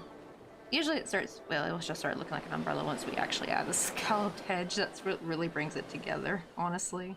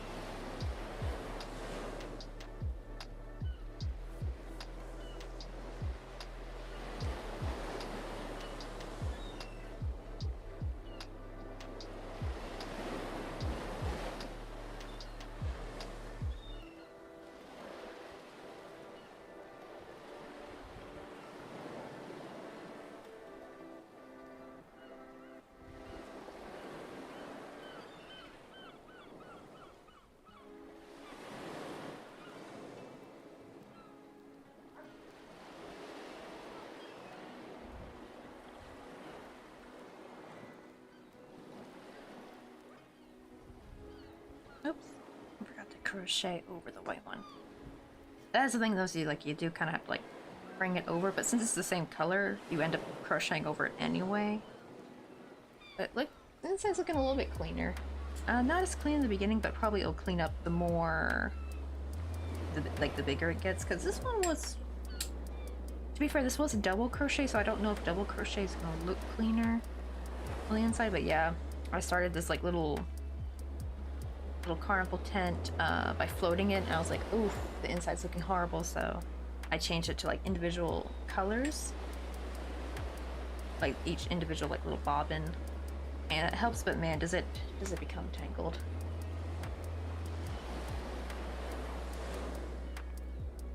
But it's worth it though. It's totally worth it, especially if you have something you want to see on the inside.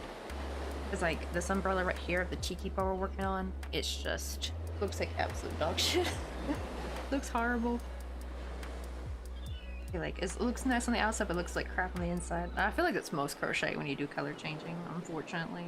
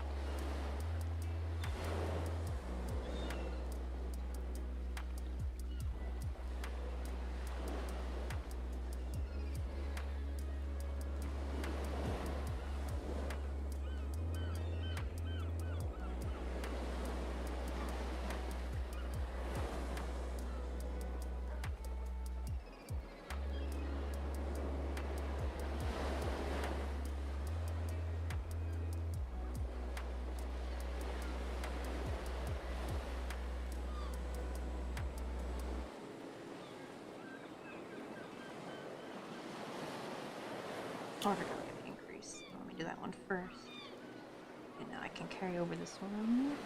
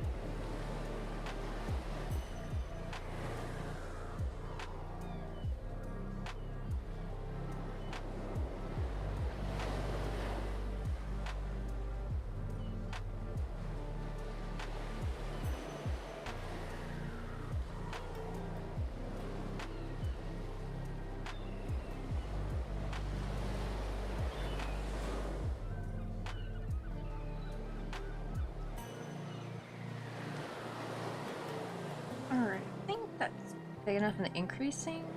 Um,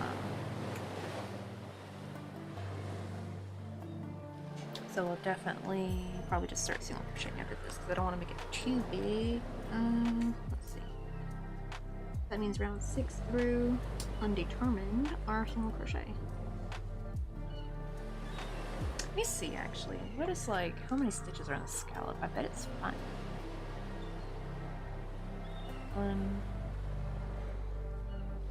1, 2, 3, 4, 5. Oh, I basically made it the same size actually as this one. Because yeah, it looks like each scallop takes 5 stitches. Because I had to like keep it within the color.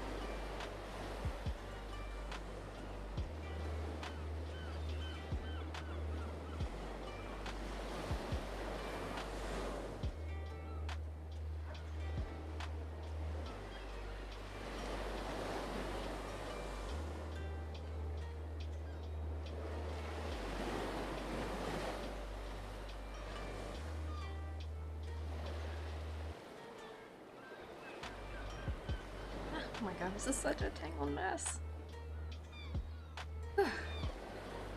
Yes, you can see why I don't like doing color change very much. It looks beautiful, but my goodness, is it a nightmare. Absolute nightmare. 10 out of 10, do not recommend.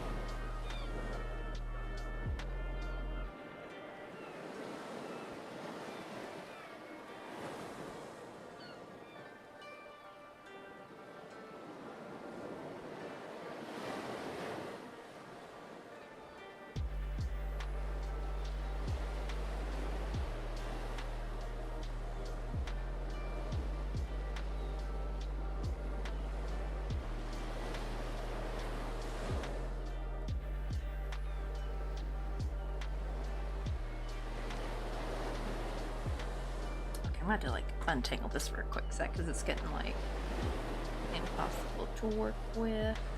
Let's see.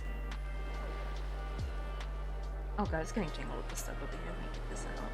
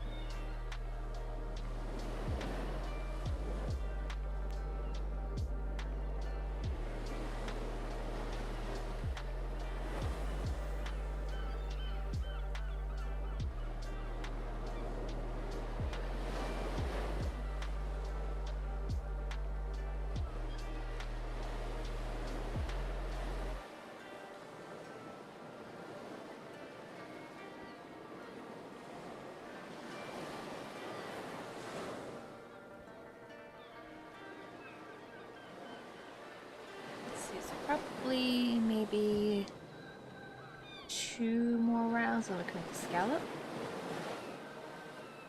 We'll see how it looks right then. Oh, I'm already out of coffee. Well, I probably should not have any more coffee. It's like almost midnight.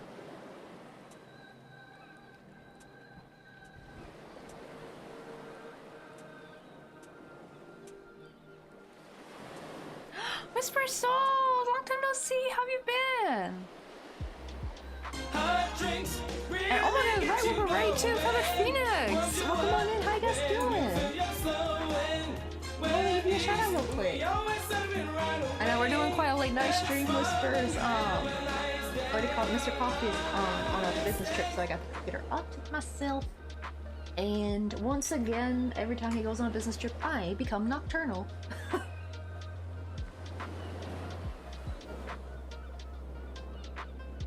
How you doing, Feathered Phoenix? What are you guys doing in stream today? And oh, thank you so much, Going Ape Costume. We changed the graphics every season. Oh, you should have seen Spring. It was Sakura farm theme. It had like some like Stardew stuff down here, but we had a lot of Pushins. Like I always have a lot of Pushins and sometimes Doguri, but I don't think I have any Doguri stickers, unfortunately. God, how to send you can see like Doguri and stream stickers. It's this little character right here, this little pink guy. He's a little character here in Korea, but I've like crocheted him a few times. But if you go on my YouTube, you can like see the old, like if you look at live, you can see like what the past layouts look like for Christmas. The problem is it is spread out between 2 different YouTubes though, because originally I couldn't restream back then. I forgot why. So I was like recording my streams and posting them on a different YouTube.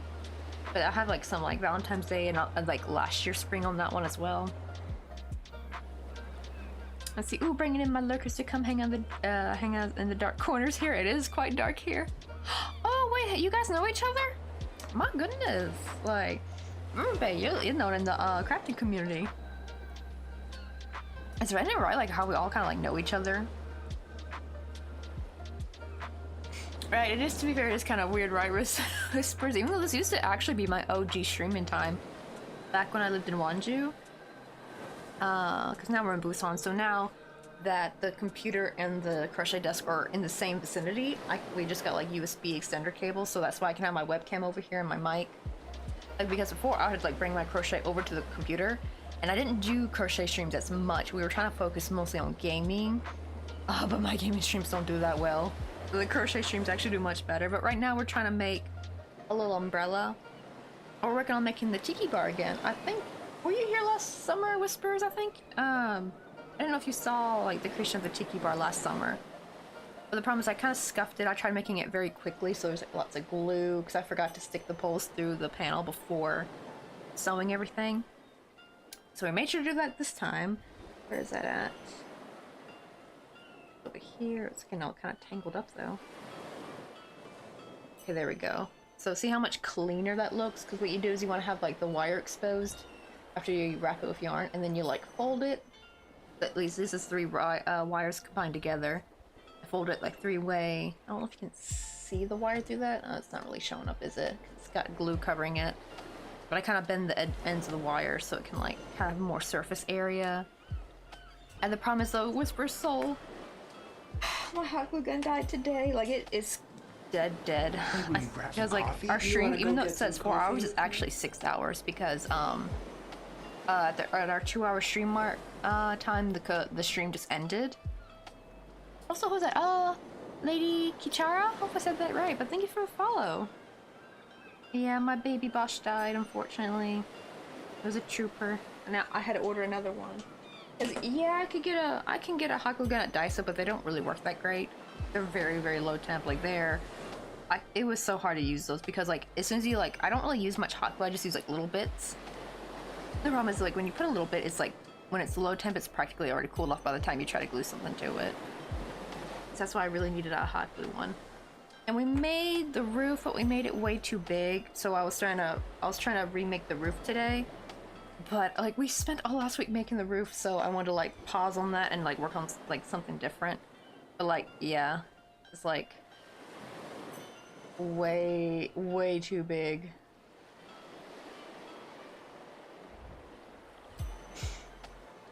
Let me see. Oh no, I should be sleeping. Knitting group is in 9 hours.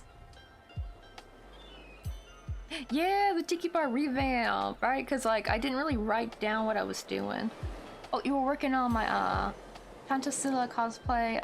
Hope I said that right. Sculpting a piece on the Gorget and melting. Ooh, like working on some cosplay. I think we also have. There's another gal. I'm following her on Instagram. She also sometimes streams, but she does like crochet cosplay. It's like really cool. Yeah, cosplay, man, it takes like a lot of work, but it's so cool seeing like the final like product. And I have also like somebody, I forgot their name. I think I'm subbed to them on a different YouTube channel. I think I'm subbed to them on my main YouTube, not my crochet YouTube channel. And they like were doing like this cute cosplay of like Emily from Stardew. And it's just like it took a long process, but it was like, oh, chef's kiss when they were done. It was so adorable. But yeah, we're just doing the color change, which is a bit of a nightmare. I found to get cleaner color change in the middle. The only problem is it's not looking that clean though. I think because it's single crochet. Because when I did the this, it looked much better, but this is double crochet though, so that could be why. Maybe. Because I floated the yarn for the single crochet and I was like, oh, the inside looks horrible, so I like joined on new bobbins of yarn for each color change. Instead of using like one big thing of red and one big thing of white that you have to float around, I would actually just drop it and pick up the new one each time I did a color change. And that helped keep the color change cleaner on the inside, but I don't know, it doesn't look as clean with single crochet, unfortunately. Ooh, but Feather Finks, do you have like any pictures or any update pictures? Like, also, if you have a YouTube or an Instagram, Etsy page, feel free to drop those links. We still have links open in chat. I do need to eventually need to watch a tutorial to do like set up an iPermit link, so that way I can turn them off because we have been having some spam bots come through, unfortunately. Also, welcome in Cloak and Coffee, and also howdy yourself. I love your username. Oh, I saw the news about Twitch Korea office services getting shut down. I thought I wouldn't get to catch your stream anymore. Oh, we found a loophole. We're using a VPN. And I'm very fortunate as I am an American citizen, so I don't think Korean people who are Korean nationals, I don't think they would have been able to do what I'm doing, because like even if they use a VPN, you still have to change your onboarding. That was a big thing. Is that you gotta change the onboarding, and since I still have stuff connected to my parents' home, like my bank, my driver's license, because I actually didn't realize that when you do onboarding for America, they actually ask for photo ID. They didn't ask for photo ID when I did onboarding as Korea. But thankfully though, I have my driver's license with me, and it's connected to the address I input. I just basically put my parents' address, because in a sense it is technically my second address. Like, my parents said I'm always welcome home if something ever happened and I had to come back. So it is technically like my second house, basically. So that at least that'll like it's out legally, I guess. But yeah, I got lucky. And I also got lucky with this VPN. It's called Bravado. I got it from Whisper Souls. Do you by any chance know Offie Stitch? But she's a Palestinian girl living in Taiwan, and she does embroidery. And she has an American friend who lives in China, and he's streaming from China on Twitch. And I did not know Twitch was blocked in China, so I was like, "Ooh, this must be a very good VPN if it's working." And I go and get it, and it was like 36 bucks. It was that's for 2 years, I believe. And it's a little bit over 2 years actually, because the first sign up you get like, I think like what, 3 months free or something. So I got very lucky with that. So I probably won't have to renew the VPN until, because we might move back to America maybe late 2025, maybe early 2026. I'm hoping more 2026. Oh, you know Alfie as well. Like, see, like we're all like interconnected. Isn't that crazy? Like, I'll find someone who's like, I didn't know they knew so and so. Like, it's a small world after all. And also, welcome in, Sapphire. Sapphire Licks, how you doing? We're trying to make a little umbrella that's gonna go on the edge of our little tiki bar. This, I'm changing the colors up a little bit. I'm trying to get that classic, like, you know, like the little umbrella emote, like that, like the classic white and red beach umbrella. Ooh, let's look at their Instagram real quick. I want to see if you got any updates on what you've been working on.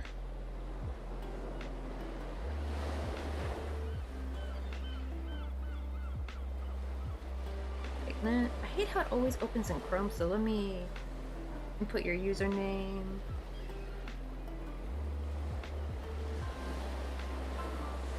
Oh, there you are.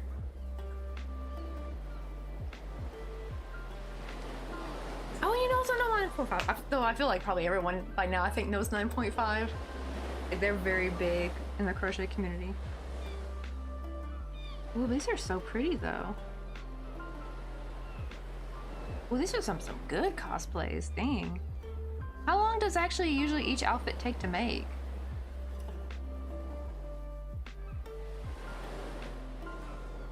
Not to mention also hair and makeup as well.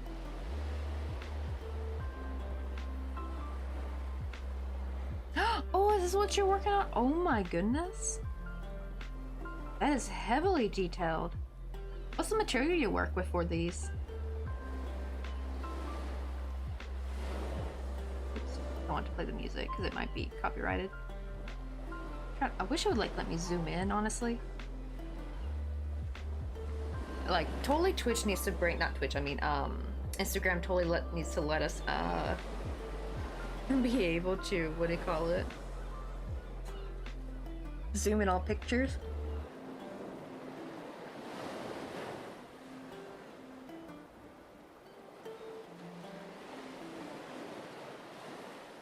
Right, I think everyone knows Ophi. I think so. I think Ophi's also one of the, like, one everyone knows. Probably Kim for the Day, Crafty Jellyfish. Who else? Some people actually know Grumbly as well, like, even though he's, like, more on, like, the more alt, like, gothy side.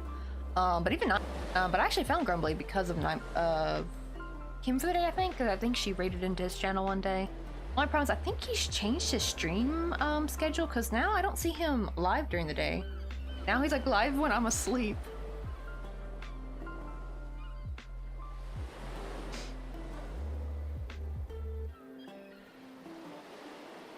Let's see. Oh, being happy mom had to run off and make some breakfast. But Ned, you've been given a name? Wait, which one of y'all's Ned? Oh, I do know a lot of sites and apps are blocked in China, but they also have like their own similar apps. Yeah, isn't like Weibo like their Google, I think? Is it Weibo? I think. Can't remember, but yeah. It's like they have to have their own internet because it's gotta be all censored. Ugh, the CCP is just slimy and ugh, creepy. They're now shaming their public for not having 3 kids. Isn't that wild? They go from like a one-child policy to like, why you don't want to have kids? It's because 996. Because literally, I did not know, like, I don't know how their workforce is still alive over there. They work from 9 a.m. to 9 p.m. 6 days a week. How do you live? I want to know how in the hell do you? I would be like, life ain't for me after that. That's just too much. Like, and they expect them to have 3 kids. Who's gonna be there to watch them kids? And like, okay, they can put them in daycare. Well, you're not gonna see them for most of the days. Like, it's kind of like the thing here in Korea, because like, people, you know, overworking is very popular. Like, working late. And I remember. It's not even just for if you're working, like for kids too. Like kids will be like up till midnight here in Hagwons. Like their parents just shove them off to these Hagwons to get them like ready for college and crap. And it's like, I always think like, what's the point of having children if you're not going to see them and enjoy time with them? You know what I mean? It doesn't make any sense. It doesn't make a lick of sense at all, because like, I remember like one story was talking about like this woman who, I think she was like a stay-at-home wife or stay-at-home mom. And her husband works very, very late into the evening. Her son, who's in high school, works late into the evening doing Hagwons and studies. And like, she's at the apartment all by herself all day. It's like, no one gets to eat dinner together. Like, she has dinner alone. Her husband has dinner at the office. Her son has dinner at the Hagwon. It's like, what is the point? No point in like, just don't have kids. My goodness, like, makes no sense. Oh, I popped in the office to buy lunch and storage containers for my yarn, but then. Oh, you filmed the milk carton yarn you mentioned? Oh, did you get some? Oh, okay, so it's e-foam and foam clay. Oh, I've heard of foam clay, but I don't think I've ever tried it though. Because my mom does like little figurines with polymer clay. It's actually what I did before I got into crochet. I would actually I probably have so much clay probably still at her house, but I told her like, since I don't play with it I guess wordplay's not the right word, but I was quite young when I used it. And I don't use it anymore, so she can have all my clay. But yeah, it's like now I'm more full-on crochet. For me, it was because like the color change thing, like you have to like wash your hands. And now I kind of know you're supposed to actually just use alcohol. Thanks to Benanive. I don't know if any of y'all know Benanive. She's a fellow clay artist here on Twitch. She makes some really cute, realistic food items. I think they were working on upside-down pineapple cakes just the other day. But what do you call it? She said, yeah, you're supposed to use alcohol wipes, but I would wash my hands with soap and water, and I have really dry skin, and it was like making my hands peel and stuff, so I kind of just stopped using clay, because man, that red clay will stain your hands if you don't clean it properly, and especially if you switch to white, it would just like mess up your clay and everything. So I kind of gave up on that, because I don't have that happen with yarn at least. Right, Whisper's like the detail like on it, like that is crazy. I'm guessing so since you're using clay and foam and e-foam, it's like you're sculpting it by hand basically. Yo, what's up, Himwari? How you doing? Usually depends on how detailed the cosplays and materials is, and also hi everyone. Wait, hold on, we gotta give Himwari also a shout out, because I know Himwari is also a fellow crafty streamer and fellow fiber artist.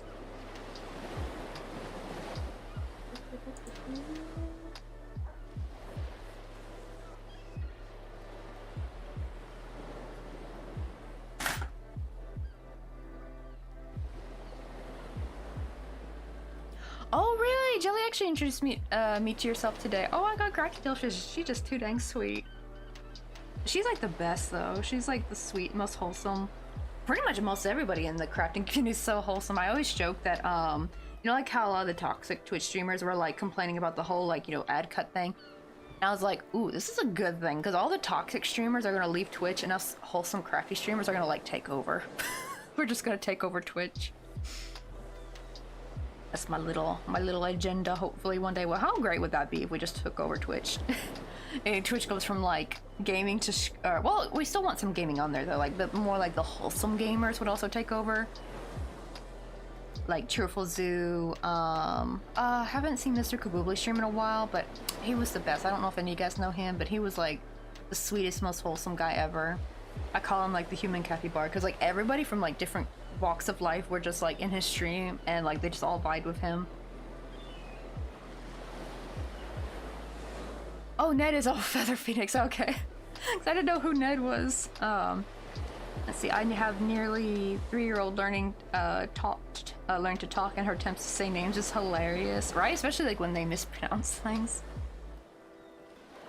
Right. Perfect illustration of the idiocy of top-down governing, right? Like, they were like, only one child for you, and then now they're like, you know what's weird? It's like, why don't they just abolish the policy? Why they had to have a 3-child policy? Just like get rid of it.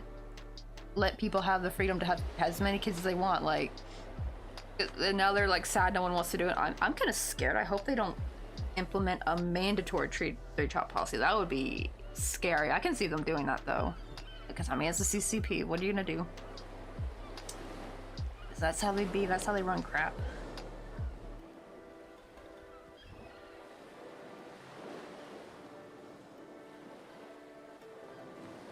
See, oh yeah, also kids are expensive. I have one and any cost a blooming fortune. Yeah, me and Mr. Coffee were thinking we're gonna be like a one and done kind of couple.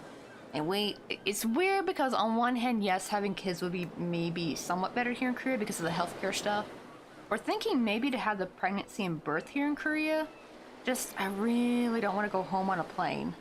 You know what I mean? Because like, we eventually want to live in America because we want to be near my family because I ain't about to be near my mother-in-law while pregnant. I ain't getting fat shamed while pregnant. Nope, nope, nope. I ain't about to have that lady's woman stress me out. She already fat shames me out, and I'm 5'6" and I'm a size 12, so I'm like, yes, I'm not thin, but I'm not like obese either. Like I can still wear like within the regular size range, but I guess in Korea that's huge. I am a pear-shaped though, so I guess that is I'm also quite odd because right, like no one's really pear-shaped here. So it's like kind of an unusual body shape for them. So it's like, she's like, oh, your legs are so big. Like, yeah, I'm pear-shaped, lady. Get over it. Like, I never understood like her reason thing, but I'm not about to be pregnant around that lady. Nope. I'm gonna be around my mother, who is sweet, chill, and unjudgmental. Right? I'm not getting the whole internal war to have kids. I saw the news and went, huh? Right? Like, it's so bizarre. I guess the corporations and politicians. Isn't it funny? Because weren't they like complaining about people having too many kids not too long ago? I remember, especially the Republican side, they were like, "Oh, people be having too many kids, blah blah blah." It's like now it's like, why aren't you guys having kids? Like, oh my god, like pick one. My goodness. If you ask me, I feel like I do understand the whole like, yes, we do need, because you know we're gonna have too many old people on the system, and that is gonna cause problems with the economy. But at the same time, I feel like we do need less. We do need to lessen our amount on the planet, like gradually a little bit. You know, like just let us phase out a bit because like we're using up too many resources, and the planet's getting so hot. Like I don't know if I want to. I'm kind of still debating if I really want to bring a kid into this. We love clay Sculpey. It's more affordable. Yeah, that's actually what we use. We use Sculpey. To be fair, I just saw. My mom did get Fimo, but she didn't like Fimo that much. I think because it was too soft. Like, because you have to like kind of let your clay cool off for a little bit. Oh, I now have. Oh my god, I'm like, holy crap! I'm like way backed up on chat. Hold on. I'm gonna put the hook down for a bit. Let me get through this chat. I didn't realize how behind I was. I don't have a delay, y'all. Well, except for like a 5-second delay, but no, I'm just like really backed up on chat. Wait, hold on, where we were. Oh, I now have white and a shade of green. I don't have yet in the milk con. Oh, let's go. Because always green is always good, right? Because you can use them for leaves and everything. They suddenly realize the internal growth needs external growth of population, which is totally unsustainable. But what they do care about is they're not going to be here to deal with the consequences. That is true. Also, you're very welcome, Himari. Oh, also cracking along. Oh, what you working on? Okay, depends on the clay. Some, everything rubs off simply with water. Some comes up with rubbing alcohol. Yeah, like, it was more like the reds and even some of the blues and greens with Sculpey were just really staining my hands and just trying to wash it with, and, what do you call it? Hands and soap were just better. Like, it was just making my hands so dry every time I did it. And it was also time consuming too, because having to wash your hands every time you try to switch, I was just like, ah, I can't. Well, my mom's lucky she doesn't have dry skin, so it didn't really bother her. But now she knows also to use alcohol wipes. To be fair, this was kind of before we were using the internet more, I feel like. Now it's like, you got so many tutorials on YouTube, you got Pinterest with all the tips and tricks and secrets that, you know, you didn't always know back then. Because this was like more the early 2000s when we did this. Most details that were silicone molds, I can only do the front bit by hand sculpted. That sucked at sculpting, which is why it's messed up compared to the rest. What? It looked perfectly good. Oh, I like how Sapphire was like, Ned, shut up, sculpting is fine. Do kind of be fair though, right? Us artists, we're like our own biggest critics. Like, I always can see all the mistakes in my work. And I'll have someone say like, what do you mean it's perfect? And I'm like, then I point out all the mistakes and I'm just like, and they're like, oh, okay, so I probably should stop doing that, honestly. Oh, finished a big commission last week, so I'm happy for this one since it's a small one. Although I'm taking the we're making the pattern from scratch, but it's a big challenge for me. Heck yeah, let's go into pattern making. Oh my god, I have so much chat to get there. Like, I'm still not quite there yet. We're almost there. To be fair, part of it's like the Nightbot pumping through, and also like my community game is pushing down chat every time I try to read it.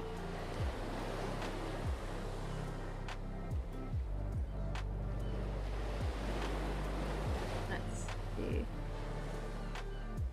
It's like, why can't the controlling power hungry ruling class give their people freedom? Beats me, right? I don't think you Sapphire. Like, I'm 5'4", I'm size 14. You're fine. That's the thing, though. I feel like I'm totally fine. But here's the thing, though. So, if it was just snide comments, I wouldn't give a damn what this lady says, what my mother-in-law says. Here's the thing, though. She will call my husband, and first she'll ask, like, Marie Besanya? Like, did Marie lose weight yet? Like, she constantly is like the first thing she asks. And even if it was just that, I would not even like, I'd be like, whatever, hun. I don't give a damn. She will then, and like Mr. Coffee with Chocolate will be like, no, she's the same size you last saw her. And she will start screaming and crying and ranting. Like, she goes into a rage. It's unhinged. Oh, wait, hold on. Yo, what's up, Cytherea? Oh my god, the rates tonight are crazy. I think I need to go back to this. How are you doing, Cytherea? Holy moly. I think we've had like 4 raids today, maybe 5. I gotta go back and count. I am seriously starting to think maybe I should just be a night streamer again. The only thing I do kind of miss, I do like being able to stream though. Wait, how am I not following you? Did Twitch unfollow me from you? To be fair, I have had that happen. But yes, that far I was like saying like she is unhinged about it. And then she starts shaming and complaining to my husband, like she starts blaming him. Like, see, because of the way you eat, she's the way she is. It's like, lady, nah, I was like this when I met your boy, so. But she just won't take it for an answer. It's like, it's so bizarre. But like, it's one thing, it's like, right, snide comments I can take, but the screaming and crying and like, and this has happened multiple times, every single time she calls him, and it's just like, she gotta have something. She gotta have bipolar or PPD or like, you know, borderline. I don't know what she got. She got something, because that's not normal. That ain't normal thinking. Like, please tell me. Like, even for Korean people, I think that's much, because usually it is just the snide comments and maybe they kind of shame you a little bit, but like it's just words, you know, like that they can't really do anything. They can't control you. But like she goes off her rocker over it. And even when the funny thing is, even if I have lost a little bit of weight, it's not enough. She's like, do more. Like, she doesn't even congratulate, like, oh, you're doing well, keep going. No, she's like, no, keep going. Like what, you call that weight loss? You need to lose way more. Like, what the heck? It's just like, oh. She definitely does. She's like a negative reinforcement type woman, that is for sure. And I'm sorry, honey, but negative reinforcement don't work with me. Only positive reinforcement work over here. It's just stupid, though. But like, I do not have need her to be like, at least over the, you know, it's been over the phone. But like, if it's like over, you know, like if it's in person, if she's around me with a kid, oh god, that's gonna be awful. Let's see. Wait, I like how Lemon C's like, I'm missing a lot of content. Oh no, sorry. Lemon C, I was just trying to get back through all the chat. I'm still backed up on chat a little bit. Right? Korean beauty standards are insane, and they're so vocal about it. They really are. It's horrible. It's right. It is like they'll shame even healthy people. Like if you're just like an average healthy body, they're like, you're too fat. Like what? It's bizarre. Like I'm like, nuh-uh, that girl is perfectly healthy. And it's just so dumb. Right? They work too much to have kids. They really do. Like, and if they do have kids, you hardly see them. It's like, what's the point? Oh, female soft, but it's, yeah, that's kind of what I thought. It's kind of supposed to be soft, but more my mom prefers sculpt, because like whenever like the clay would get too overworked, it was kind of hard to work with it. You know what I mean? I'm pretty sure it's probably good for something different. Like it's probably better for something else. But you was a little Lemon Seed. Also, I need to give Little Lemon Seed a shout out as well, because they're also a fellow streamer of ours. Little artistic streamer. Where's the There it is. I know I'm trying to get through chat, so don't worry, little MC, we're getting through it. I'm so backed up on chat. And it's not because of a delay or anything, it's just like I just got too backed. There's so much to go through. Yeah, I am streaming late today. It's because Mr. Coffee's gone. So I have the computer all to myself. It's almost midnight. It's like, quite late. All my friends sculpts, but she brushes on dye powder on top of regular clay before baking. Because she only deals with just the black color. Oh, so she just like uses like regular white clay and then colors it? Right, me points out all the mistakes before showing it. It's fine. That's true. Right, we all have like imposter syndrome with our stuff. Right, like I've never seen dye powder used without oil, egg, or water. Oh, I've never heard of the egg thing. To be fair, I don't only work with dye, but is that a thing? Using egg with dye? Oh, and a hero coming through the Cytherea Red. Ixia Quanta. I hope I'm saying y'all's name right. Terra Obsessions. Wait, that was a. Oh shit! Did you guys get through ads? Oh my goodness, I'm sorry about that. Yeah, it was like probably our halftime when you came through. I like how poor Lemon C's like, wait, what? I think I'm missing context. It's like, oh no, that was just because I was so backed up on my chat. Okay, we're almost at the end. I like scroll back down to see how much I have left. Because to be fair, the Pokemon community game and sometimes Nightbot like pushes the chat down, so I'm having to like constantly scroll back to where I was. I was tempted to say every time you complain, I'm going to gain weight. True, but I'm actually trying to do a little something different. I'm trying to do some malicious compliance. So I'm trying to become more of a muscle mommy. We've been doing weight training. I don't really see very many, like, I'm not really seeing it physically, but I can feel it. I can feel it though, because like I can lift Mr. Coffee now. Like I was able to pick him up for the first time the other week. I even tried picking him up a couple months ago, and I couldn't even get him off the floor. But now I can actually pick him up, and there's like this much of a gap off the floor from his feet. So I think it's working. I can feel it, and I'm also not as weary when I come home from walking, because we have to do a lot of walking here because we don't have a car. We have to go up lots of hills here over in Busan. And let's see, so because her reason was because apparently why she was mad was because she couldn't show me off to her Richie McRich old friends. Like they're like, oh, you have a foreign daughter-in-law? Oh, we want to meet her, but she's too embarrassed. Like she even lied and said I had COVID, like the first what do you call it, Chuseok here. Chuseok is kind of like their Thanksgiving. Everyone was supposed to head to Chuseok, and she lied and said I had COVID, so I couldn't go. Because she was too embarrassed of the family members, I guess, to have an overweight daughter-in-law. It's like, it's that insane. That's what I mean. Like, it's just too much with her. Like, she just doing too much. It feels like a very stereotypical Korean Ajumma to me. To be fair, though, other Korean Ajummas to me have been more like, at least they come from the health aspect. But with my mother-in-law, it's not about her. She don't give a shit about health. She even said, like, I should stop eating and just do CrossFit. So, suggesting a very unhealthy way to lose weight. Like, but at least the other Ajummas, they've been very much more polite when they try to point out, like, oh, you should try losing some weight. Sure, it's like none of their business, but at least compared to my mother-in-law, they've been much, much nicer. My goodness. Ugh. And, like, there's this crossing guard lady. She's like, oh, you're out early today. And I was like, oh, yeah, I'm finally joining the gym. She's like, oh, that's so good. You're working towards being healthy. She was, like, more positive towards me. So I was like, I like that. Like, I like positive reinforcement. I don't like her negative ass. She's just too much. Oh, it's been a long time since I came in. Here's my own crochet update. Oh, I think the last time I came in, I just finished a spider.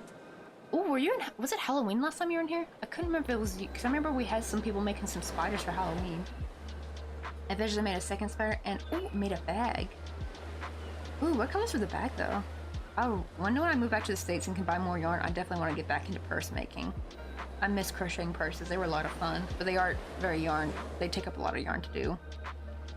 I have a friend, they were 3 sisters actually, and they had the same shitty, shaming attitude, and they were obsessed with starving themselves when they would overeat. It was stressing to see it sometimes. Oh my god. Oh, you're right, that's a lot. Like, yikes. Oh, I'm not doing too well with my mental health either. Right? Like, ugh, good thing you're not over here in Korea. They would, like, destroy your mental health, honestly. Like, oof. they're like very anti-mental health over here. It's crazy. That's why I refuse to get diagnosed for anything I have over here. I'm gonna wait back till I'm in the States.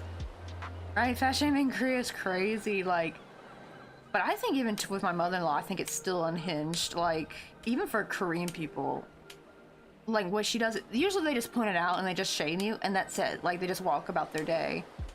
But her, it's, I guess maybe because I'm closer to her, because I'm part of the family now, and she can't stand it.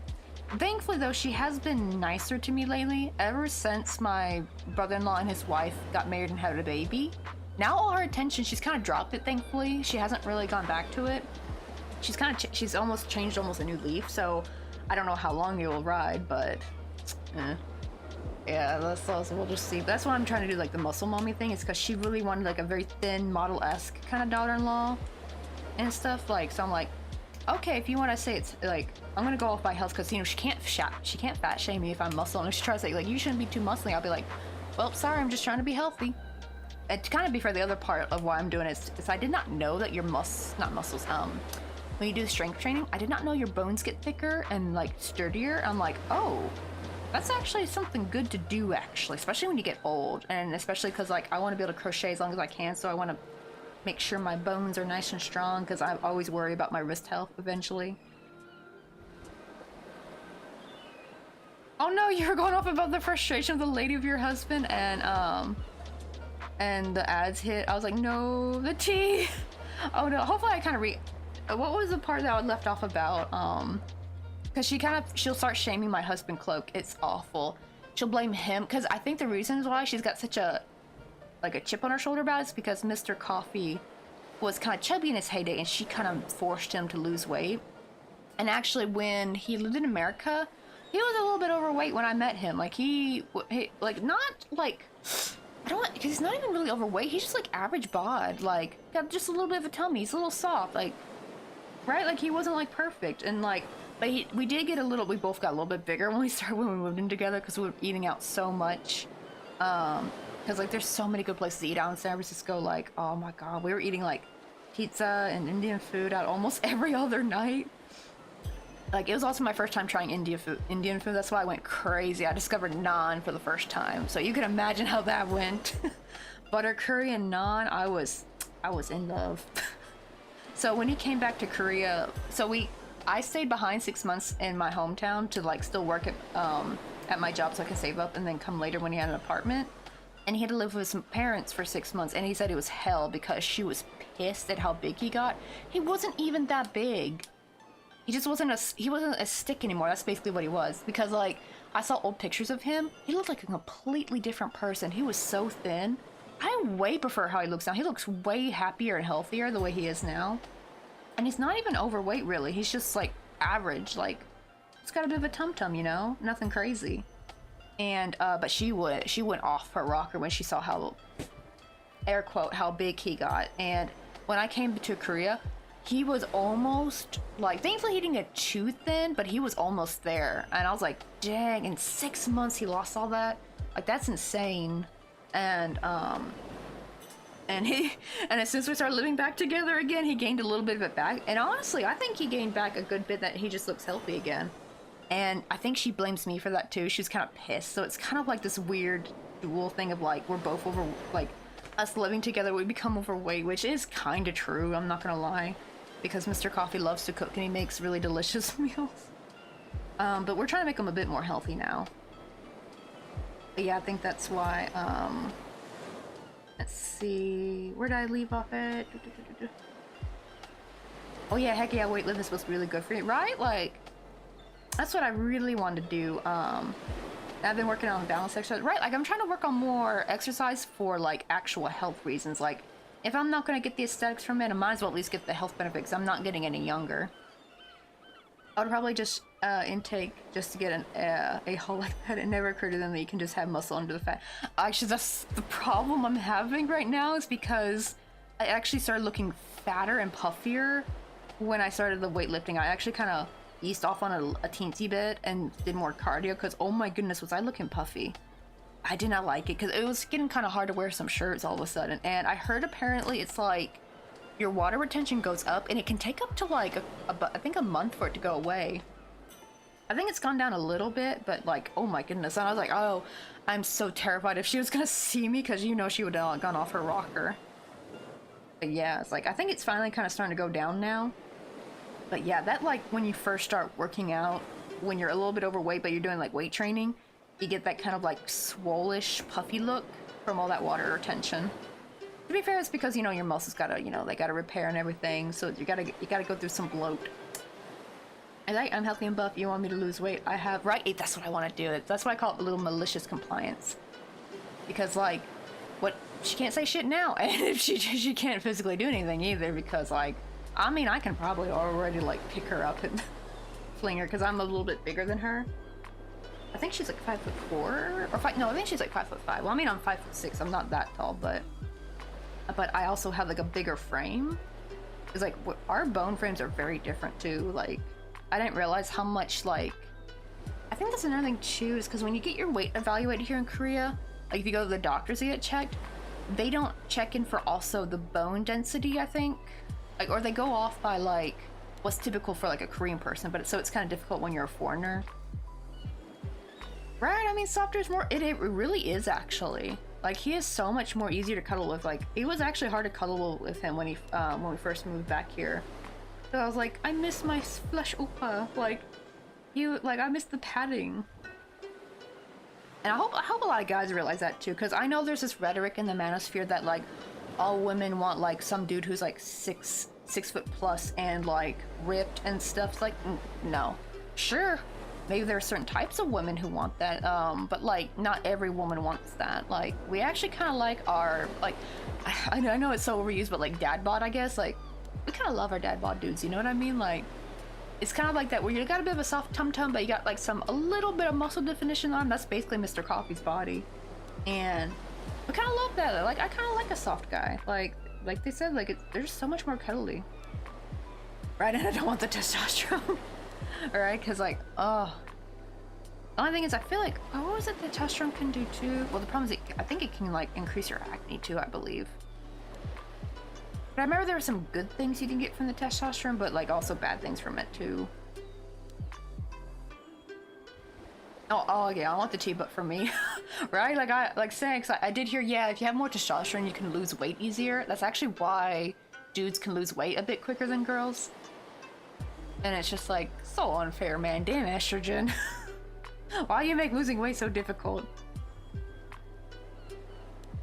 Oh, my sister did dieting and I had to leave the women's only section of gym to do my weights. I remember, folks, BMI is a toxic lie, right? I don't even go off by BMI. I just kind of go by how I look, really. I just go by how my muscle looking, if I got any, I go by how I feel, actually.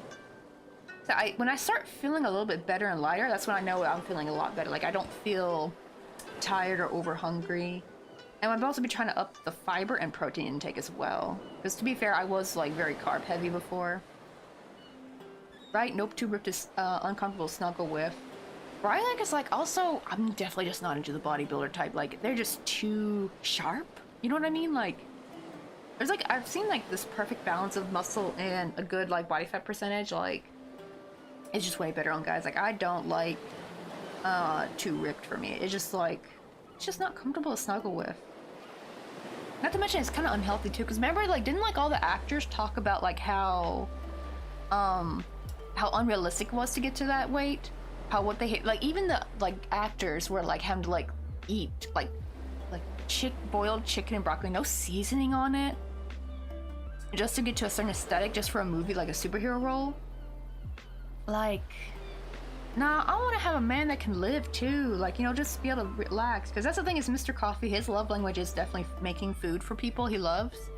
So that's why it's like, it would kind of have to kill him if he wanted to like be like that, but he had to like, he couldn't eat delicious food that he cooks, like, ugh. So we're trying to do a little bit of a both way. We're trying to like, trying to use his cooking skill to like, we're trying to make healthier meals, but they still taste good, you know what I mean? Definitely seasonings help.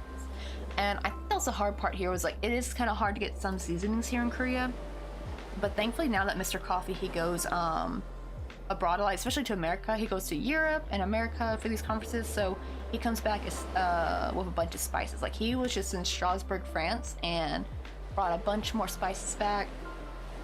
And they're dirt cheap over there too. I think they were like $1 or something per canister, like little canister. Because some of these spices can be like, I remember I wanted to get some nutmeg, and I went over to Emart and it was like $8. $8 for like a little thing of nutmeg. And I'm like, oh hell no. But I mean, I still got it because it was the only nutmeg available. I was mad. I was like, dang it. Rice spices and friends. I mean, to be fair, I mean, because in Korea, like at the grocery store, you're gonna mostly find gochugaru, like just the pepper, red flakes, garlic, onion powder, salt, pepper, maybe tashida, or which is kind of like a not quite beef broth. It's like beef broth adjacent. Like, it's not as strong as beef broth. And like it's kind of hard to find like more unique spices. Like he got some Cajun spice when we were in America. He got a lot from Belgium too. Like he got a lot of like these different spices, but like some even basic spices like just to see like the chili powder. Like I cannot find chili powder anywhere because like the chili powder you're gonna find is actually like just red pepper flakes, which is very different. It doesn't taste like chili powder.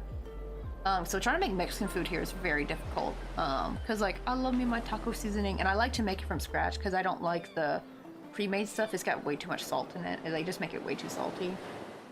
Plus it tastes better when you make it from scratch. And it's pretty simple. It's just a bunch of dry spices you mix together. Let's see. Oh yeah, when bodybuilders diet down for comp, they have no energy, their mood is in the toilet, and they sleep for like 16 hours a day. It's totally unstable for the long term and unhealthy as well. French cuisine tastes so bland to me. No offense. No, yeah, to be fair, like, I don't think I've ever had French food before, really. I don't know, does a baguette count? I know it's like the only French food I've ever had. Oh yeah, look at the difference between bodybuilders. Right, because I've actually noticed a lot of strongman competitions. A lot of people have like a much higher body fat percentage over there actually, but they're still really strong. Wait, I'm addicted to gochugaru. Dear Lord, I love that stuff. To be fair though, I did love it back then too. I can't really eat too spicy though, but it was very expensive to get in the States. But it's like much cheaper here. But it's like once you've had like the same set of seasonings over and over again for 4 years straight, you do start kind of missing the other flavors of life. Like, I think he got like, I think when he was in Belgium, he got like garam masala because we want to make some Indian food, and like just a bunch of spices. Like he got coriander, thyme, because you like thyme, coriander, cloves, thyme. I think I already said thyme, didn't I? Dill. Like we can't find that crap here. You can find dried basil, but trying to find fresh basil is like next to impossible here. And when you do, it's expensive. Like, oh god, little lemon seeds. It's gonna probably hurt your little Italian heart, but Mr. Coffee did find some fresh basil seeds. Like, and it's like barely a handful, like this much. Like I think it was like a couple of leaves was $4. $4 just for a small handful of basil leaves.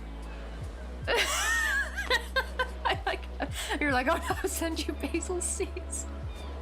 Right? Like, oh, I know sometimes you gotta be careful while trying to mail that stuff because I think it's, I know, like, are you even allowed to? Because I know with customs, you're not like allowed to bring seeds and stuff over, I think. Like, I know they're very strict on that. At that and dairy as well. To be fair, I think we do have some basil seeds though, because they actually sell them at Daiso, so we're gonna try to grow our own, thankfully. I don't know if, I hope, are there different types of basil plants? Because I'm hoping it's the same kind.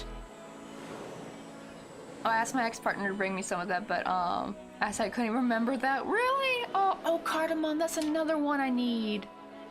Right, I should have asked him to get cardamom. Maybe when he goes to San Francisco, I'll ask him to get cardamom.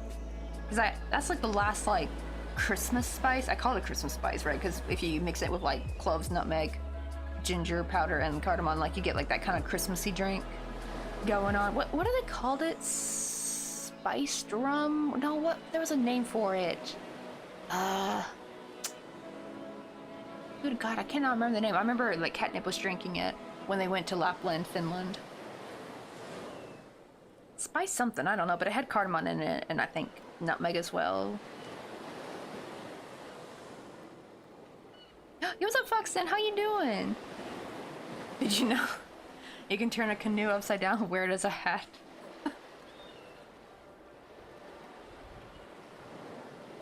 That would be a very, very long hat. It kind of looked like a banana hat.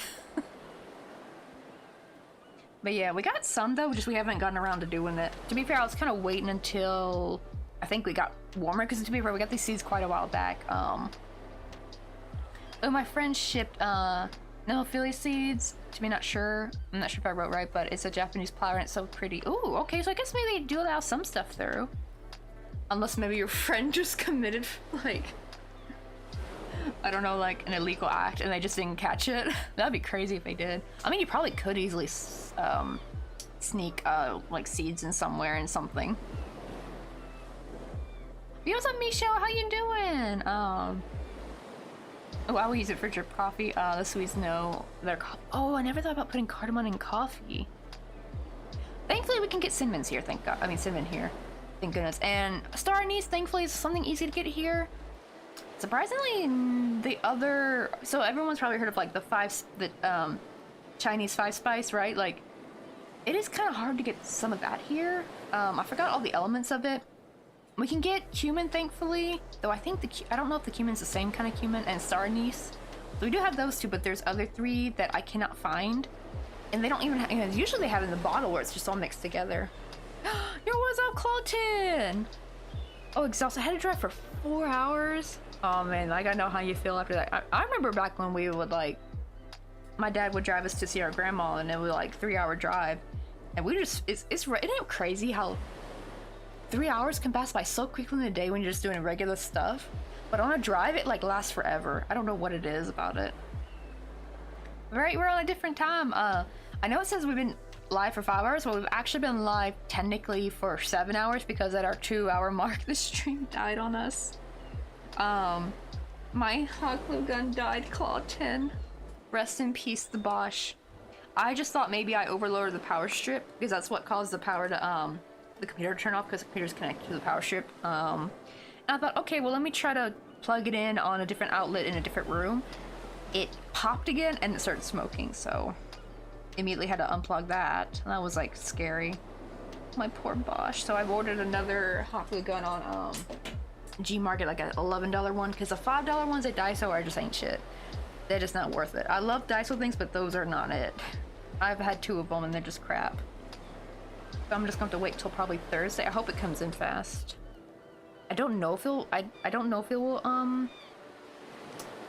ship out tomorrow. I don't think it was onward Shubal. Let me check. I don't think it was. If it says onward Shubal on it, it means it'll like literally ship out the next day if you order in time.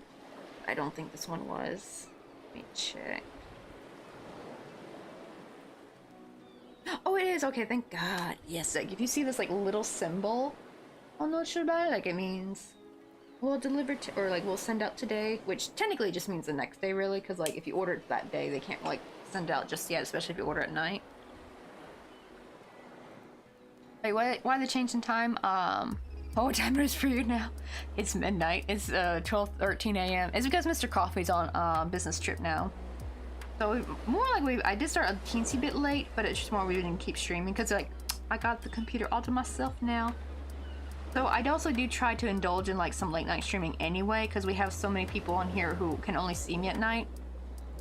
So I do try to take the opportunity to do some late night streamings before we go back to like normal stream when he comes back.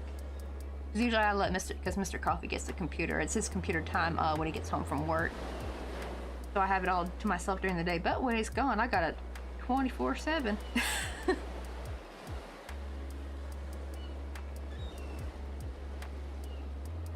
Oh, wait, which comment did I miss?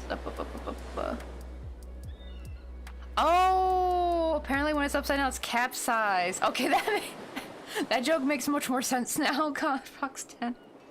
Oh my goodness. I was like, I don't know where the joke was going with that one. I'm like, okay, there we go. We got it now. Oh, me and the crew finished the project and oopsie, where'd it go? And oh, we're back home now. Oh, finally. Oh, the house, like you were doing like the renovations on stuff, right? Like the fixing things up. Once I get a proper job, I can start saving again. I will send you an Italian care package. And this will offer you cannot refuse. Oh, thank you, little lemon seed. Hot Also, ramen bucket! Oh my goodness, the raids today, guys. Like, this gotta be like our 6th raid, I bet. Hey, what's up, ramen bucket? How you doing? Let me get shout out real quick. Maybe we can grab some coffee? You want to go get some coffee with me?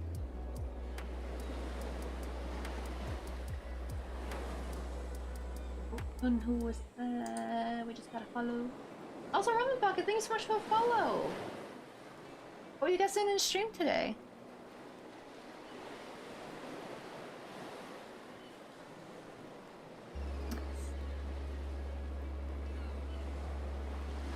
I was supposed to say, yeah, she's on this morning for me. Her, oh my god, that's right, it is morning for y'all, and I'm so used to it doing nighttime for y'all. I know, right? Fox is like, I completely missed that one. I don't know how my brain missed it, because you even highlighted it too. I'm just like, oh wow, the ADHD. Because to be fair, I was like, oh my god, trying to go through. I was so delayed on chat too earlier. I finally just got through it all, and we're finally back on normal. Probably so many people thought I had a severe delay or something. It's like, nah.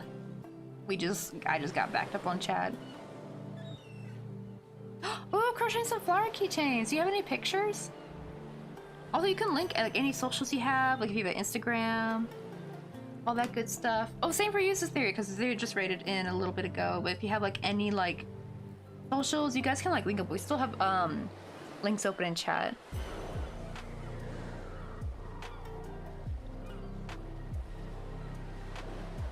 I'm actually thinking like, I'm gonna kind of wait, but we haven't had any more bots come in, thankfully. I might still just keep links, hyperlinks open in chat. I know I was actually kind of worried thinking I was gonna have to turn them off and give people like a permit link or something, like a permit command. But so far it's been quite since, because we did get like 3 in one stream one time. That's what was making me a little worried. It's like they kind of, it's like they could sniff you out. I mean, I probably should just go ahead and make the command and everything. I know that's probably safer, but it's just so much easier having links open. Oh, let's go and see. Also, your name is like so cute, like ramen bucket. Open you up on Instagram. I don't know why. Every time I click the link through Twitch, it wants to open. On like not even Chrome, but like the phone's like, you know.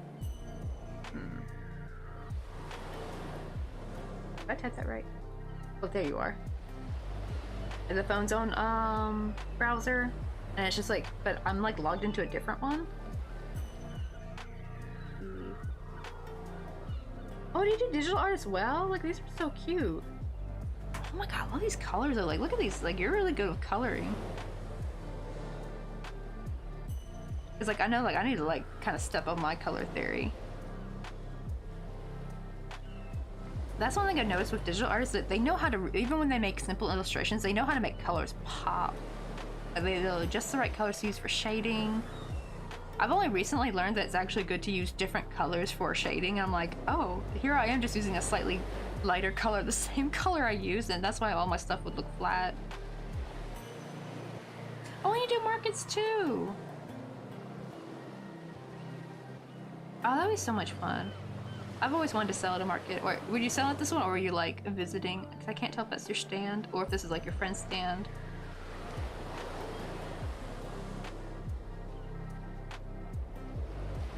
Well, this might be your stand. Oh man, though, like I really want to get into that, but I don't. There's just no place to sell here in Korea. Oh, you do markets. See, that's one thing I'm like really waiting for. If I do move back to the States, I want to do markets again. Oh shoot, did you give me a hydrate? Okay, there we go. I almost missed it. Because yeah, that's the problem, is when I click on the link, it takes me out of Twitch, so I can't really see the chat for a second.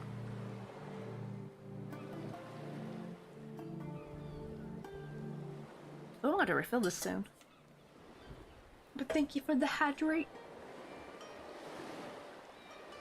Oh, I'm supplying some more stuff for oh, a music festival on Saturday.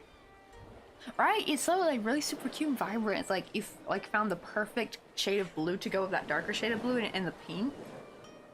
Like, cause I would never have thought to like kind of use the like blue as a highlighting shade. I'm still in the phase where I'm like, oh, I just use white to highlight. Like, yeah, and that's why my images are so flat. I don't really do digital art as much anymore, or any kind of art. I'm more kind of stuck more with crochet. Because sometimes my drawing abilities were like inconsistent. Like there'd be some days I just could not draw at all for some reason. It was weird. But I'm always consistent with crochet, so I'm like, let's do full-time crochet. At least professionally if I can. I'm still in the baby stages, but I'm trying to slowly grow my brand. Oh, doing a lot for another art market this Saturday. Let's go. I hope it goes well, because they look like so much fun. Especially now that with the pandemic over, I bet like everything's finally opened up. Oops, wait. We're trying to work on this little Crocheted Tiki bar. I made this last summer, but I kind of made it kind of quickly, so it looks cute from the front. However, you turn to the back and you can see all this glue and mistakes. To be fair, I was just kind of freehanding it, like throwing in. I forgot to stick the pole like through the panel, the top panel, before I sewed it up and glued cardboard in there, so I couldn't even sew it through if I wanted to. So I had to like kind of gently glue it in the back. So it looks kind of messy. Plus I want to make this into a pattern, so I'm trying to like write down what I do. All that good stuff. But yeah, we got everything out for the summer. We got our party chicks out. I love calling them the little party chicks. They got like their little outfits out. And these are, I can take these out by the way. Like these are like little props I make for my amigurumi. This is her original font. Oh god. You can see like the little stitch opened up a bit too much where her glasses were. Let me put these all back in. But yeah, ever since I started using jewelry wire, I was like, wait, this could be my thing to make stuff stick into my amigurumi. Because like I tried, but because you know Velcro is too big, for at least for tiny crochet. Though Velcro I think would work great for like people who do like regular size crochet. I think Velcro and stuff would work.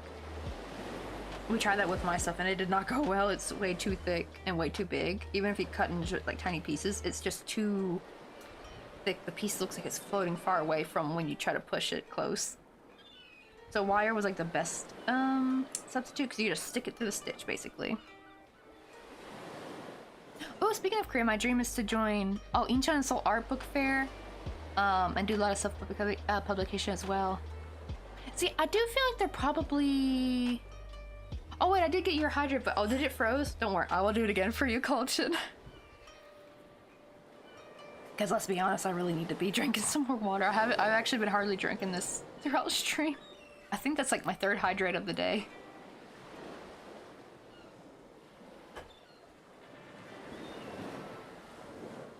Let's see. Also, Chucky Ducky, almost Mr. Chat. Welcome on in. Yeah, when that stream elements comes through, like it pushes y'all's chat away. I always end up crocheting blankets and shawls in the summer. I mean, okay, hear me out. To be fair, that's actually probably the best time to do it, because then they're ready by winter. When you're done with them, like then you got a nice blanket ready to go. Especially if you make them as gifts, then they're ready to give as a gift. Or like Christmas, or someone's like, if you got like a December birthday, or like even a fall birthday. I know it sucks because like, right, like your hands get all hot and sweaty. But right, because if you think about it, if you crochet all your blankets during the winter, then by the time they're done, it's like already time for not to use them anymore. Let me see, like what I need 1 or 10. Oh wait, which one are you talking about? Because I think I'm kind of late on the chat, so I don't know which of 10 you need of. I know, because I'm a little bit behind, unfortunately. Yo, what's up, A-Pie? Also, I need to click and see these flowers real quick. Yeah, it's been a while, because I'm finally kind of crocheting a little bit late tonight. These are so cute. Are you gonna sell these at the market as well? Because like, yeah, having a bunch of these. I feel like keychains are like a really great, especially crochet keychains. They're like a really great like selling thing you can put, because you can like, you don't have to charge too much for them. Because I know like some of our crochet work, right, we need to kind of charge a lot from, because it takes a lot of time. But usually keychains, especially like easy to like make keychains, are really good to make in bulk. That way you got like a simple item that you can kind of like put a bunch, because that's my problem with if I do want to make for a market, because my stuff is small. It's like I don't know how I'm gonna get enough out for a table. Oh, the party chickens. Oh, and the little, our little party chicks. Need like 10 of them. I do need to crochet a couple more of them. We have so many like baby chicks that like they got all their little own personalities. Like we got our little cowboy here, or technically our little sheriff. I can take his hat off, but his belt and his holster are like glued on though. But yeah, the hat's removable.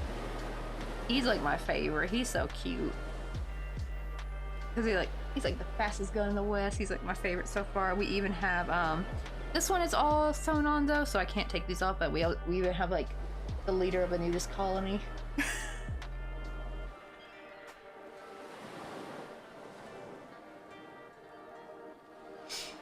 Oh, good point. I'm cuddling a frozen bottle of water with a hand wrapped in a hand towel to cook me down. It's amazing hack to get to sleep. I do like, oh, we have like a little, it's kind of like a giant flat ice packet. I need to actually clean it up and put that back in the freezer.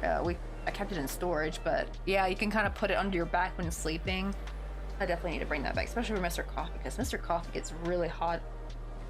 He's got some kind of internal furnace that I'm kind of jealous about, because he does really well in the winter. I do not. I actually do better in spring and fall at least, and a little bit of summer. Like I can handle summer more than he can, but I cannot handle winter. I need warmth. If it's too cold, I don't want to get out of bed. Oh no, even with the cool down though, it still feels like I'm cooking. Especially with the planet getting warmer and warmer, it's getting a little eerie. Also need to make the beaded pigeon for my friend. Also wait, did we get... Oh, Bella, thanks so much for following. Well, come on in. Right? The little outie sheriff. Oh, we got so many whispers. Wait, hold on, I gotta show you a few. Yeah, I still got, oh my god, I still got all my stuff in here from spring. We have, where's she at? The gardening one. Uh-oh, where's her little tulip? Is that, no, it's not that one. Where'd it go? Is hers is removable? I think here somewhere. Not this one, is it? No. Where'd her little tulip go? She had a little tulip. Well, here's the painter one. We got like a little painter with a little French beret on. This little guy. This one's also my favorite. She, what do you call it? She got a little sakura latte. This was like kind of for like, they didn't have a sakura latte in Korea, but they did have the cute sakura decorated tumblers. They had sakura latte in Japan though, so that was kind of to celebrate that. Oh, here it is. I found it. I found her little tulip. And then one of my other favorite ones, the gardening one. Ah, I just dropped it. Now where'd it go? Get back here. Okay.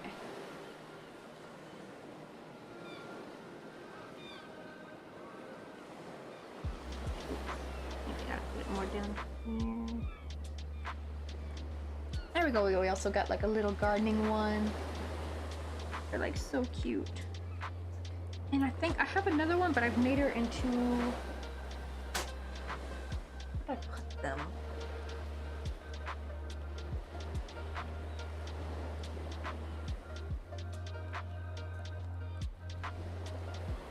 Where I put them though, because I have some that are as ready to make to sell. What I call phone charms, but I forgot where they went. Oh, here they are. Okay. But here's another one. She's the sweetheart one. These are available on the coffee page, by the way. We have a little sweetheart one, and she's got a little heart. The thing is, she actually had a mistake made because you can use a lighter to kind of get rid of fuzzes on your yarn. It's weird because it is milk cotton, but it somehow works because usually you don't want to use it with cotton. Usually you only want to use it with acrylic or any kind of like synthetic yarn. But I don't know what the milk fiber does, but it lets me kind of do it if I do it quickly. And it actually discolored the her belly a little bit. So I was like, oh no, I just finished her and like I didn't want her to go to waste. And I was like, let me just put something there. It's small enough so I can just put something to cover the bad spot. And I just made a heart. And then I crocheted like a tiny amigurumi heart to use as a little chain, like that way when it's on your phone it looks like this. Same for the gardening one. She's got like a little daisy. Little daisy there. And then for the sakura latte one, I put one of the same sakura flowers that I use for my sakura earrings. It's like the perfect size, so I did that. She's so cute. I'll just put those back over there. Oh no! I'm sorry, I haven't seen. Please don't unalive yourself over the cuteness, because I know, right? Like, too cute to die. I feel like it's like It can be kind of like that with these baby chicks. They are too cute. Even when I look at them. That's why I make so many of them. They just bring me so much happiness when I look at them. Like, they just really brighten my day. They seem to be a popular favorite among everybody, too. Like, Alfie loves them. Her favorite is the clown one. Where is actually the clown one at? Let's see. Oh, I don't know what I did with the nose. I still got the wig here. I think that's her, maybe? Take out her, watermelon and her hat. And I can just put this on the top. I had like a little red nose I can put, but I don't know where it went though. But yeah, they had like a little clown wig. Right? It's like I really just like pink, but if it has Sakura on it, I love it. That's true, 'cause I kind of didn't really like pink myself growing up either. It was like one of my least favorite colors, but ever since like getting into like Korean and Japanese culture and stuff, is like, oh my god, Sakura is just so, like, that kind of pink is so precious. Like, maybe because, I think it's because in the 2000s, like, hot pink was the thing. And I'm just, even to me still, I'm not into hot pink, really. But, oh my god, like a soft, very light baby pastel pink in the shape of flowers and stuff. It's just so delicate and sweet. Thank you, Ramen Bucket. This is probably one of our bigger pieces, though, but we did Dallas the Derpy Dog, but he still ended up pretty small. But I love doing, like, any kind of, like, tiny stuff, because I usually focus on, like, really small little guys like these, because they're just so much quicker to make. Bigger characters like him take quite a while to make. But I love, like, making little sceneries, especially food items. I love making food items. Like, I have a thing of, popcorn here, and it's got, like, the individual popcorn kernels. Let me pick some of these out. These were really easy too. Like, they were just what do you call it? I think it was like 6 in the magic circle, then you decrease, and then you do like a puff stitch in the remaining 3 stitches and done. Like, they're so tiny. We had this out during last year, which was which we're gonna do again too for September. I'm making September like officially circus theme. Circus/carnival theme every what do you call it? Every September. That's like the time most carnivals and most fairs are open. Oh, I almost forgot Little Lemon Seed, the last of them. The chef boy. I plopped him on top of our Thanksgiving turkey we made a couple Thanksgivings ago. But he has like his little chef hat. He's got a little cleaver and a dead fish. And that mustache, because I don't know if I can recreate him to sell though, because that mustache was really hard to embroider, unfortunately. Oh, are you a Thanksgiving baby? And my best friend, and also my friend Tito. Oh, actually, Tito, I think Thanksgiving is his birthday, I believe. I know the mustache. Oh my god, that mustache though, let me see if that took 4 tries. This boy had a mouth operation. Like, I had to do it, like, didn't like it, ripped it out, started over, and it was so, oh god, he went through quite some hell.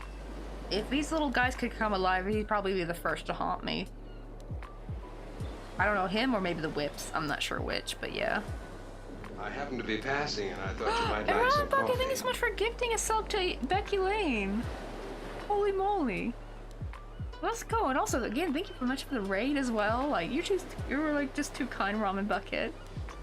And I like the little chick on the turkey, right? Like, he's just so cute. But I forgot, I think I was like gonna do like a choose your fighter meme, but I realized I forgot to post the other pictures of the other characters.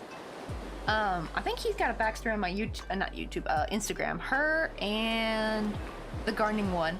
Like, her fighter's name is the Weed Whacker.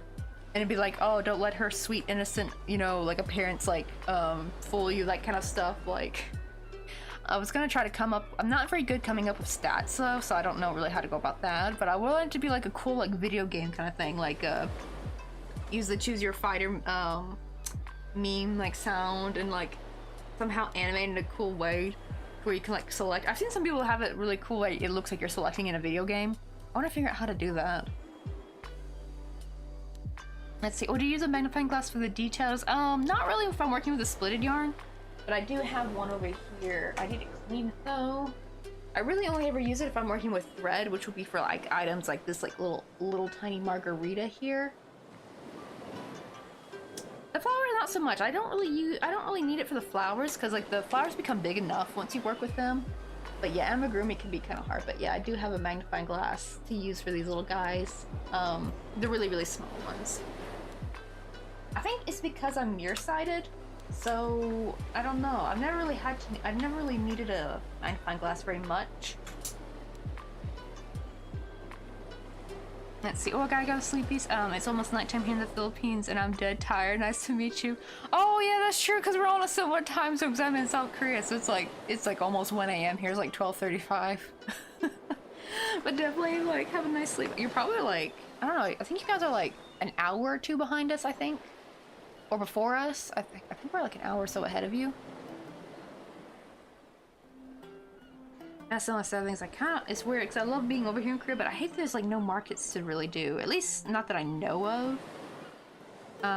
It's not like in the States where it's like so easy to sign up for it. Because whenever I try looking up like any kind of art stuff, like only like big official events that are not for small sellers pop up. They're like for like big corporations, unfortunately.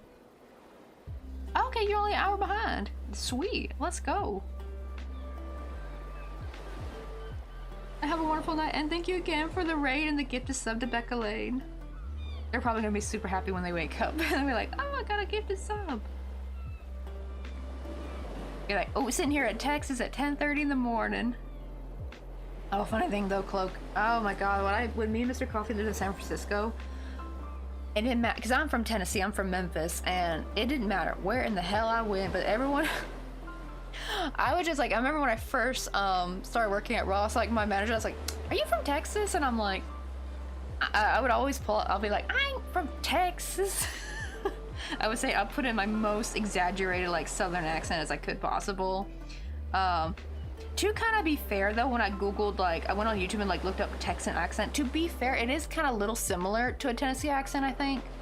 And I think that's what, so I don't know, but at the same time, I feel like they just hear Southern and they think Texas. Like, it's so different. Like, Alabama and like Atlanta is like so different. Like, South Carolina is so different too. Like, I think it's because we can hear it, but they can't. Maybe because we're so used to it, right? It seems like y'all.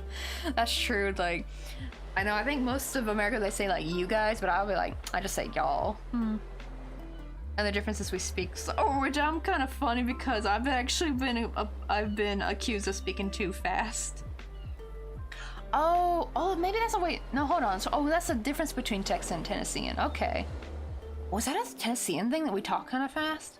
To be fair, I thought it was just my ADHD. I didn't know that was a thing because I have had other Tennesseans say I talk too damn fast. Actually, even my husband said his English listening skills got good because it was so hard for him to keep up, because he's got a really good grasp of English, by the way. Like, he studied for like 10 years in America, and also they study English at schools here in Korea like their whole life practically. But usually they have a hard time with the conversation. But since he actually went to elementary school for a bit in Boston when he was young, and most of his college days was out there in California, so he already could understand. But you know, like, they're much more chill out there, right? So me speaking so fast, he said it actually made his understanding so much better because it took so long. He had to like focus really hard on what I was saying. I did try to slow down for him a bit. But yeah, it is kind of hard to keep up with it. Like, I don't know why, I just naturally want to talk fast. I'll talk so fast that my words start mumbling and blunding. So I'm trying to be a little bit more focused on it.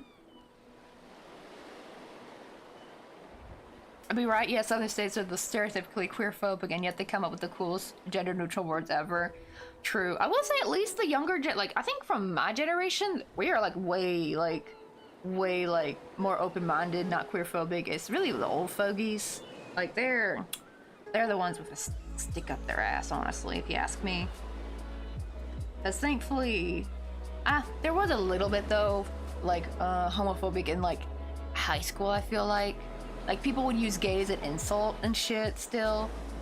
But I feel like some of those same people thankfully outgrew it a bit.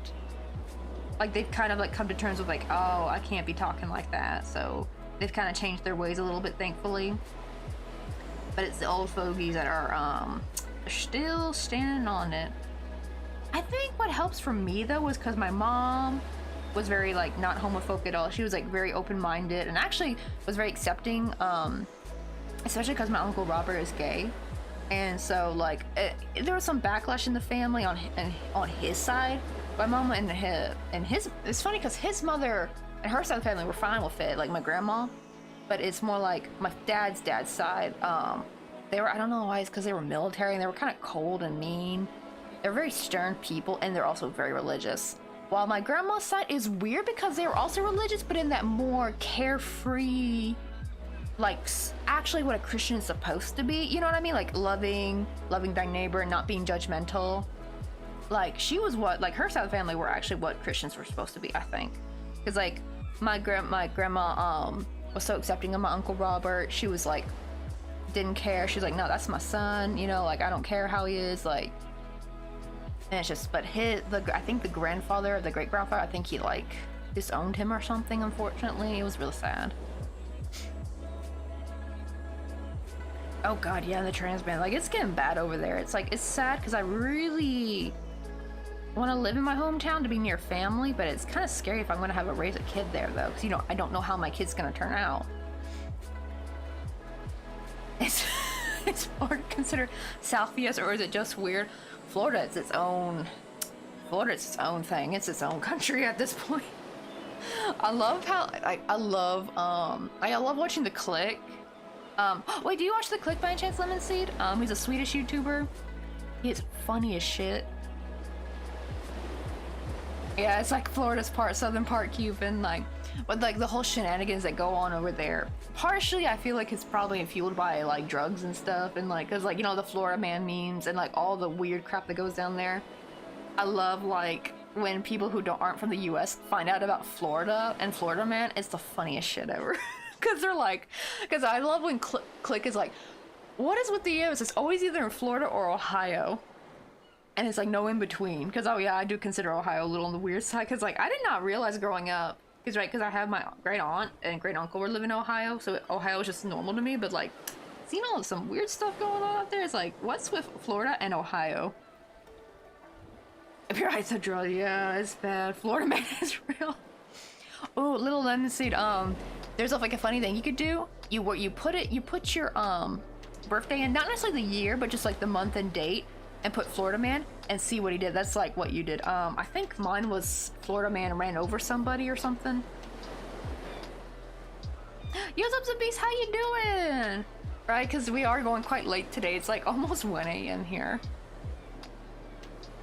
Now I understand why everyone gets to retire home in Florida. Right. I thought, like, honestly, I wonder if that is kind of part of it. Like, all them old retirees just trying to be like, oh, we just want to move down here because we want to be nice and warm and stuff. And it's like, makes me think they're having some fun in their retirement. I don't know.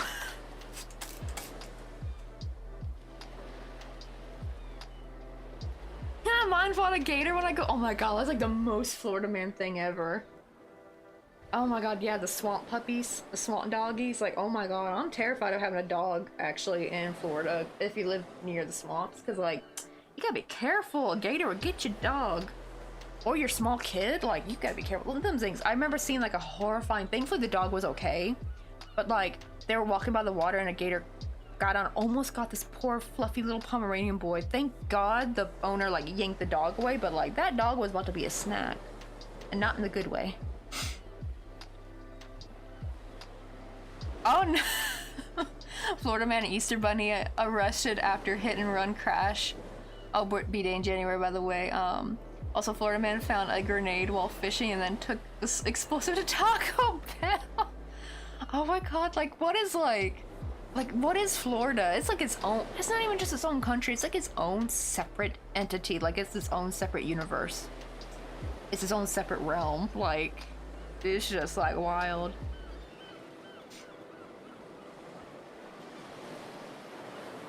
Wait, can you repeat? Don't lie to us. Oh wait, oh, what was I supposed to repeat? Because to be fair, I was kind of a bit back. Try to make sure I didn't miss any chat real quick. Okay, I didn't, okay.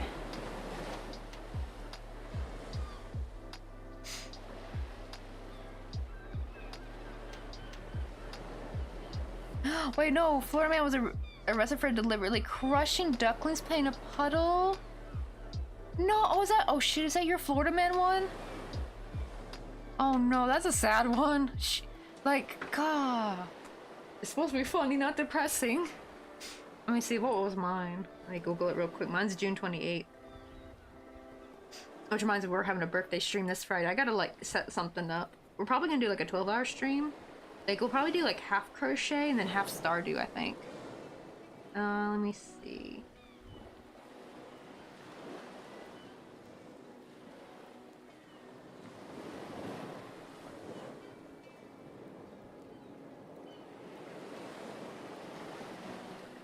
Oh, I got a new one! Oh my god, it's from this- oh wait.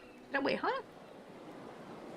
Oh, liar, I almost got excited, because like, it said Florida Man, faces 50-year prison over turtle smuggling, but it says February 28th. What? I don't get that. Unless the actual thing happened in June. Let me see. Nope. What? I put June 28th. What the heck?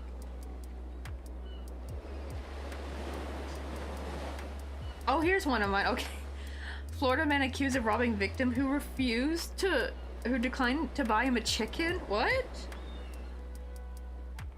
The man didn't want to. He didn't want to sell him the chicken.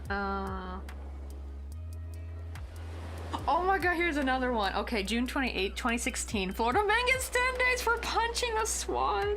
What's with the ducklings? Why do people have like what's Florida man got against ducklings and swans and shit? Like, oh my god, no, why? Why are you so horrible to the fowl and the like the birds? Like, I guess you can kind of technically have like more than one Florida man because I don't know if anything happened in 1995, but yeah. Oh goodness. All right, not the duckies. Oh, if the United States were an extended family, Florida would be the crazy cousin we all talk about but don't hang out with. Oh god, yeah, they're like the real black sheep of the family. We're like, we don't associate with him. Right, I wonder if that's why actually. Maybe the birds shit on the people and they're like sick of it. So it's like Florida man takes his anger out. Like we all have one of those dang cousins, damn fat fingers. Honestly, right.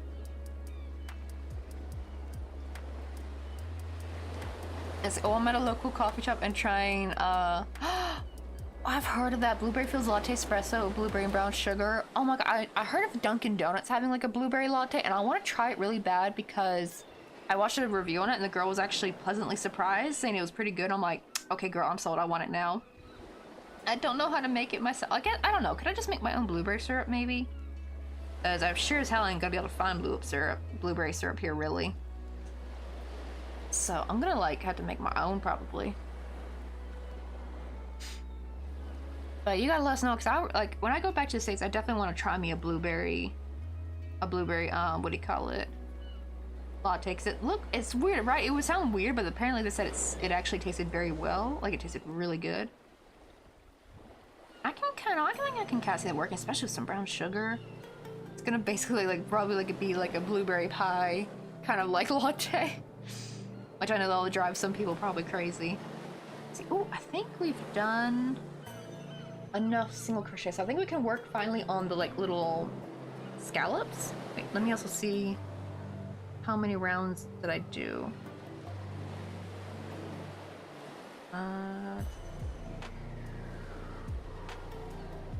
Wait, did I increase there?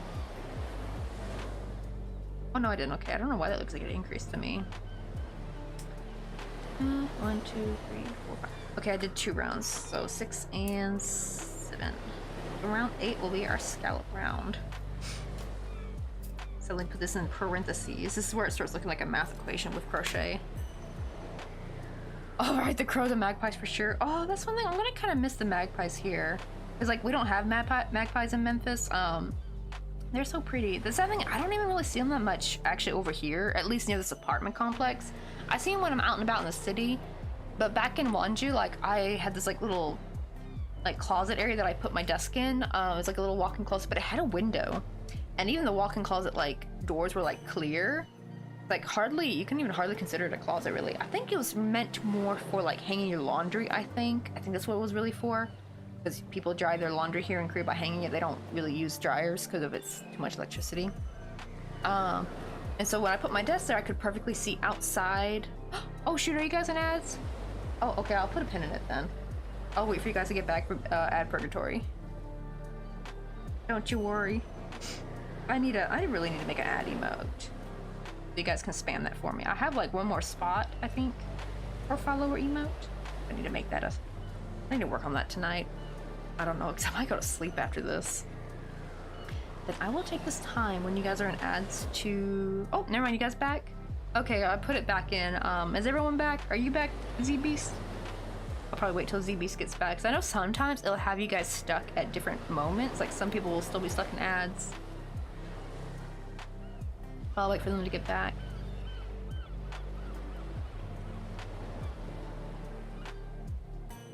Okay, you're back? Okay, I was like, yeah. If you see me do this little symbol, that means... I usually do that when I see people say you're stuck in ads. I'm like, okay, I'll put a pin in it, like in the convo. That way you guys don't get stuck. I need to make like a ad emote, like a follower emote that you guys can like spam maybe. So you guys can let me know if you're in ads. It's like do it as soon as like the ad plays, like just spam it so that way I can know. Because it does suck, right? Like having a convo and then like the ads coming through. Birds are reals or spies sent by the government to take our cheesy bread by Florida Man, quote by Florida Man. Honestly, right? Also, I miss me some cheesy bread. I miss me some cheesy garlic bread. I mean, they have that here. They just love to dump a ton of sugar on it. You guys ever have garlic bread with a shit ton of sugar? It ain't pleasant. And I don't know why, but they love it here. I can't find no damn savory garlic bread here. It drives me bonkers. I have to make it myself. But yeah, I was talking about like I want to see magpies. I'm gonna miss them when we do eventually move back. But let me go on my Instagram real quick because I have a picture of this like little room I gotta go down in my old crochet room. I do still miss the spot sometimes, even though I love the view here because I can see the mountains and everything. This was like more of an intimate foresty spot. Where is it at? Where you at? There we go. See, I could like see outside and there's like this little forest area. And I would, especially in the winter and fall, I would see the magpies there. And there were so many. But yeah, I kind of missed this spot though. It was really nice. And I had like a little nice thick edge wall where I can like put stuff. This was like during summer. I had like I think like a mixed berry drink and like I had my circulator and everything. But yeah, this spot was nice. So I missed it a lot. There's a really funny scene I have, like it's in one of my studio vlogs. It's like the one and only studio vlog I ever made. I need to start making more of them.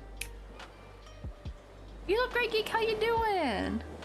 We're just working on a little umbrella for the little tiki bar. We're trying to remake it and rewrite everything. I'm trying to make it a wee little bit longer and a little teeny bit bigger so I can have more like room for a third drink hopefully. And I also want to change up the umbrella. And I want to make it into a pattern, hopefully like a paid pattern. But yeah, it's like the garlic bread's why I don't get the hype. Oh my goodness. Oh, little Lem said you probably would hate it. Cause I remember the first time I tried it, right, a can of spam emote. That would be kind of cute though, actually, like a little spam, but instead of saying spam, it says ad. Oh, that would be, maybe I should do that. That's kind of cute actually, cause I'm in Korea and spam's very popular here. But yo, little lemon seed, I remember Rice garlic bread and sugar, like, and it's not just like a little bit of sugar, it was like a lot of sugar. Back when my husband used to work at the Hogwen owner, she would sometimes buy us like baked goods and things. She was really nice, and she bought us this like cheesy garlic bread, and I was so excited, like, oh, I haven't had garlic bread in a while. I take a bite, and you couldn't even, like, they sprinkle the sugar on top as well. Not only do they bake it with lots of sugar, they sprinkled, you could taste the granulars, like, oh, it was so sugary sweet. I'm like, that much sugar should not be with garlic. It's one thing, I think, when you're making Korean food, like some kind of Korean barbecue, because yes, there's gonna be a little bit of sweetness in it. Usually, not really even from sugar, really. Usually it's from like the Korean pear. Like if you're making bulgogi or something, you mix lots of garlic, soy sauce. I feel like the only time to add sugar, I think, with garlic is if it's with soy sauce or like a lot of Asian cooking. That's the only time it works. Not with some cheesy garlic bread, nah.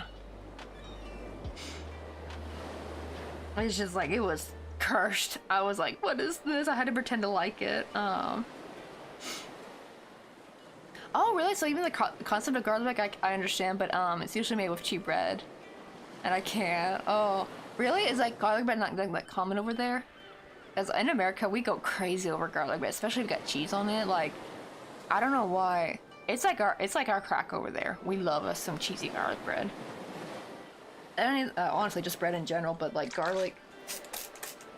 At least that is like one thing. At least me and Korea got in comments that we do love garlic because Korean people love their garlic, and I do like that. So at least it's easy to find garlic. Actually, if anything, it's actually easier getting garlic here, like peeled, ready to use. It's really nice. Alright, the cheapest crack around. I know, right? Probably making every doctor probably upset. Be like, you need to lay off the cheesy bread, and it's just like, no. It's so good.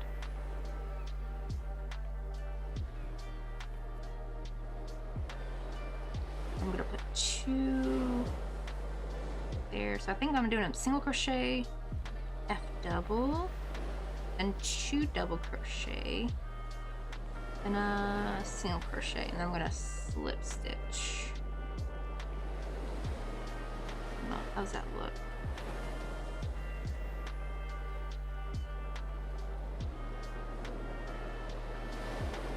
I don't know why it looks a little funky there.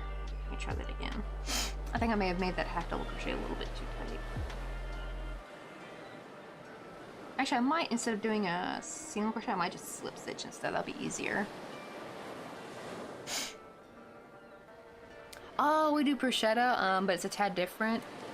I think I may have had it. Have I ever had bruschetta? I'm not sure. I'll have to like Google an image and see if I've ever had it. Well, I happily take my loaf to early grave below. The dog can go kiss some, can go fly some kites. I almost read that it's go kiss some flies for a second. I'm like, oh my god, my reading comprehension has gone straight to the toilet. Do not touch my cheese. Every lactose intolerant person ever, honestly. It really is.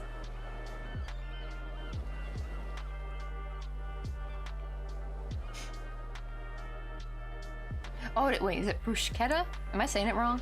To be fair, I butcher words all the time. I actually have to like look up the audio version of it, like the audio pronunciation, for me to actually get it. Oh, okay, so the K, wait, the K is, or wait, no. Oh, CH is K in Italian, okay.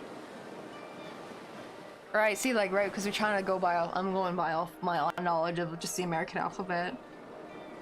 I think that's what gets confusing with other languages that also use the alphabetic, that use, like, the, Latin alphabet. So it's, like, really can throw us off. I think that's actually what made learning Korean much easier for me, is because it's its own, alphabet. They have their own characters and you just build syllables, and it's, like, really easy to learn. But since it's so different, since it's not using Roman, I don't even pay attention to Romanized Korean. I hate it. It's like impossible to read. That's why I stick with Hangul. Hangul is so much easier to read, honestly. Okay, I'm just gonna slip stitch and see how that looks. Does that look better? Oh, that looks much better. Now I'm gonna switch it. Uh-oh.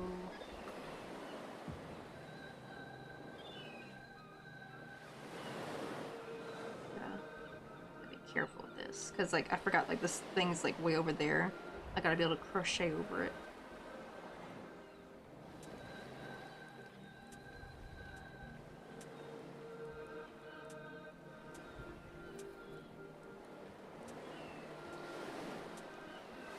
I don't want to pull it too tight.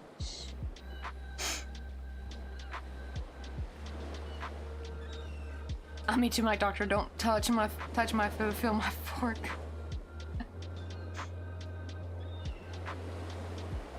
Right, and be like, oh my god, it's giving like mess with Crabbo, you get the stabbo. Like, you mess with my food, you're gonna get a fork fork stuck in ya.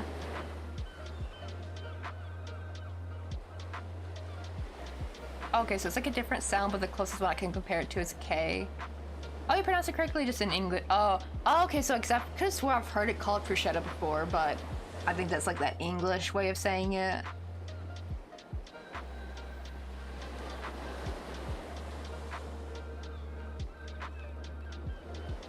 Oh, so you can say it's like the chemistry. Bruschetta? Bruschetta? Is it like that? I don't know if I'm still saying it wrong. I probably could just like look up the you can look up like the Italian version because there's even a dude who like will show the different pronunciations and it'll actually show what's considered English or American or British English. Like they'll have separate ones and they'll have one in the original country. Like right, like who the frick knew that I thought, you know, like Warsaw, Poland, right? Because I always heard as Warsaw growing up, but it's actually Warszawa, I think. Sounds completely different. Like where in the hell did we get Warsaw from? Oh, did I say it right this time? Bruschetta. Yeah, okay, so it's like a slurred K. Like, right, because chemistry. It's like, I'm gonna call it the drunken K. I think that's probably the way to say it. Saying it with a drunken K.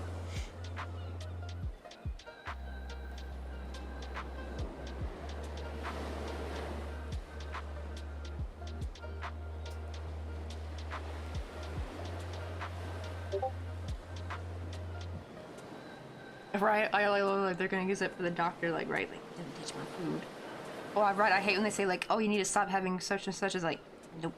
I will maybe lower the quantities for my health, but I will never cut it out together. Like, I always, like, whenever I hear people say, like, oh, you should try cutting out dairy. No, screw you. I will never. I like bread and dairy, like, nope. I will be eating bread and dairy till the damn day I die.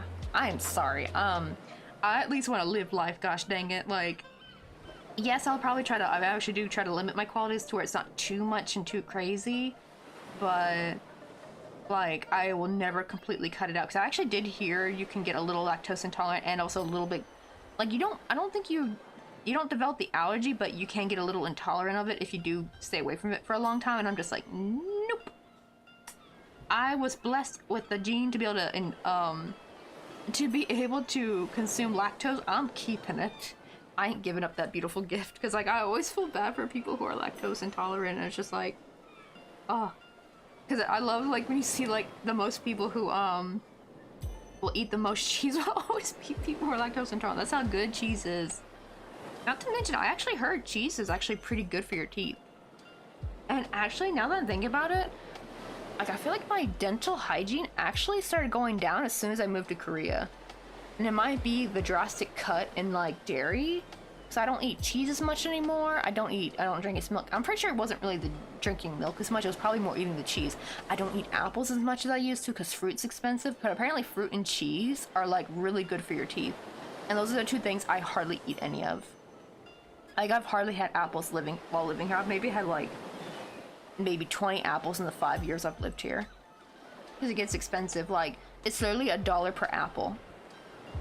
If you want to get apples, which is not like crazy, but it is kind of crazy, but not as crazy as like $15 strawberries, and it's like only about this much strawberry.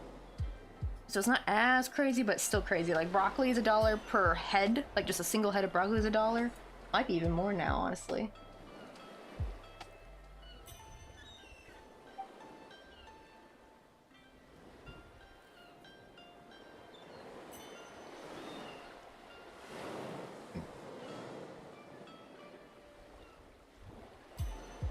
So Mr. Coffee said, oh, it's a long conference. Because, yeah, this is like a long one, actually, for them. Usually they're only like 3 to 4 days long, but this one's like 5 days. I'm just texting him back, like, I thought maybe this was like a huge popular conference.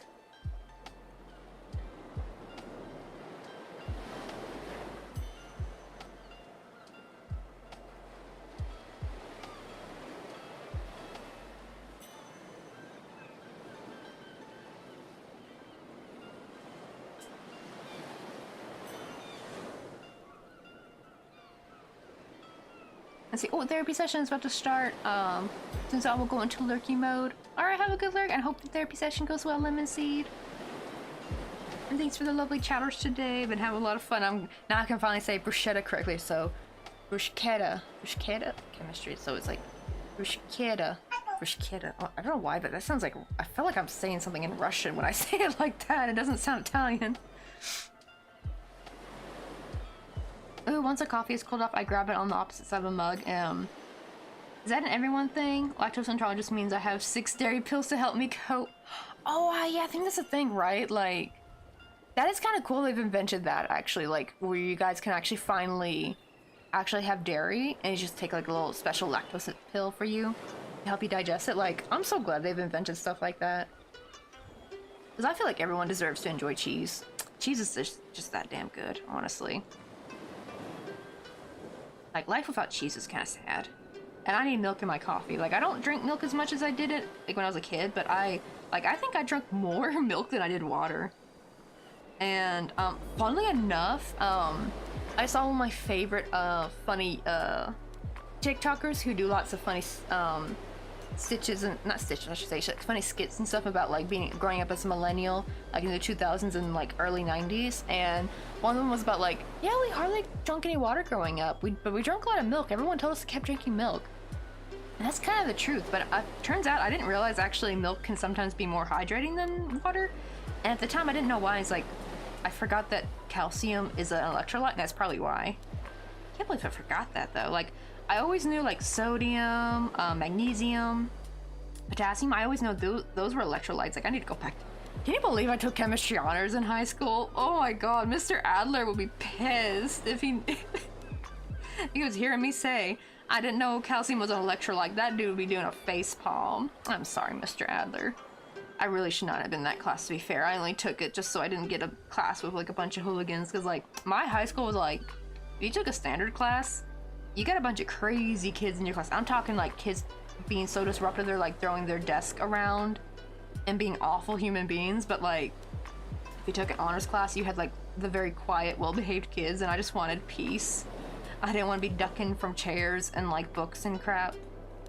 I just wanted to chill. And so, but it was like the worst decision because I am not made for chemistry honors, that was for sure.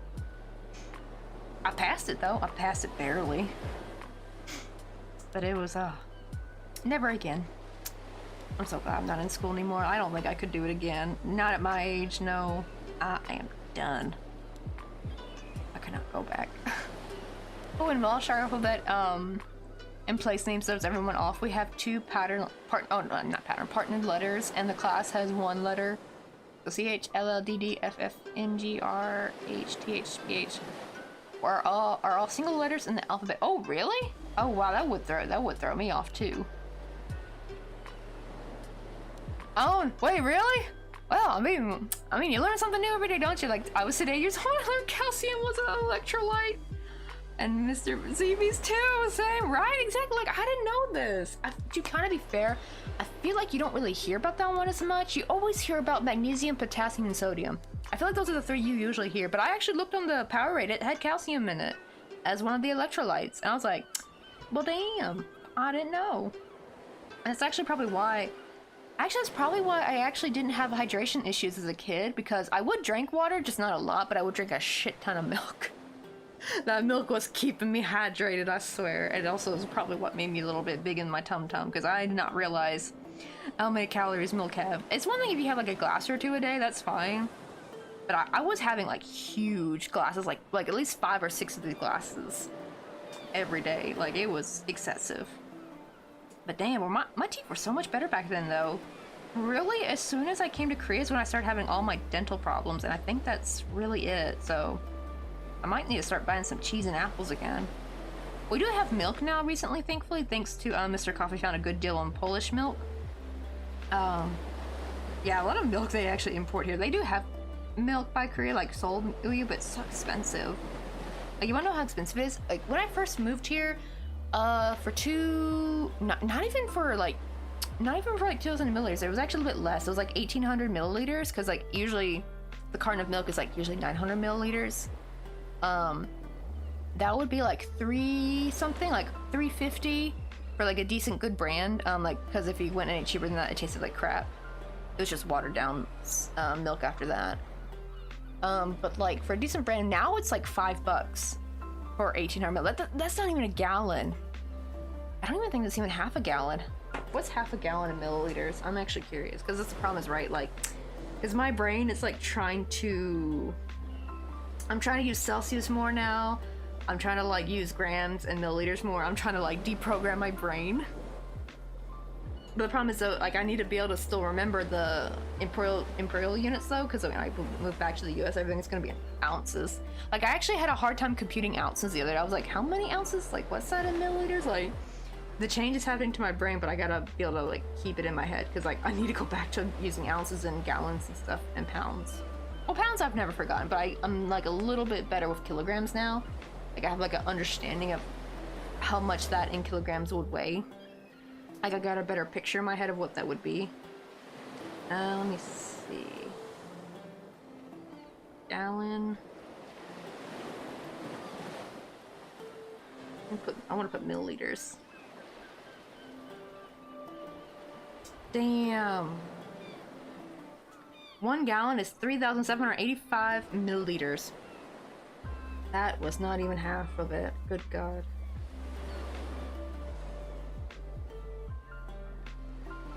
Oh wait, actually I take that back. Maybe it is. Wait. I remember they'd be like 900 mil.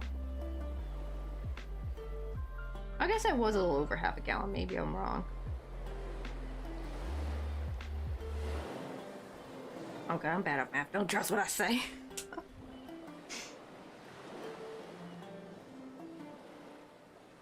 That's probably actually why metric is so much easier, right? Like I actually like how most metric is like, it's like most things here like to be like at an even like 100 milliliters, 1,000 milliliters, you know, like 500 milliliters. Like even for kilograms, it's at a nice even like half, like 500 kilogram. I mean, 500 grams is like half a kilogram, right? Like it's just nice and even, and I love it. While Imperial is just like, eh. Man, basing everything off 12 gets messy, but like if it's based off 10, it's like nice and even, easy to divide.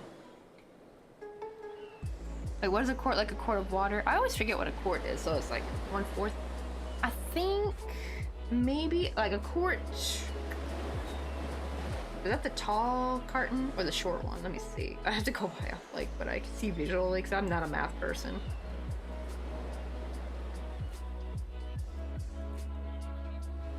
Oh, okay. So you just get 2 quarts. 2 quarts for like $5 now. Yeah, this is like, so this will be in 2 packs together. It used to be 3 something. But that's the thing though. In America, you could get a whole gallon, which is practically like 4 of these, or at least 3. Maybe like 3 of these would equal a gallon.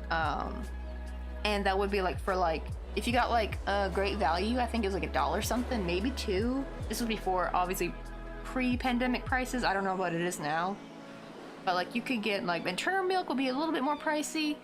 But like, it was so much cheaper than a Korean milk, because Korean milk gets crazy, like crazy expensive. Oh, that's why. Okay, Mr. Coffee said there's actually 2 different conferences going on, and that's why it's so long.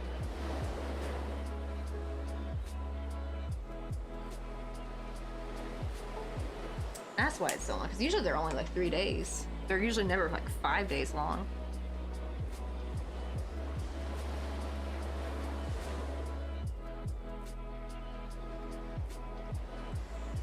Oh man, girls, way more than that now. Oh no, how much is it, Zabeast? That's what I was so I'm actually so mad now, because I was thinking like, oh, can't wait to go back to America and have cheap cereal and cheap milk again. Oh, I can't wait. And then I go and see TikToks and YouTube shorts about like the rising prices of milk and cereal in America, and I'm just like, I'm sad now. I'm like, no, the one thing I was freaking looking forward to, now it's the same price as Korea, and I'm pissed. I'm like, no, don't take away my milk and cereal, dang it. And now I'm actually seeing people trying to make homemade cereals and stuff now. I'm actually trying to do that myself, because yeah, cereal hill is very, very, very expensive. Like, I think like a small box of cereal, not even the big boxes, are like $8 here. Granted, it was like that before the pandemic. I think they might be even a little bit more expensive now.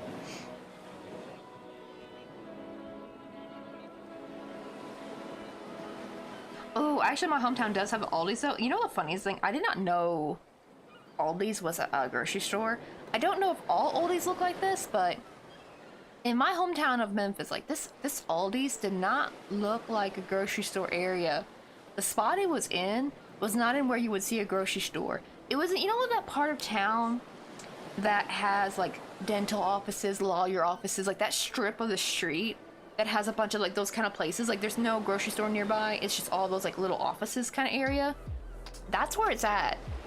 And I just thought Aldi's was some kind of office company, because like even the building itself did not look like a grocery store, and it didn't even have a very big parking lot either. It just did not give off grocery store vibe, and I was like, wait, that's a grocery store? I've never been in it. Now I want to go in it now, because my dad's been shopping there actually, and I'm just like, no, didn't tell me that was a grocery store. I've been wasting my damn money at Kroger, because Kroger just be like, prices just be like crap, honestly. They charge too damn much.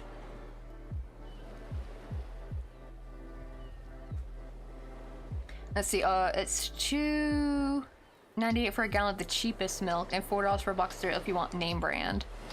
Okay, so at least the box of cereal, is it like the big box, or is it still like a small one? Man, they used to be like $2 though. That's definitely doubled in price, but it's like double that though. So at least, it seems like the cereal, is that at Aldi's though? Or is that like everywhere it's $4? But even then, like I'll still take $4 over $8 though. Like cereal's expensive here. And it's like hard to even have milk with it, because it's like the milk, I save the milk only for coffee now actually. That's what I just basically use it for, and maybe a little bit of cooking. That's about it. I did thankfully find oh, my oatmeal, I forgot I used it in my oatmeal, because oatmeal made with water is just sad. I'm not gonna lie, that's some sad crap if you ever have oatmeal made with water. I did find some powdered milk that actually tastes really good. Like I actually never knew powdered milk could taste so good, because like I don't know if it's just the powdered milk in the States, or if my dad just got some kind of different powdered milk, because like the powdered milk my dad got growing up tasted like ass. It tasted horrible. It did not taste good. It just, it had a really weird aftertaste. Grant, I don't know if it was full fat powdered milk, because what I have is full fat powdered milk, and oh my god, it actually makes my coffee taste so good. It actually almost tastes better than regular milk, because it's got like a more heightened sweetness to it, and it just tastes so good and creamy, and it's shelf stable. I love it, and I get it in bulk. Unfortunately, like I was hoping I could maybe still buy it in the States, but on Gmarket they don't ship this item to Korea. I don't know if Clawton's still in here, but I think Clawton tried to get it. Was it Clawton or was it Stephanie? Somebody was gonna try to see if they could order it. I thought it was Clawton though. And then they found out it doesn't ship to the States, because you can buy stuff off Gmarket, because that's the thing of Gmarket, it's supposed to connect the States to Korea. Like in America you can buy Korean products, and in Korea you can buy American products, but I actually just usually use it for like buying Korean products, because it's just cheaper and the shipping's cheaper and quicker. I will sometimes get some like overseas stuff that I usually can't find anywhere else. The problem is it's usually overpriced, unfortunately. But and that just like kind of made me sad. All the prices are up. I'm scared to see like what else I'm thinking of. How much has meat gone up too? That's another thing, because meat's very expensive here, and I've heard meat's going up real bad in America, like the price. And eggs too. Like to be fair, we did have a bit of spike in the price in eggs back during the pandemic, but thankfully it went back down. But I think eggs are still kind of a bit expensive. I don't know. Let's see. Usually you can get eggs here for, I think, for a set of 30, because we don't even bother buying eggs in the like little 12 pack at all. We get them in the set of 30, and it's usually like 10 bucks, I think, maybe 7. They used to be like 6 or 7 actually before the pandemic, but now they're like 10. They got up real bad. They were like up 15 actually during the pandemic, $15-16, but now they've kind of gone back down to 10. They didn't go back down to their like $6-7 range for 30 eggs. I don't know. Is that a good price?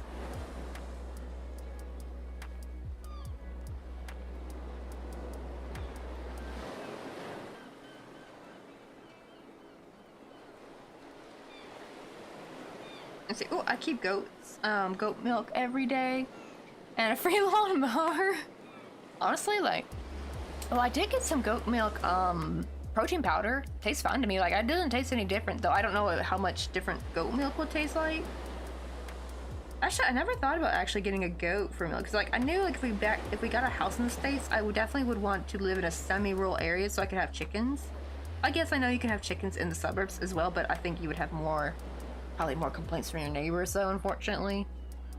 And I don't want to live too close to people. I don't want to live near no pesky Karen, honestly. So I want to like live in those rural areas where it's like the houses are like kind of nice and far apart. Like I don't need to be having no snooping Karens on my lawn. And have some like maybe have some chickens.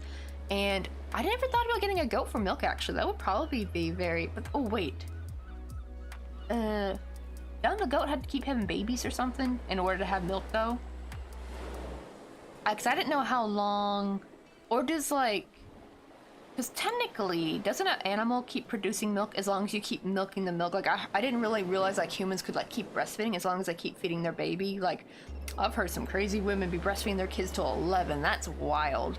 But I guess apparently if you don't wean it off, like your body keeps producing the milk or something. So is that what it is for animals? Like they just gotta get pregnant once and then they just kind of keep milking over and over again?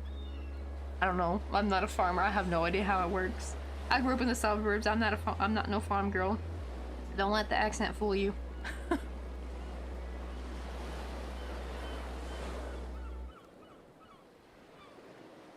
Oh, so chicken is, oh wait, almost forgot. I wish we had the varieties of Coffee Mate that they have over in America. We only have original low-fat powder here. Wait, really? Same here in Korea, like, they have Primo, which I giggle at every time because isn't it like cousin in Spanish? But yeah, that's about it. Like, they don't have flavored Coffee Mate or anything. They don't even have the liquid stuff. You know, like you could go in the refrigerator section and have like the different coffee creamers, like, that is one thing I'm really looking forward to. I freaking miss that so much. And even like syrups, like there's not that many. Like I went to the coffee section and they had simple syrup. That was it. No hazelnut, no vanilla, no caramel, no nothing of this. Just that. And I'm like, that's it? Simple syrup, just sugar. I can make that shit at home. I don't want to buy that. Like, even like you can get honey here. I did get some honey, so I do need to try putting that in my coffee and see how that tastes. But yeah, it's like, but it's for, oh god, honey's expensive here. It's real bad.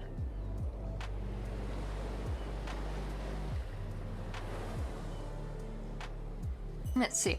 Oh, okay, so you get 300 days for goat. All animals need pregnancy to produce milk. That's kind of what that's what I thought. So you have at least 300 days and rest them for 60 and then rinse and repeat. Ooh, chicken is $3 for chicken? Damn, that is a lot. That's like triple price, ain't it? Because didn't it used to be like $1 something? Beef 4, pork 2, best price I can find. That's like the cheapest prices. Because here in Korea, it's like, you can get like, you'll look at a little small thing of ground beef like this tiny, and if they want like $8 or $9 for it, and that's the cheap stuff. If you see like the premium stuff, which I guess wouldn't be ground beef, but like little bits of beef, it'll be like the littlest packet, and it's like $14.99. Or, well, I guess it wouldn't be $14.99, it's like, because Korea usually puts like flat prices, so it'd be like 14,000 won, 15,000, like I've seen 16,000 won for like little tiny packets of sliced beef, and it's like really small. It's just like, damn. Yeah, there's a reason why Korea used to be a vegetarian country, not because of their beliefs, but because they just didn't have enough for meat. Because yeah, Korea used to not, like, they actually hardly ever ate meat. Only the nobles and like royal people got to eat meat actually back in the day. It's actually just like a new phenomenon that actually regular people can eat meat. So I guess that is progress at least. But yeah, it's like, damn. But the problem is, like, why some vegetables and fruits gotta be expensive too, right? I think that's what pissed me off. Is if it was just the meat and maybe the dairy were expensive, but the fruits and vegetables were cheaper, I probably wouldn't be so mad. But like the fact that like fruit is so expensive here, and even some vegetables like broccoli, oh god, cauliflower is really expensive here. To be kind of fair, like there are, like if you get like, I guess because they're not native to Korea, and I guess I have to import them, or if they do farm them, there's not a lot of farmland here. There's actually a lot of strawberries actually come from here. They're grown here. There's like strawberry farmers and everything, but it's so small. So I guess like the supply is limited, and I think that's why they have the price so high. On a podcast I listened to, someone who was maid of honor said her friend, the bride, called off their wedding on the morning because she walked in to find. I heard that story. Oh my god, Chucky Duckies. Wait, do you watch Mark Narrations, Marky, or like Lost Genre? Oh my god, I remember that story. I forgot who read it though. To be fair, because maybe both of them read it. I feel like I may have heard that on Mark Narrations. I love his reactions though, they're the funniest. Oh my god. Yes, I remember that Reddit story. Oh. Oh, heebie-jeebies, like, Like, that is just like, tell me you're a boy mom without telling me you're a boy mom. Like, boy moms are scary. They terrify me. If I have a boy, I am not about to be no damn boy mom. I'll be a good mom, but I won't be no damn boy mom. There. Like, it's just creepy. From what I've heard, the theory is that with the boy moms is that they're not getting the emotional needs from their husband or something. The emotional connection and everything, so they're trying to get it from their baby boy, basically. Yo, what's up, Game Effects? How you doing? To be fair, we are doing a very late stream. It's like almost 1:30 for me. In 5 minutes, it'll be 1:30 a.m. But it's because Mr. Coffee's on a conference, so it's my time to kind of rein in. Plus, I didn't stream yesterday, so if you think about it, I'm probably just kind of making up for lack of stream from yesterday. Because I got home too late and got too baked by the sun, and I went to sleep for a nap to recharge before stream, and I slept through my alarms. And when I woke up, it was like 8 p.m. I was like, oh yeah, it's hell too late for stream. So I was like, I'll just do a long stream tomorrow. And I try to do later streams because there are some people who don't get to see me unless I stream at this time. This is actually my old stream time too, actually, when I first started streaming. I did more games and I streamed at night. But now that I do mostly crochet streams, I usually crochet during the day when we get lots of daylight in. It's actually still very bright at my table, but I think, I don't know, you can tell it's got that artificial light feel to it, I think, because people can usually tell when the natural light comes in from the window. It just looks so much better though, in my opinion. But it's like, ooh. Oh yeah, those meat prices are for cheap, but for cheap cuts and ground beef, right? Like, oh, that's not even for the good stuff. Right, cauliflower and cheese are a match made in heaven.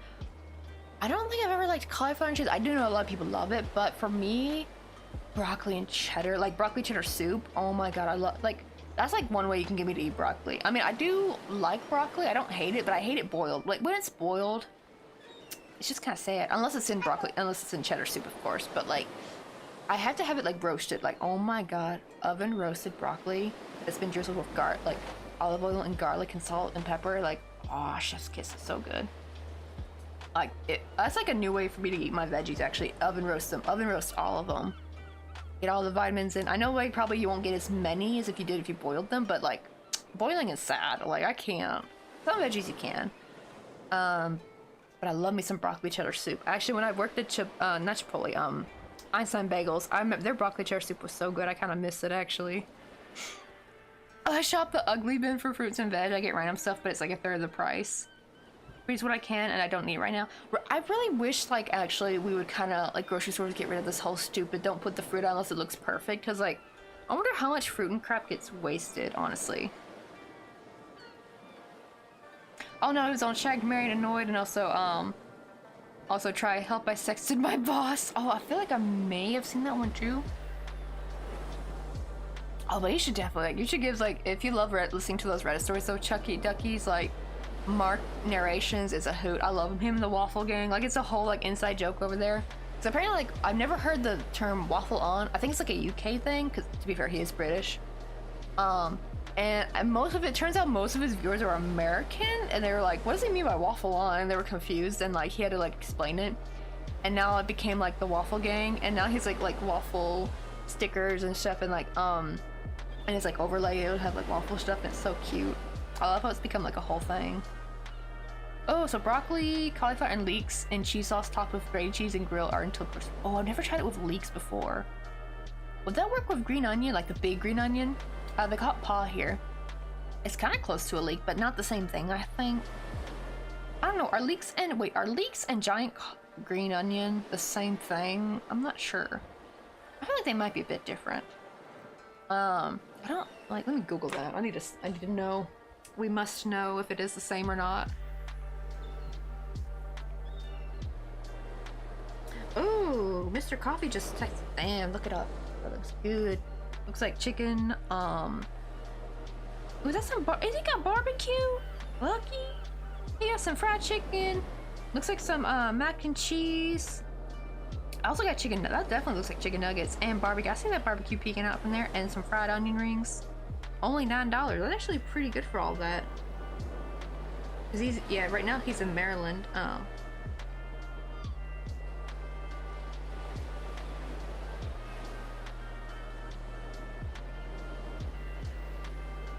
me see. I must find the perfect sticker.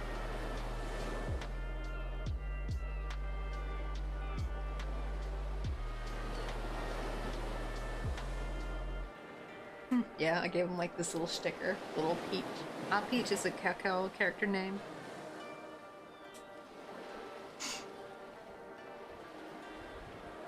Like, oh yeah, that would work too. Oh, they also have something called like pageant here, where you just cut the paw up and then you make it into like a pancake, crispy pancake.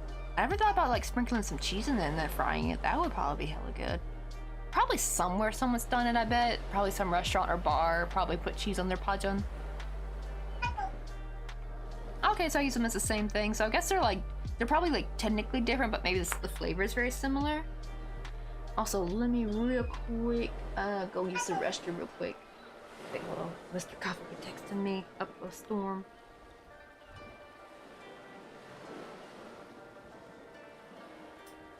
Well, okay, it's technically $10, $9.99. I'm gonna eat it again today. It's a pick. All you can pick in one box? Oh, I miss stuff like that.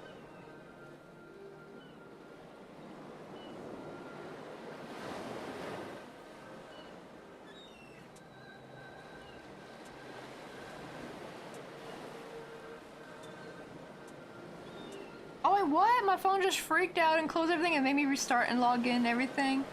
I swear, the more they update Twitch, the wonkier it behaves, right? Like, and honestly, it really does. My palate is not refined enough to know the difference. Probably mine not either, honestly. I can taste the difference between pa and chives, because I feel like chives, like, I don't prefer the taste of chives, honestly. Like, I feel like pa is more watery in a way, and probably a leek is as well, because I feel like leek and pa will probably be very, very similar. But I will be right back. Let me go use the restroom real quick.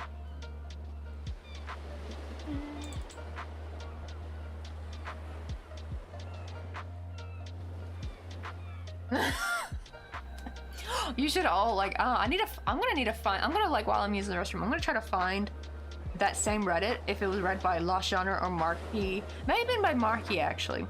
Cause like there's Marky who's Australian and Mark Narrations who's English. I need to find who read that story.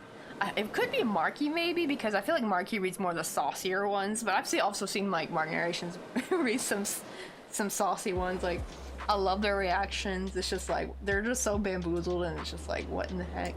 I'm gonna try to see which one it was. Probably if I find it, I'll probably find out who read it, because they're pretty big on YouTube. I will be right back. You guys can chill in our City Pop elevator music in the BRB page.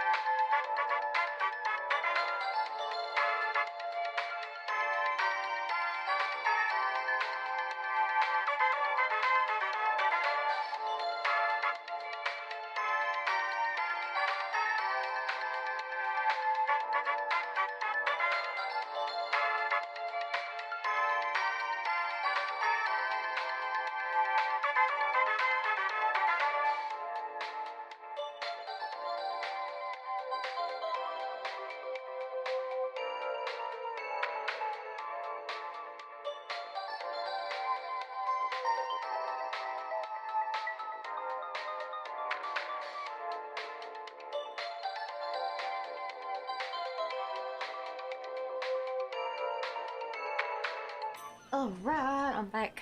I also got me some pink lemonade. Not pink lemonade, I mean watermelon Kool-Aid. Let me take the last sip of my coffee. I know it's like, it's gonna be 2 a.m. soon. Here I am still drinking some coffee. Where you got Cyndaquil? I think mine was Hobble, I think. I like my little starter Pokemon. But yeah, I found it. I thought I think I have heard it from one of them. I could have swore. But I also heard it from Charlotte Debray. And that's the only video that popped up when I tried looking it. Let's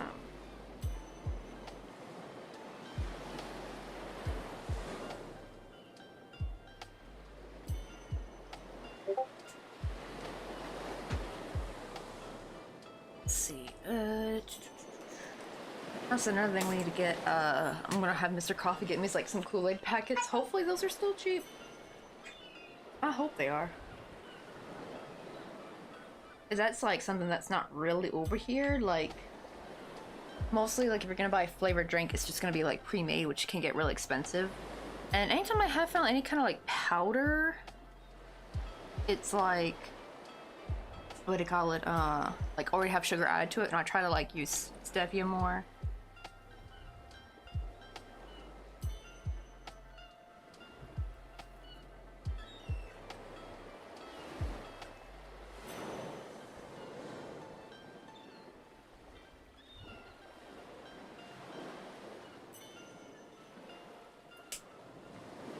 Oh, there's Mr. Coffee!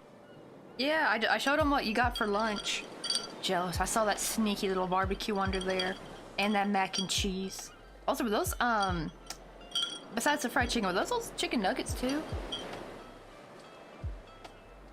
Oh, so those are the two conferences. So I remember the DRC one, that's the one I showed Daddy. But EMC, okay, so that's the other one.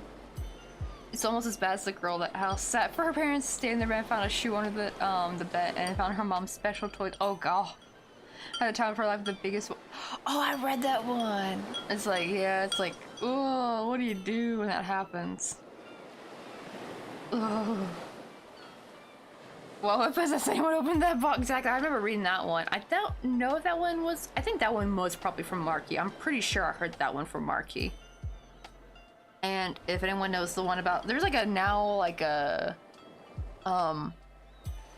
like an inside joke with the Marquis and his fandom is like, or his, you know, his viewers is about couches because of like a particular couch story of like one girl who walked into her parents doing it on the couch, but the mom was wearing one of the daughter's dresses, and turns out they were trying to like cosplay. She was trying to cosplay as her daughter, which was so messed up. Like that one spiraled. That one, but that was on Marky, and like, I think someone else had another story of a couch, and he's like, please, no more couches. So now it's like a running joke about couches over there. It's like, oh god.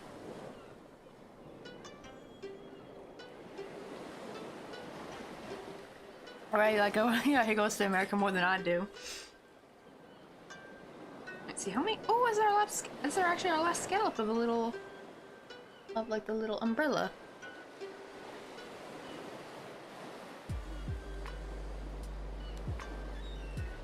I know, Chucky, like, yeah, you should totally subscribe to Marky. You'll find some juicy ones on his channel. Kool-Aid is still cheap. Okay, that's good. Oh yeah, don't forget, Boo Boo. Don't forget about Kool-Aid. Do they have Well, I don't know. Do they have Kool-Aid at the store? Or Flavor Aid. That's another one. Flavor Aid. I don't know if they have Flavor Aid there or not. But hopefully they did, because I hope they have some Kool-Aid. The only thing I'm a little bit peeved about is that, because I got a bunch of Kool-Aid back from Memphis, and they didn't have strawberry kiwi anymore. They had hardly any flavors. Thankfully they had a lot of watermelon, that was actually one that we did not have growing up. I think that may be a new flavor, or maybe our store just never carried it, but like the blue raspberry, the mixed berry, the strawberry kiwi, like they're all gone. Like, they're not there no more, and I'm mad, because that strawberry kiwi is my favorite. You're right, like, don't forget Coffee Mate too.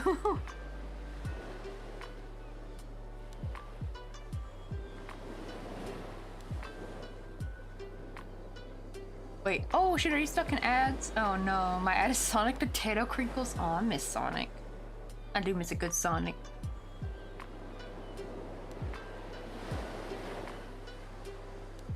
Praz still playing? Usually they're done by now. Oh, it's because I snoozed them earlier, so now they play at a later time. I think that's why. I feel like mods should not have ads. I feel like that should be like a get out of free jail card. Right? Yeah, I showed everyone the yummy chicken and the barbecue and mess. It's got like what, the mac and cheese in there.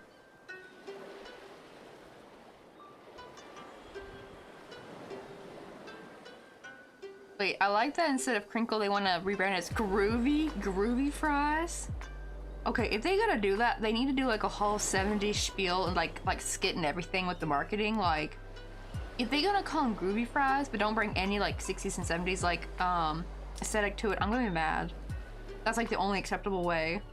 They have to like make all the marketing in like a 70s theme, and like probably a bunch of inside jokes about the 70s. Like, that's like the only way to move forward if they're gonna call them groovy fries.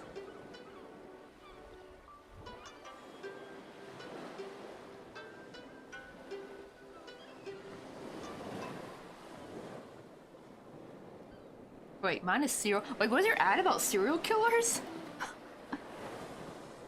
That'd be hilarious. I'd be on wondering like, what the heck are Twitch ads going on about?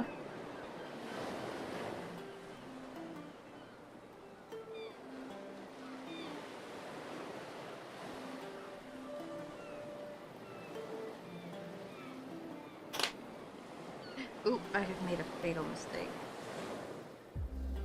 Oh no.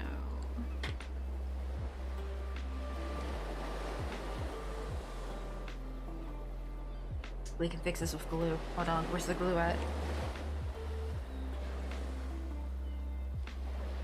Wait, oh, really? Is that actually the University of Maryland actually blocked the Wi-Fi because you were watching Twitch? Maybe because it takes up too much, I guess.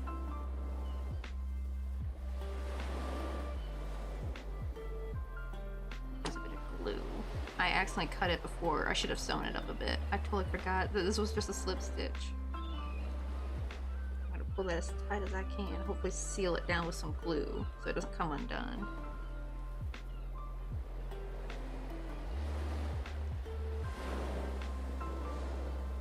Ah! Get out of here.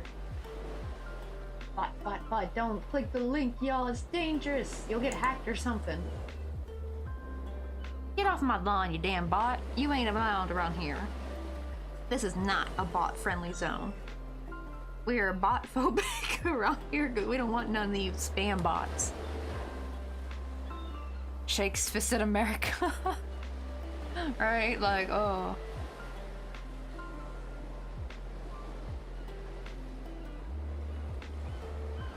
Well, if you ever come to the K, go to Hastings and they have a true crime museum. Oh, there's actually actual artifacts from serial killers that have been donated by police and the families. They have a ton of Jack the Ripper stuff and the Cray brothers. That is insane. I never heard of a serial killer museum. I'm definitely gonna have to go visit that because I love me some true crime. Oh, did you have a chance to watch like Eleanor Neal? She's usually my true crime go-to for like Europe, like UK cases. She doesn't do just UK, I think, but that's like her main though, is doing UK. And then more for America, I get like Kendall Ray. And for like Stephanie Sue, you get more like Asian, especially like Korean cases. But you get like a lot of China, the Philippines with her as well, so it's not just Korea. And a little bit with Grazy TV too, which Grazy, I love Grazy, but she also has like that more, like she also has like more mystic type videos as well. But I'm mostly watching for her like Asian true crime. My goodness, I can't speak. All right, bot phobic. I'm using that now. Right, we bot phobic in here. That's the only phobic we're allowed to be. Yeah, I love Kendall Ray. A funny thing is, actually, when I was tutoring this girl named G1, the problem is though, it was like I didn't get no monies from it at all, like at all. So I stopped using the little notebook because I used to kind of like work at the Hog one Mr. Coffee used to work at. Really more just like unpaid volunteer work because they did not pay me, unfortunately. And but I did enjoy spending time with G1 though. She was really sweet, and she was such a down-to-earth kid and really smart too. So I was like, you know what? Because her English was really good. She did not need that damn workbook. That workbook was so stuffy. Like the topics were so dry and boring. And she already had like a good, like she spoke very good. She had barely had an accent. That's how well she spoke. And she had like a high level of understanding, what I would say. Like, so I was like, you know what? It's probably better if I just watch real media with her in English and like get her like better feel for it. And I would watch not all Kindle Red, because I would watch like the more safer ones, like the one about the hot coffee, like the documentary. I think she did a video on that. We did the Bonnie and Clyde one. I don't think I did any of the actual true crime with her, like nothing that would have been serious. I watched more of like the more like little safer tidbit ones, not just Kindle Red, but I had some other ones too we would watch with her. We'll just kind of watch it together. So I was like, yeah, if you're not gonna pay me, I ain't doing your stupid workbook.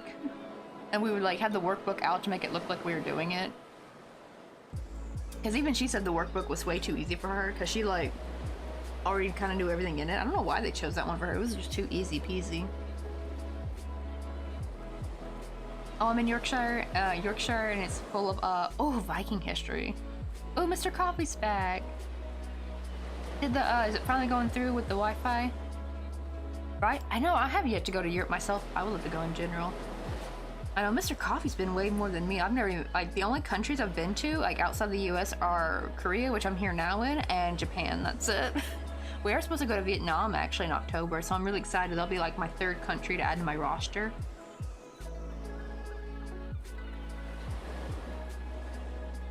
Let me say, oh, got to go, Huz is on his way home, and I need to deal with the tea. Oh, yeah, that's another thing I learned, too, thanks to Catnip. I love Catnip Studios.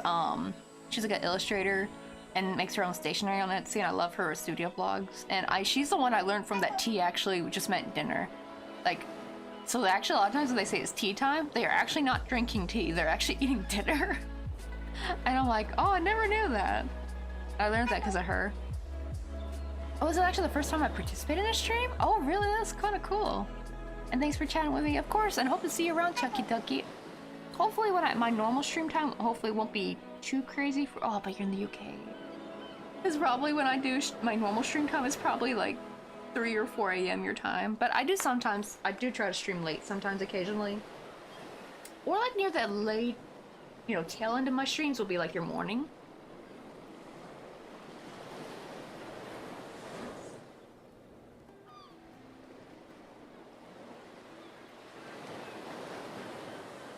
Like Mr. Coffee said, dude, till I finish the comp for 70 hours streaming.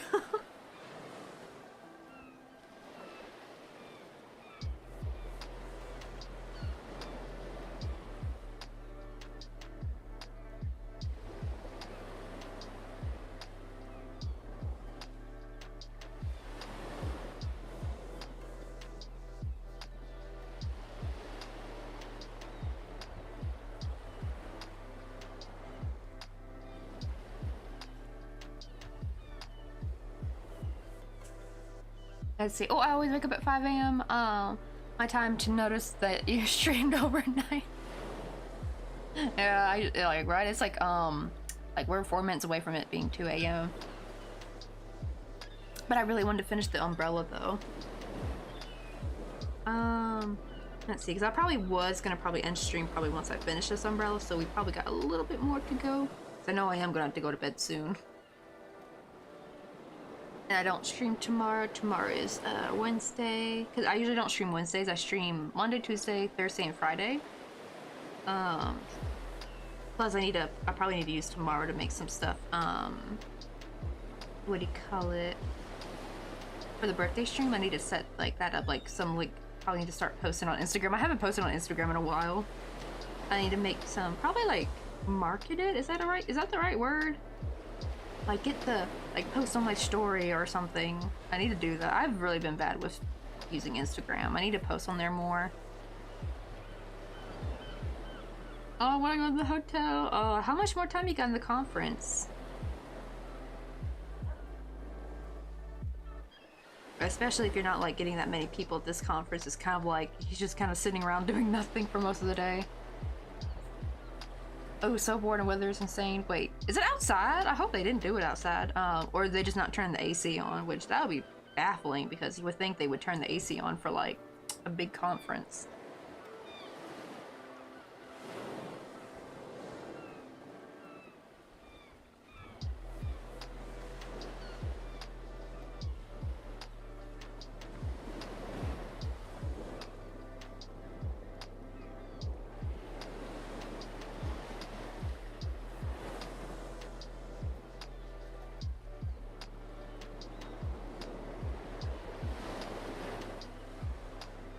Oh god, he thinks it's like 105 in my area today? Oh god. Is it like, I'm hoping, is it like a dry heat? Like, I know that's still awful because it still like bakes your skin. But, ugh, I would take a dry heat over humidity. Now, if that's 105 with humidity, I'll be like, oh damn, just kill me now. This is already hard enough dealing with the high 90s and with humidity because it's awful. Oh no, the air you can right. Oh god, it's like a nasty moist hug that never leaves you. I hate humidity so much because I know, like, I've heard people complain about dry heat. I'm like, well, what's the alternative? The alternative is having high humidity, and believe me, you don't want that. As you said perfectly, you can wear the air, like it's that dense and suffocating, and you don't sweat properly either. Right? At least with dry heat, you can actually, your body will sweat properly, and actually you don't really get that sweaty, I feel like, right? Like your body actually dries off a lot quicker. But with humidity, like, you stay sticky and sweaty all day long, and it doesn't matter if you shower, because as soon as you get out of that damn shower, you're gonna get hot and sweating unless you have like the AC on. That's like the only way for your body to dry properly in the home, because like in here we don't use the AC too much because it gets kind of pricey. And oh my god, trying to dry off is impossible because like it's just, you'll stay damp and moist for like practically forever, no matter how much you try drying off. I hate it so much. Thankfully now we have like a small AC unit we have in our bedroom, so we do use that now, and I'll turn it on when I'm trying to dry from a shower because like, ugh, it's like the worst. But I hate winter too because like I hate drying out in the winter. Oof, after a shower, too cold. But it's still better than summer though. Oh no, no smoking area. And next year is Duke University. You know, bueno. Wait, where's, I forgot, I don't really know where most of the universities are. Where is Duke? Let me see.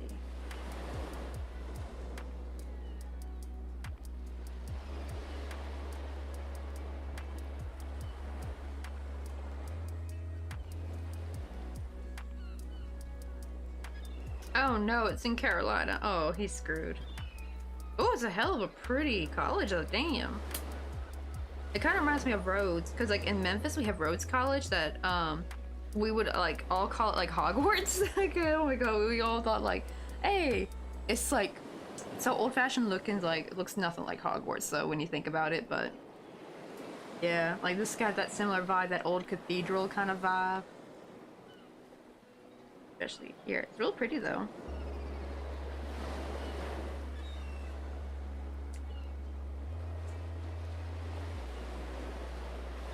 Yep, tough life for a mileage man, right? But at least the good thing with this kind of job though is that so even though the company pays for his flights, right? But he gets to keep the miles on his account. That's actually how we're gonna kind of save some money too when we go to Vietnam. He's able to use some of his miles for that. Or if he can like upgrade to like a better seat. But the problem is though, it is at the cost of his sanity though, unfortunately. Especially like, it wasn't so bad before, like he only had like maybe a conference here or there, but now they're like much more closer together. Like when he gets back, he only has a week until he has to go to San Francisco.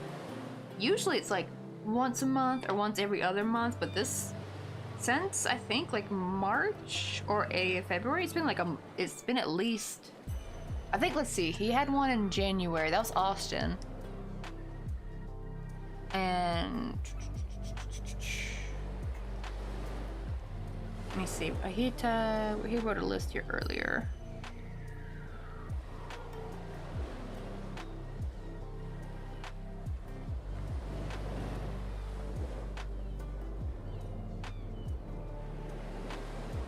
Yes. When did he go to Seattle? That was March. right? Yeah, Seattle was March, I think. Or was that April? No, that might have been April. I don't know if he had one. He might not have had one in March. But he had one in April, he had one in May, and he had one, and this one in June.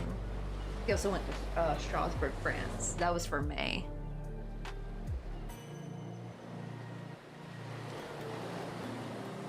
Alright, tell him to be the chair of the EMCDRC so you can go home when I do this work, right?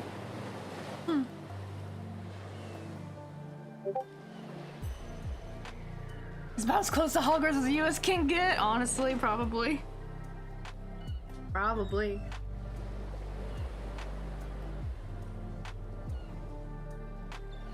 Okay, now let's get some wire. How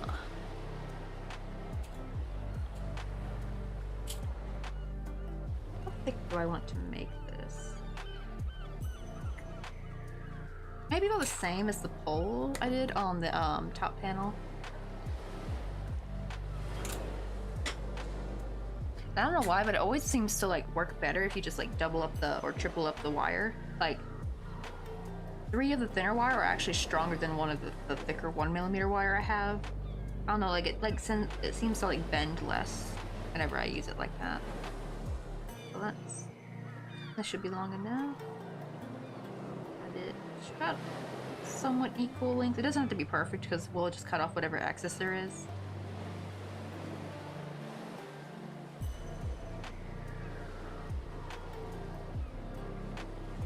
And let me get my, I love this nylon plier or like plier with nylon plates or something.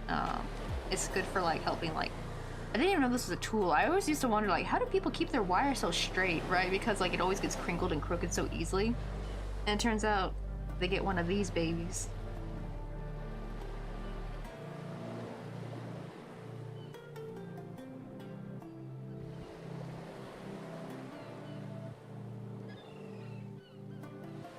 Oh, I just discussed with the Seattle Tacoma Airport. That's same. I just follow the crowd, honestly. Honestly, that's actually like been my main go-to actually when traveling. I just follow everyone. That's actually what I'm gonna tell my sister if she ever does come to visit me, because she's been wanting to visit here for a while, but she's quit her job from her toxic boss, so she's had to kind of cut, like, it's probably a good thing she didn't book her flight yet, because then she would have been screwed. But like, yeah, she's job hunting right now. She still has her dog sitting job, but she's still trying to find like her main job. But yeah, Miss Tracy was a bitch to her. I didn't like Miss Tracy. She was mean and cold to me, and I'm not even her employee. I just came there for like an appointment, and it's just like, she's one of them Karen type ladies. It turns out she was actually withholding money from my sister. I don't know if she can sue her, maybe, hopefully. But she would basically like give some of her commission to somebody else, like one of the other workers, and it was like really strange because she's the only nail tech there. Because like she used to work for the spa, like little spa out in Collierville, and not only was that quite the drive out there, my sister was wasting so much gas trying to drive out to work for this lady. And she was such a toxic boss. She hired my sister straight out of high school, and I think it's because like in the past my sister did make some mistakes, because like she was like 18, like she's gonna have some mistakes. And the thing is, like, even though my sister's finally gotten everything down now for a good while, she still treats her like she's a incompetent teenager. My sister's 26, mind you, about to be 27. Actually, no, never mind, she just turned 27. Yeah, she just had a birthday. Because me and my sister were all odd on the same year and all even on the same year. And I'm turning 29 on Friday. But yeah, it's just ridiculous.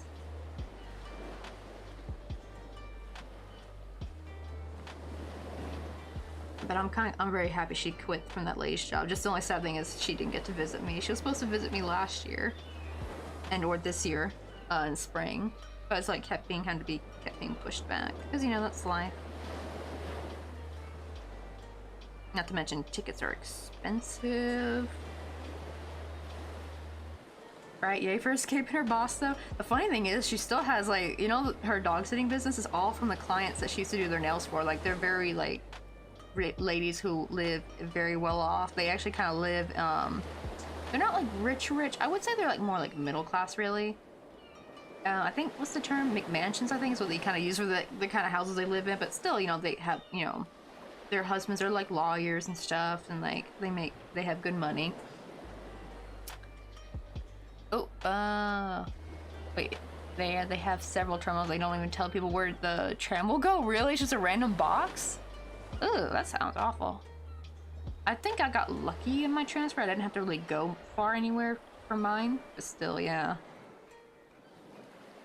Oh, gotta go back to my work. Alright, I'll text you too, boo-boo. I'm guessing Mr. Coffee's lunch break's over. But hopefully he doesn't have too much longer of this conference for the day and can go back home and chill. Not home, but you know what I mean, the hotel and chill.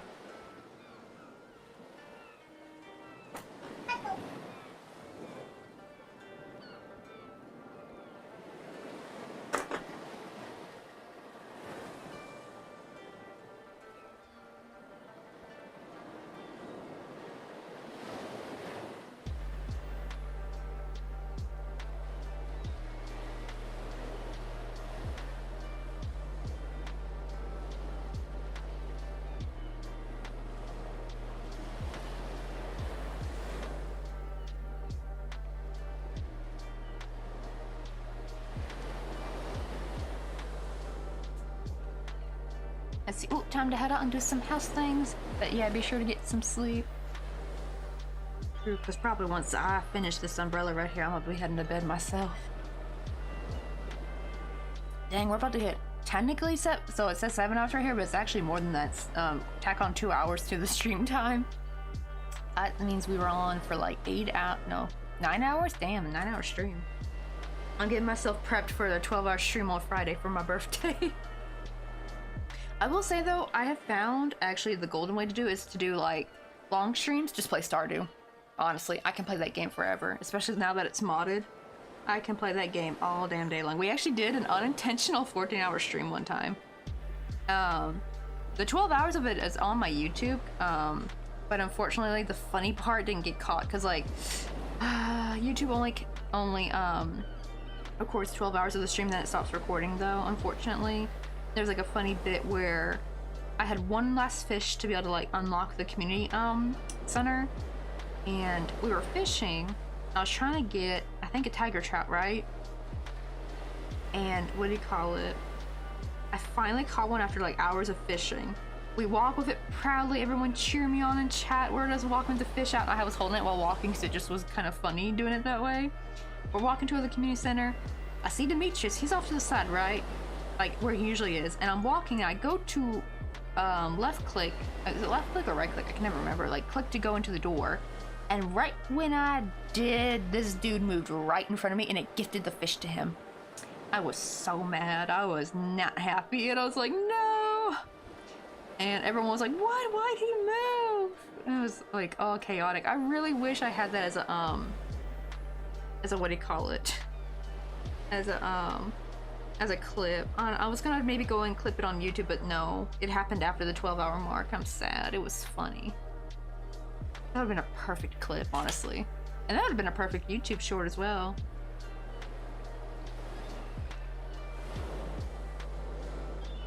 But nope, the fate is just wasn't in the cards for the day. Was not written in the stars.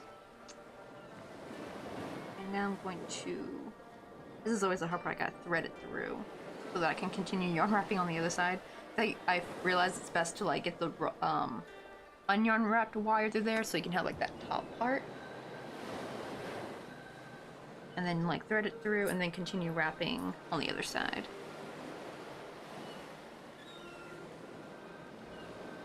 So let me try to push this up.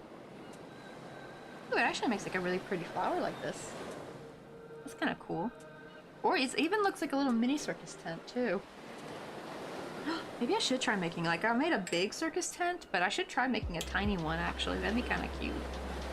Right, because September's come. It'll be September before we freaking know it, y'all. Like, it was just the new year just the other day, and now we're already halfway through the year. Time's going by way too fast.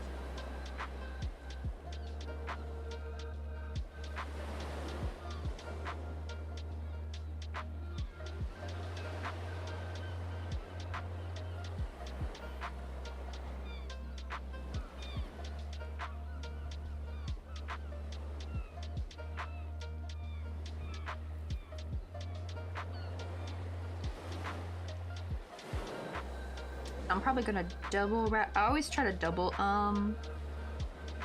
yarn wrap this because like always the first one you can kind of see the wire through it, but it always looks really good the second time around. Plus also some of the glue kind of seeps out. So I just kind of tend to put more glue on that first round so it really sticks to the metal. And then after that I just kind of dot a little bit of glue because you don't really need much glue once you're like gluing it to like yarn on yarn basically. But you do need a bit more when you're gluing yarn on metal just so it really sticks.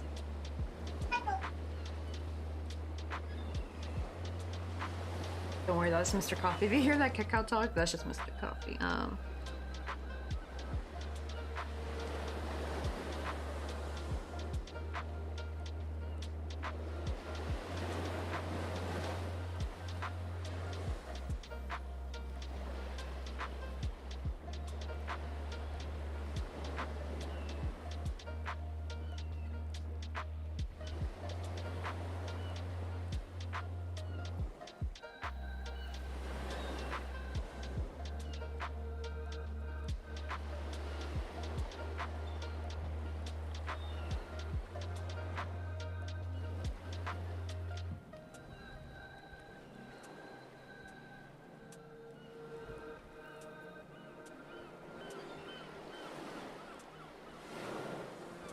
Alright, let's see how long we want to make this.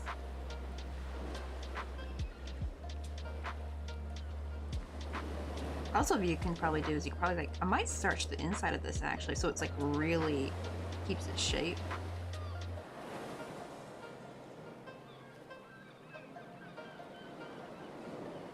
But like, look how cute that's turning out. Like, really cute. I actually need to make some of these as earrings. Like, how cute would that be? Let's see, probably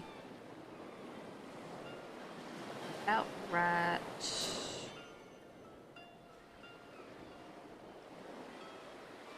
Let me see, I want to make it almost like the same distance. Well, like about here. I'm going to leave this exposed because that's another thing I didn't do with this one because I kind of added this on like last minute. There's glue at the bottom right here. I should have threaded it actually through this platform. But I had added that on later as like a little extra. And I also might make the platform a bit bigger so it's not so close to it. So that does look kind of weird with an umbrella being so close to the tiki bar. But that would kind of be cute though if I made the platform much bigger. Maybe could add like a towel on there so it looks like just someone is like laying next to the tiki bar.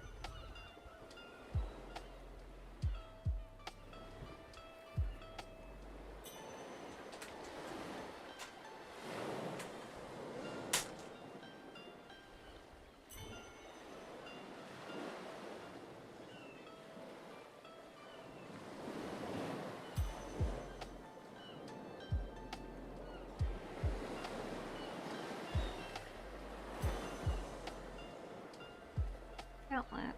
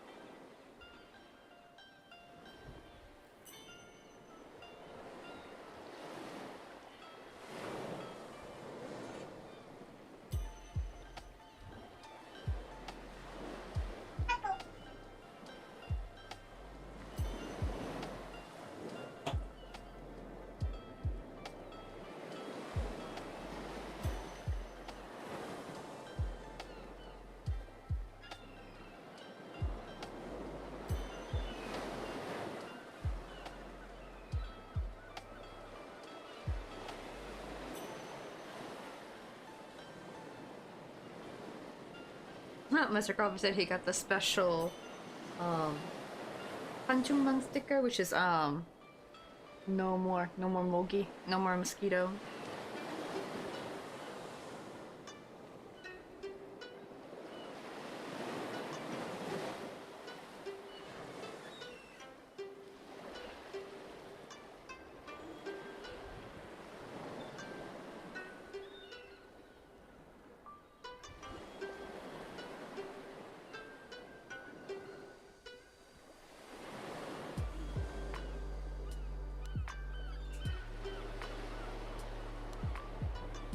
Now here's the part where I gotta be careful because I want to put a little bit of glue but not too much glue where it can be visible, because like here you can like see the yellow of the glue coming through. So I want to add just a little bit. Don't really need that much though for like the second round, thankfully, just enough. So just enough for it to be tacky. Still stick pretty good. Now that it's sticking just to other yarn and not wire, or not metal.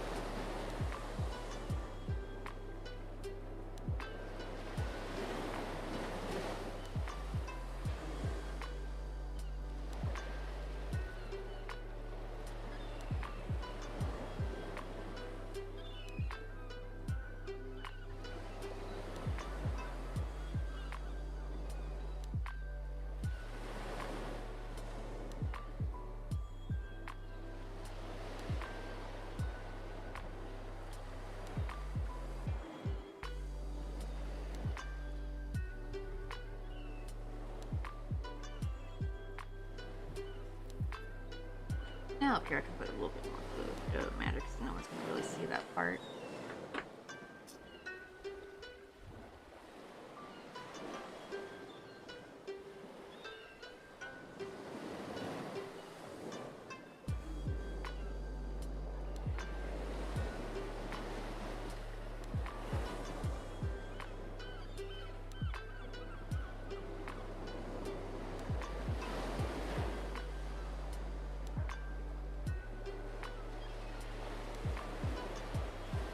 Stretch it, make it look more round.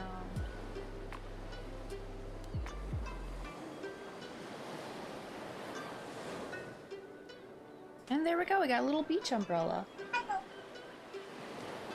Ooh, I probably do need to work on. It's like a little, I don't know if I can't tell if that's slanted or not, or if that's just how the crochet is laying. Oh, also me. Move that end down just a bit more.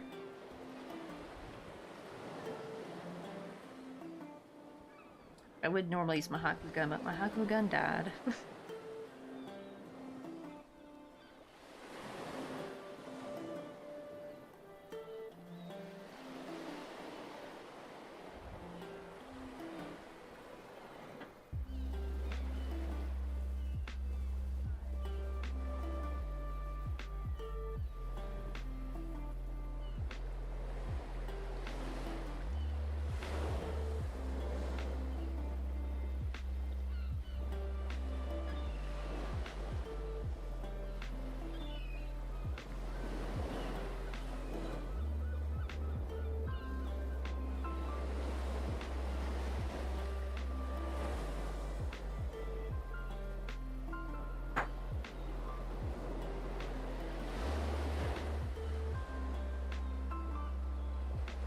Yeah, probably I need to starch. This is what probably helps. So actually, let's add a little bit of starch. Let's see.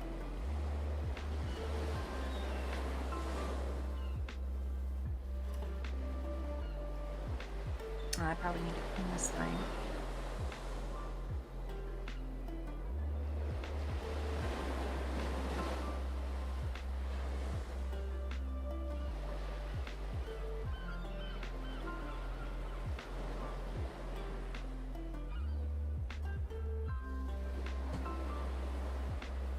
I just kind of just use fabric glue.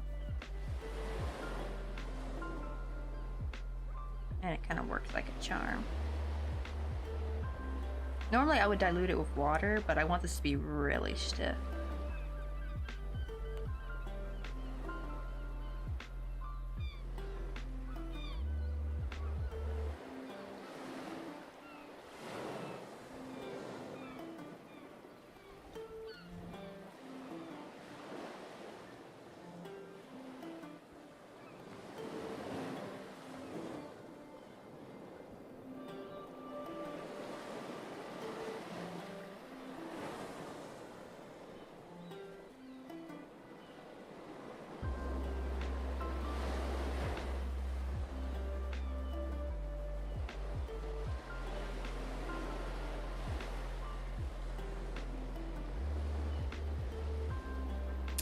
Where's my lighter at now? The last piece to get rid of any fuzzies on the outside, it kind of sharpens the image up.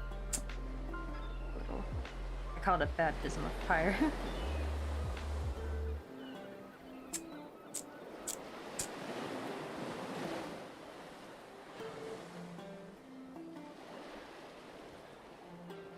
There we go, no more fuzzies.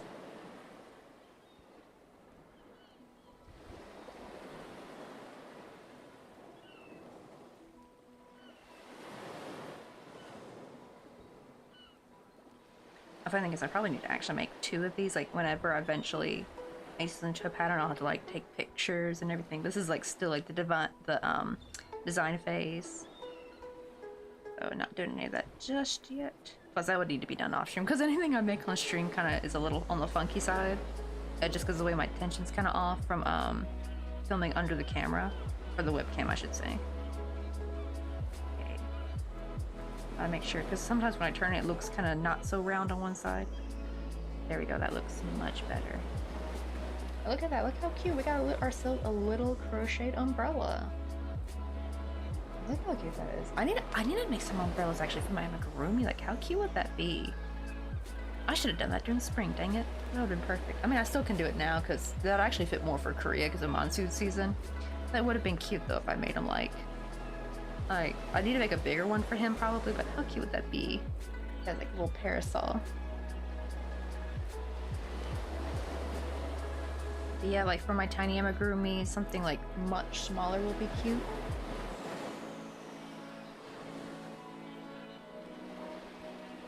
But there we go. Okay, close this up.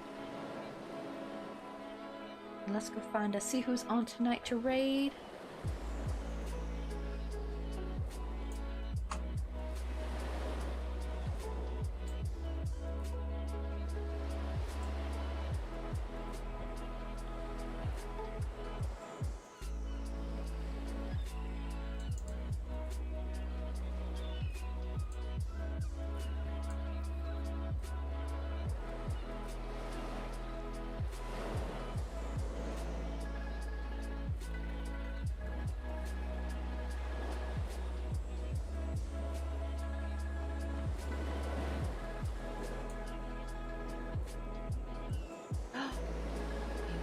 Raid. I know we're gonna go raid. Yarn's Crafty Corner! Yarn's Craft Corner! Yay!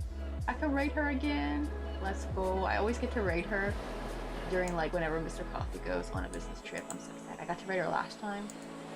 Now we're about to go sneak and say hi again. Let's go. Say hi to her. She's so sweet. Oh, she's actually doing some crochet today too, because sometimes she does other crafts as well. What is she working on? Oh, she's actually crocheting some socks. Yeah, she's using a pretty small hook herself too. But let's see. Let's go get set up. But we're gonna go raid Yarn's Craft Corner. This is my rare time to ever get to raid her because I usually don't stream this late.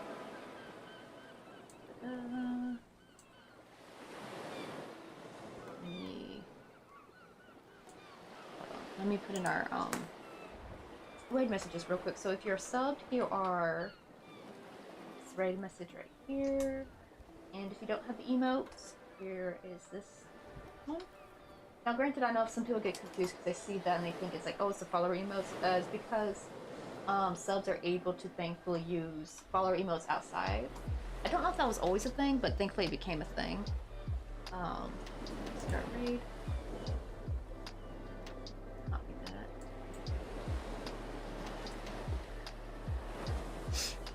But I hope to see you guys. I won't be on tomorrow, but I will be on Thursday, and also I gotta prepare for Friday. Friday will be my birthday stream. Oh man, I'm turning 29, y'all. It's my last year. It's my last year of my 20s. I'm getting old. My last, like, next year I'll be 30. That'll be a big one, I feel like. The 30 will be like a huge, like, birthday stream. I feel like we might need to do a 24-hour stream for that one, I think. But here's like one of the elements we got for our little tiki bar. For anyone who just came in, this is what we were working on. And we're trying to recreate it. Oh, actually, I think I liked how this one turned out. It turned out better. I think because I did like a little extra increase in there than I did with that one. But yeah, we're trying to make the tiki bar again. It's going slowly. We just had to scrap the roof and had to start again, unfortunately. How much time left? Oh shit, I'm about to raid me on up a little bit. So I will see you guys Thursday. Bye.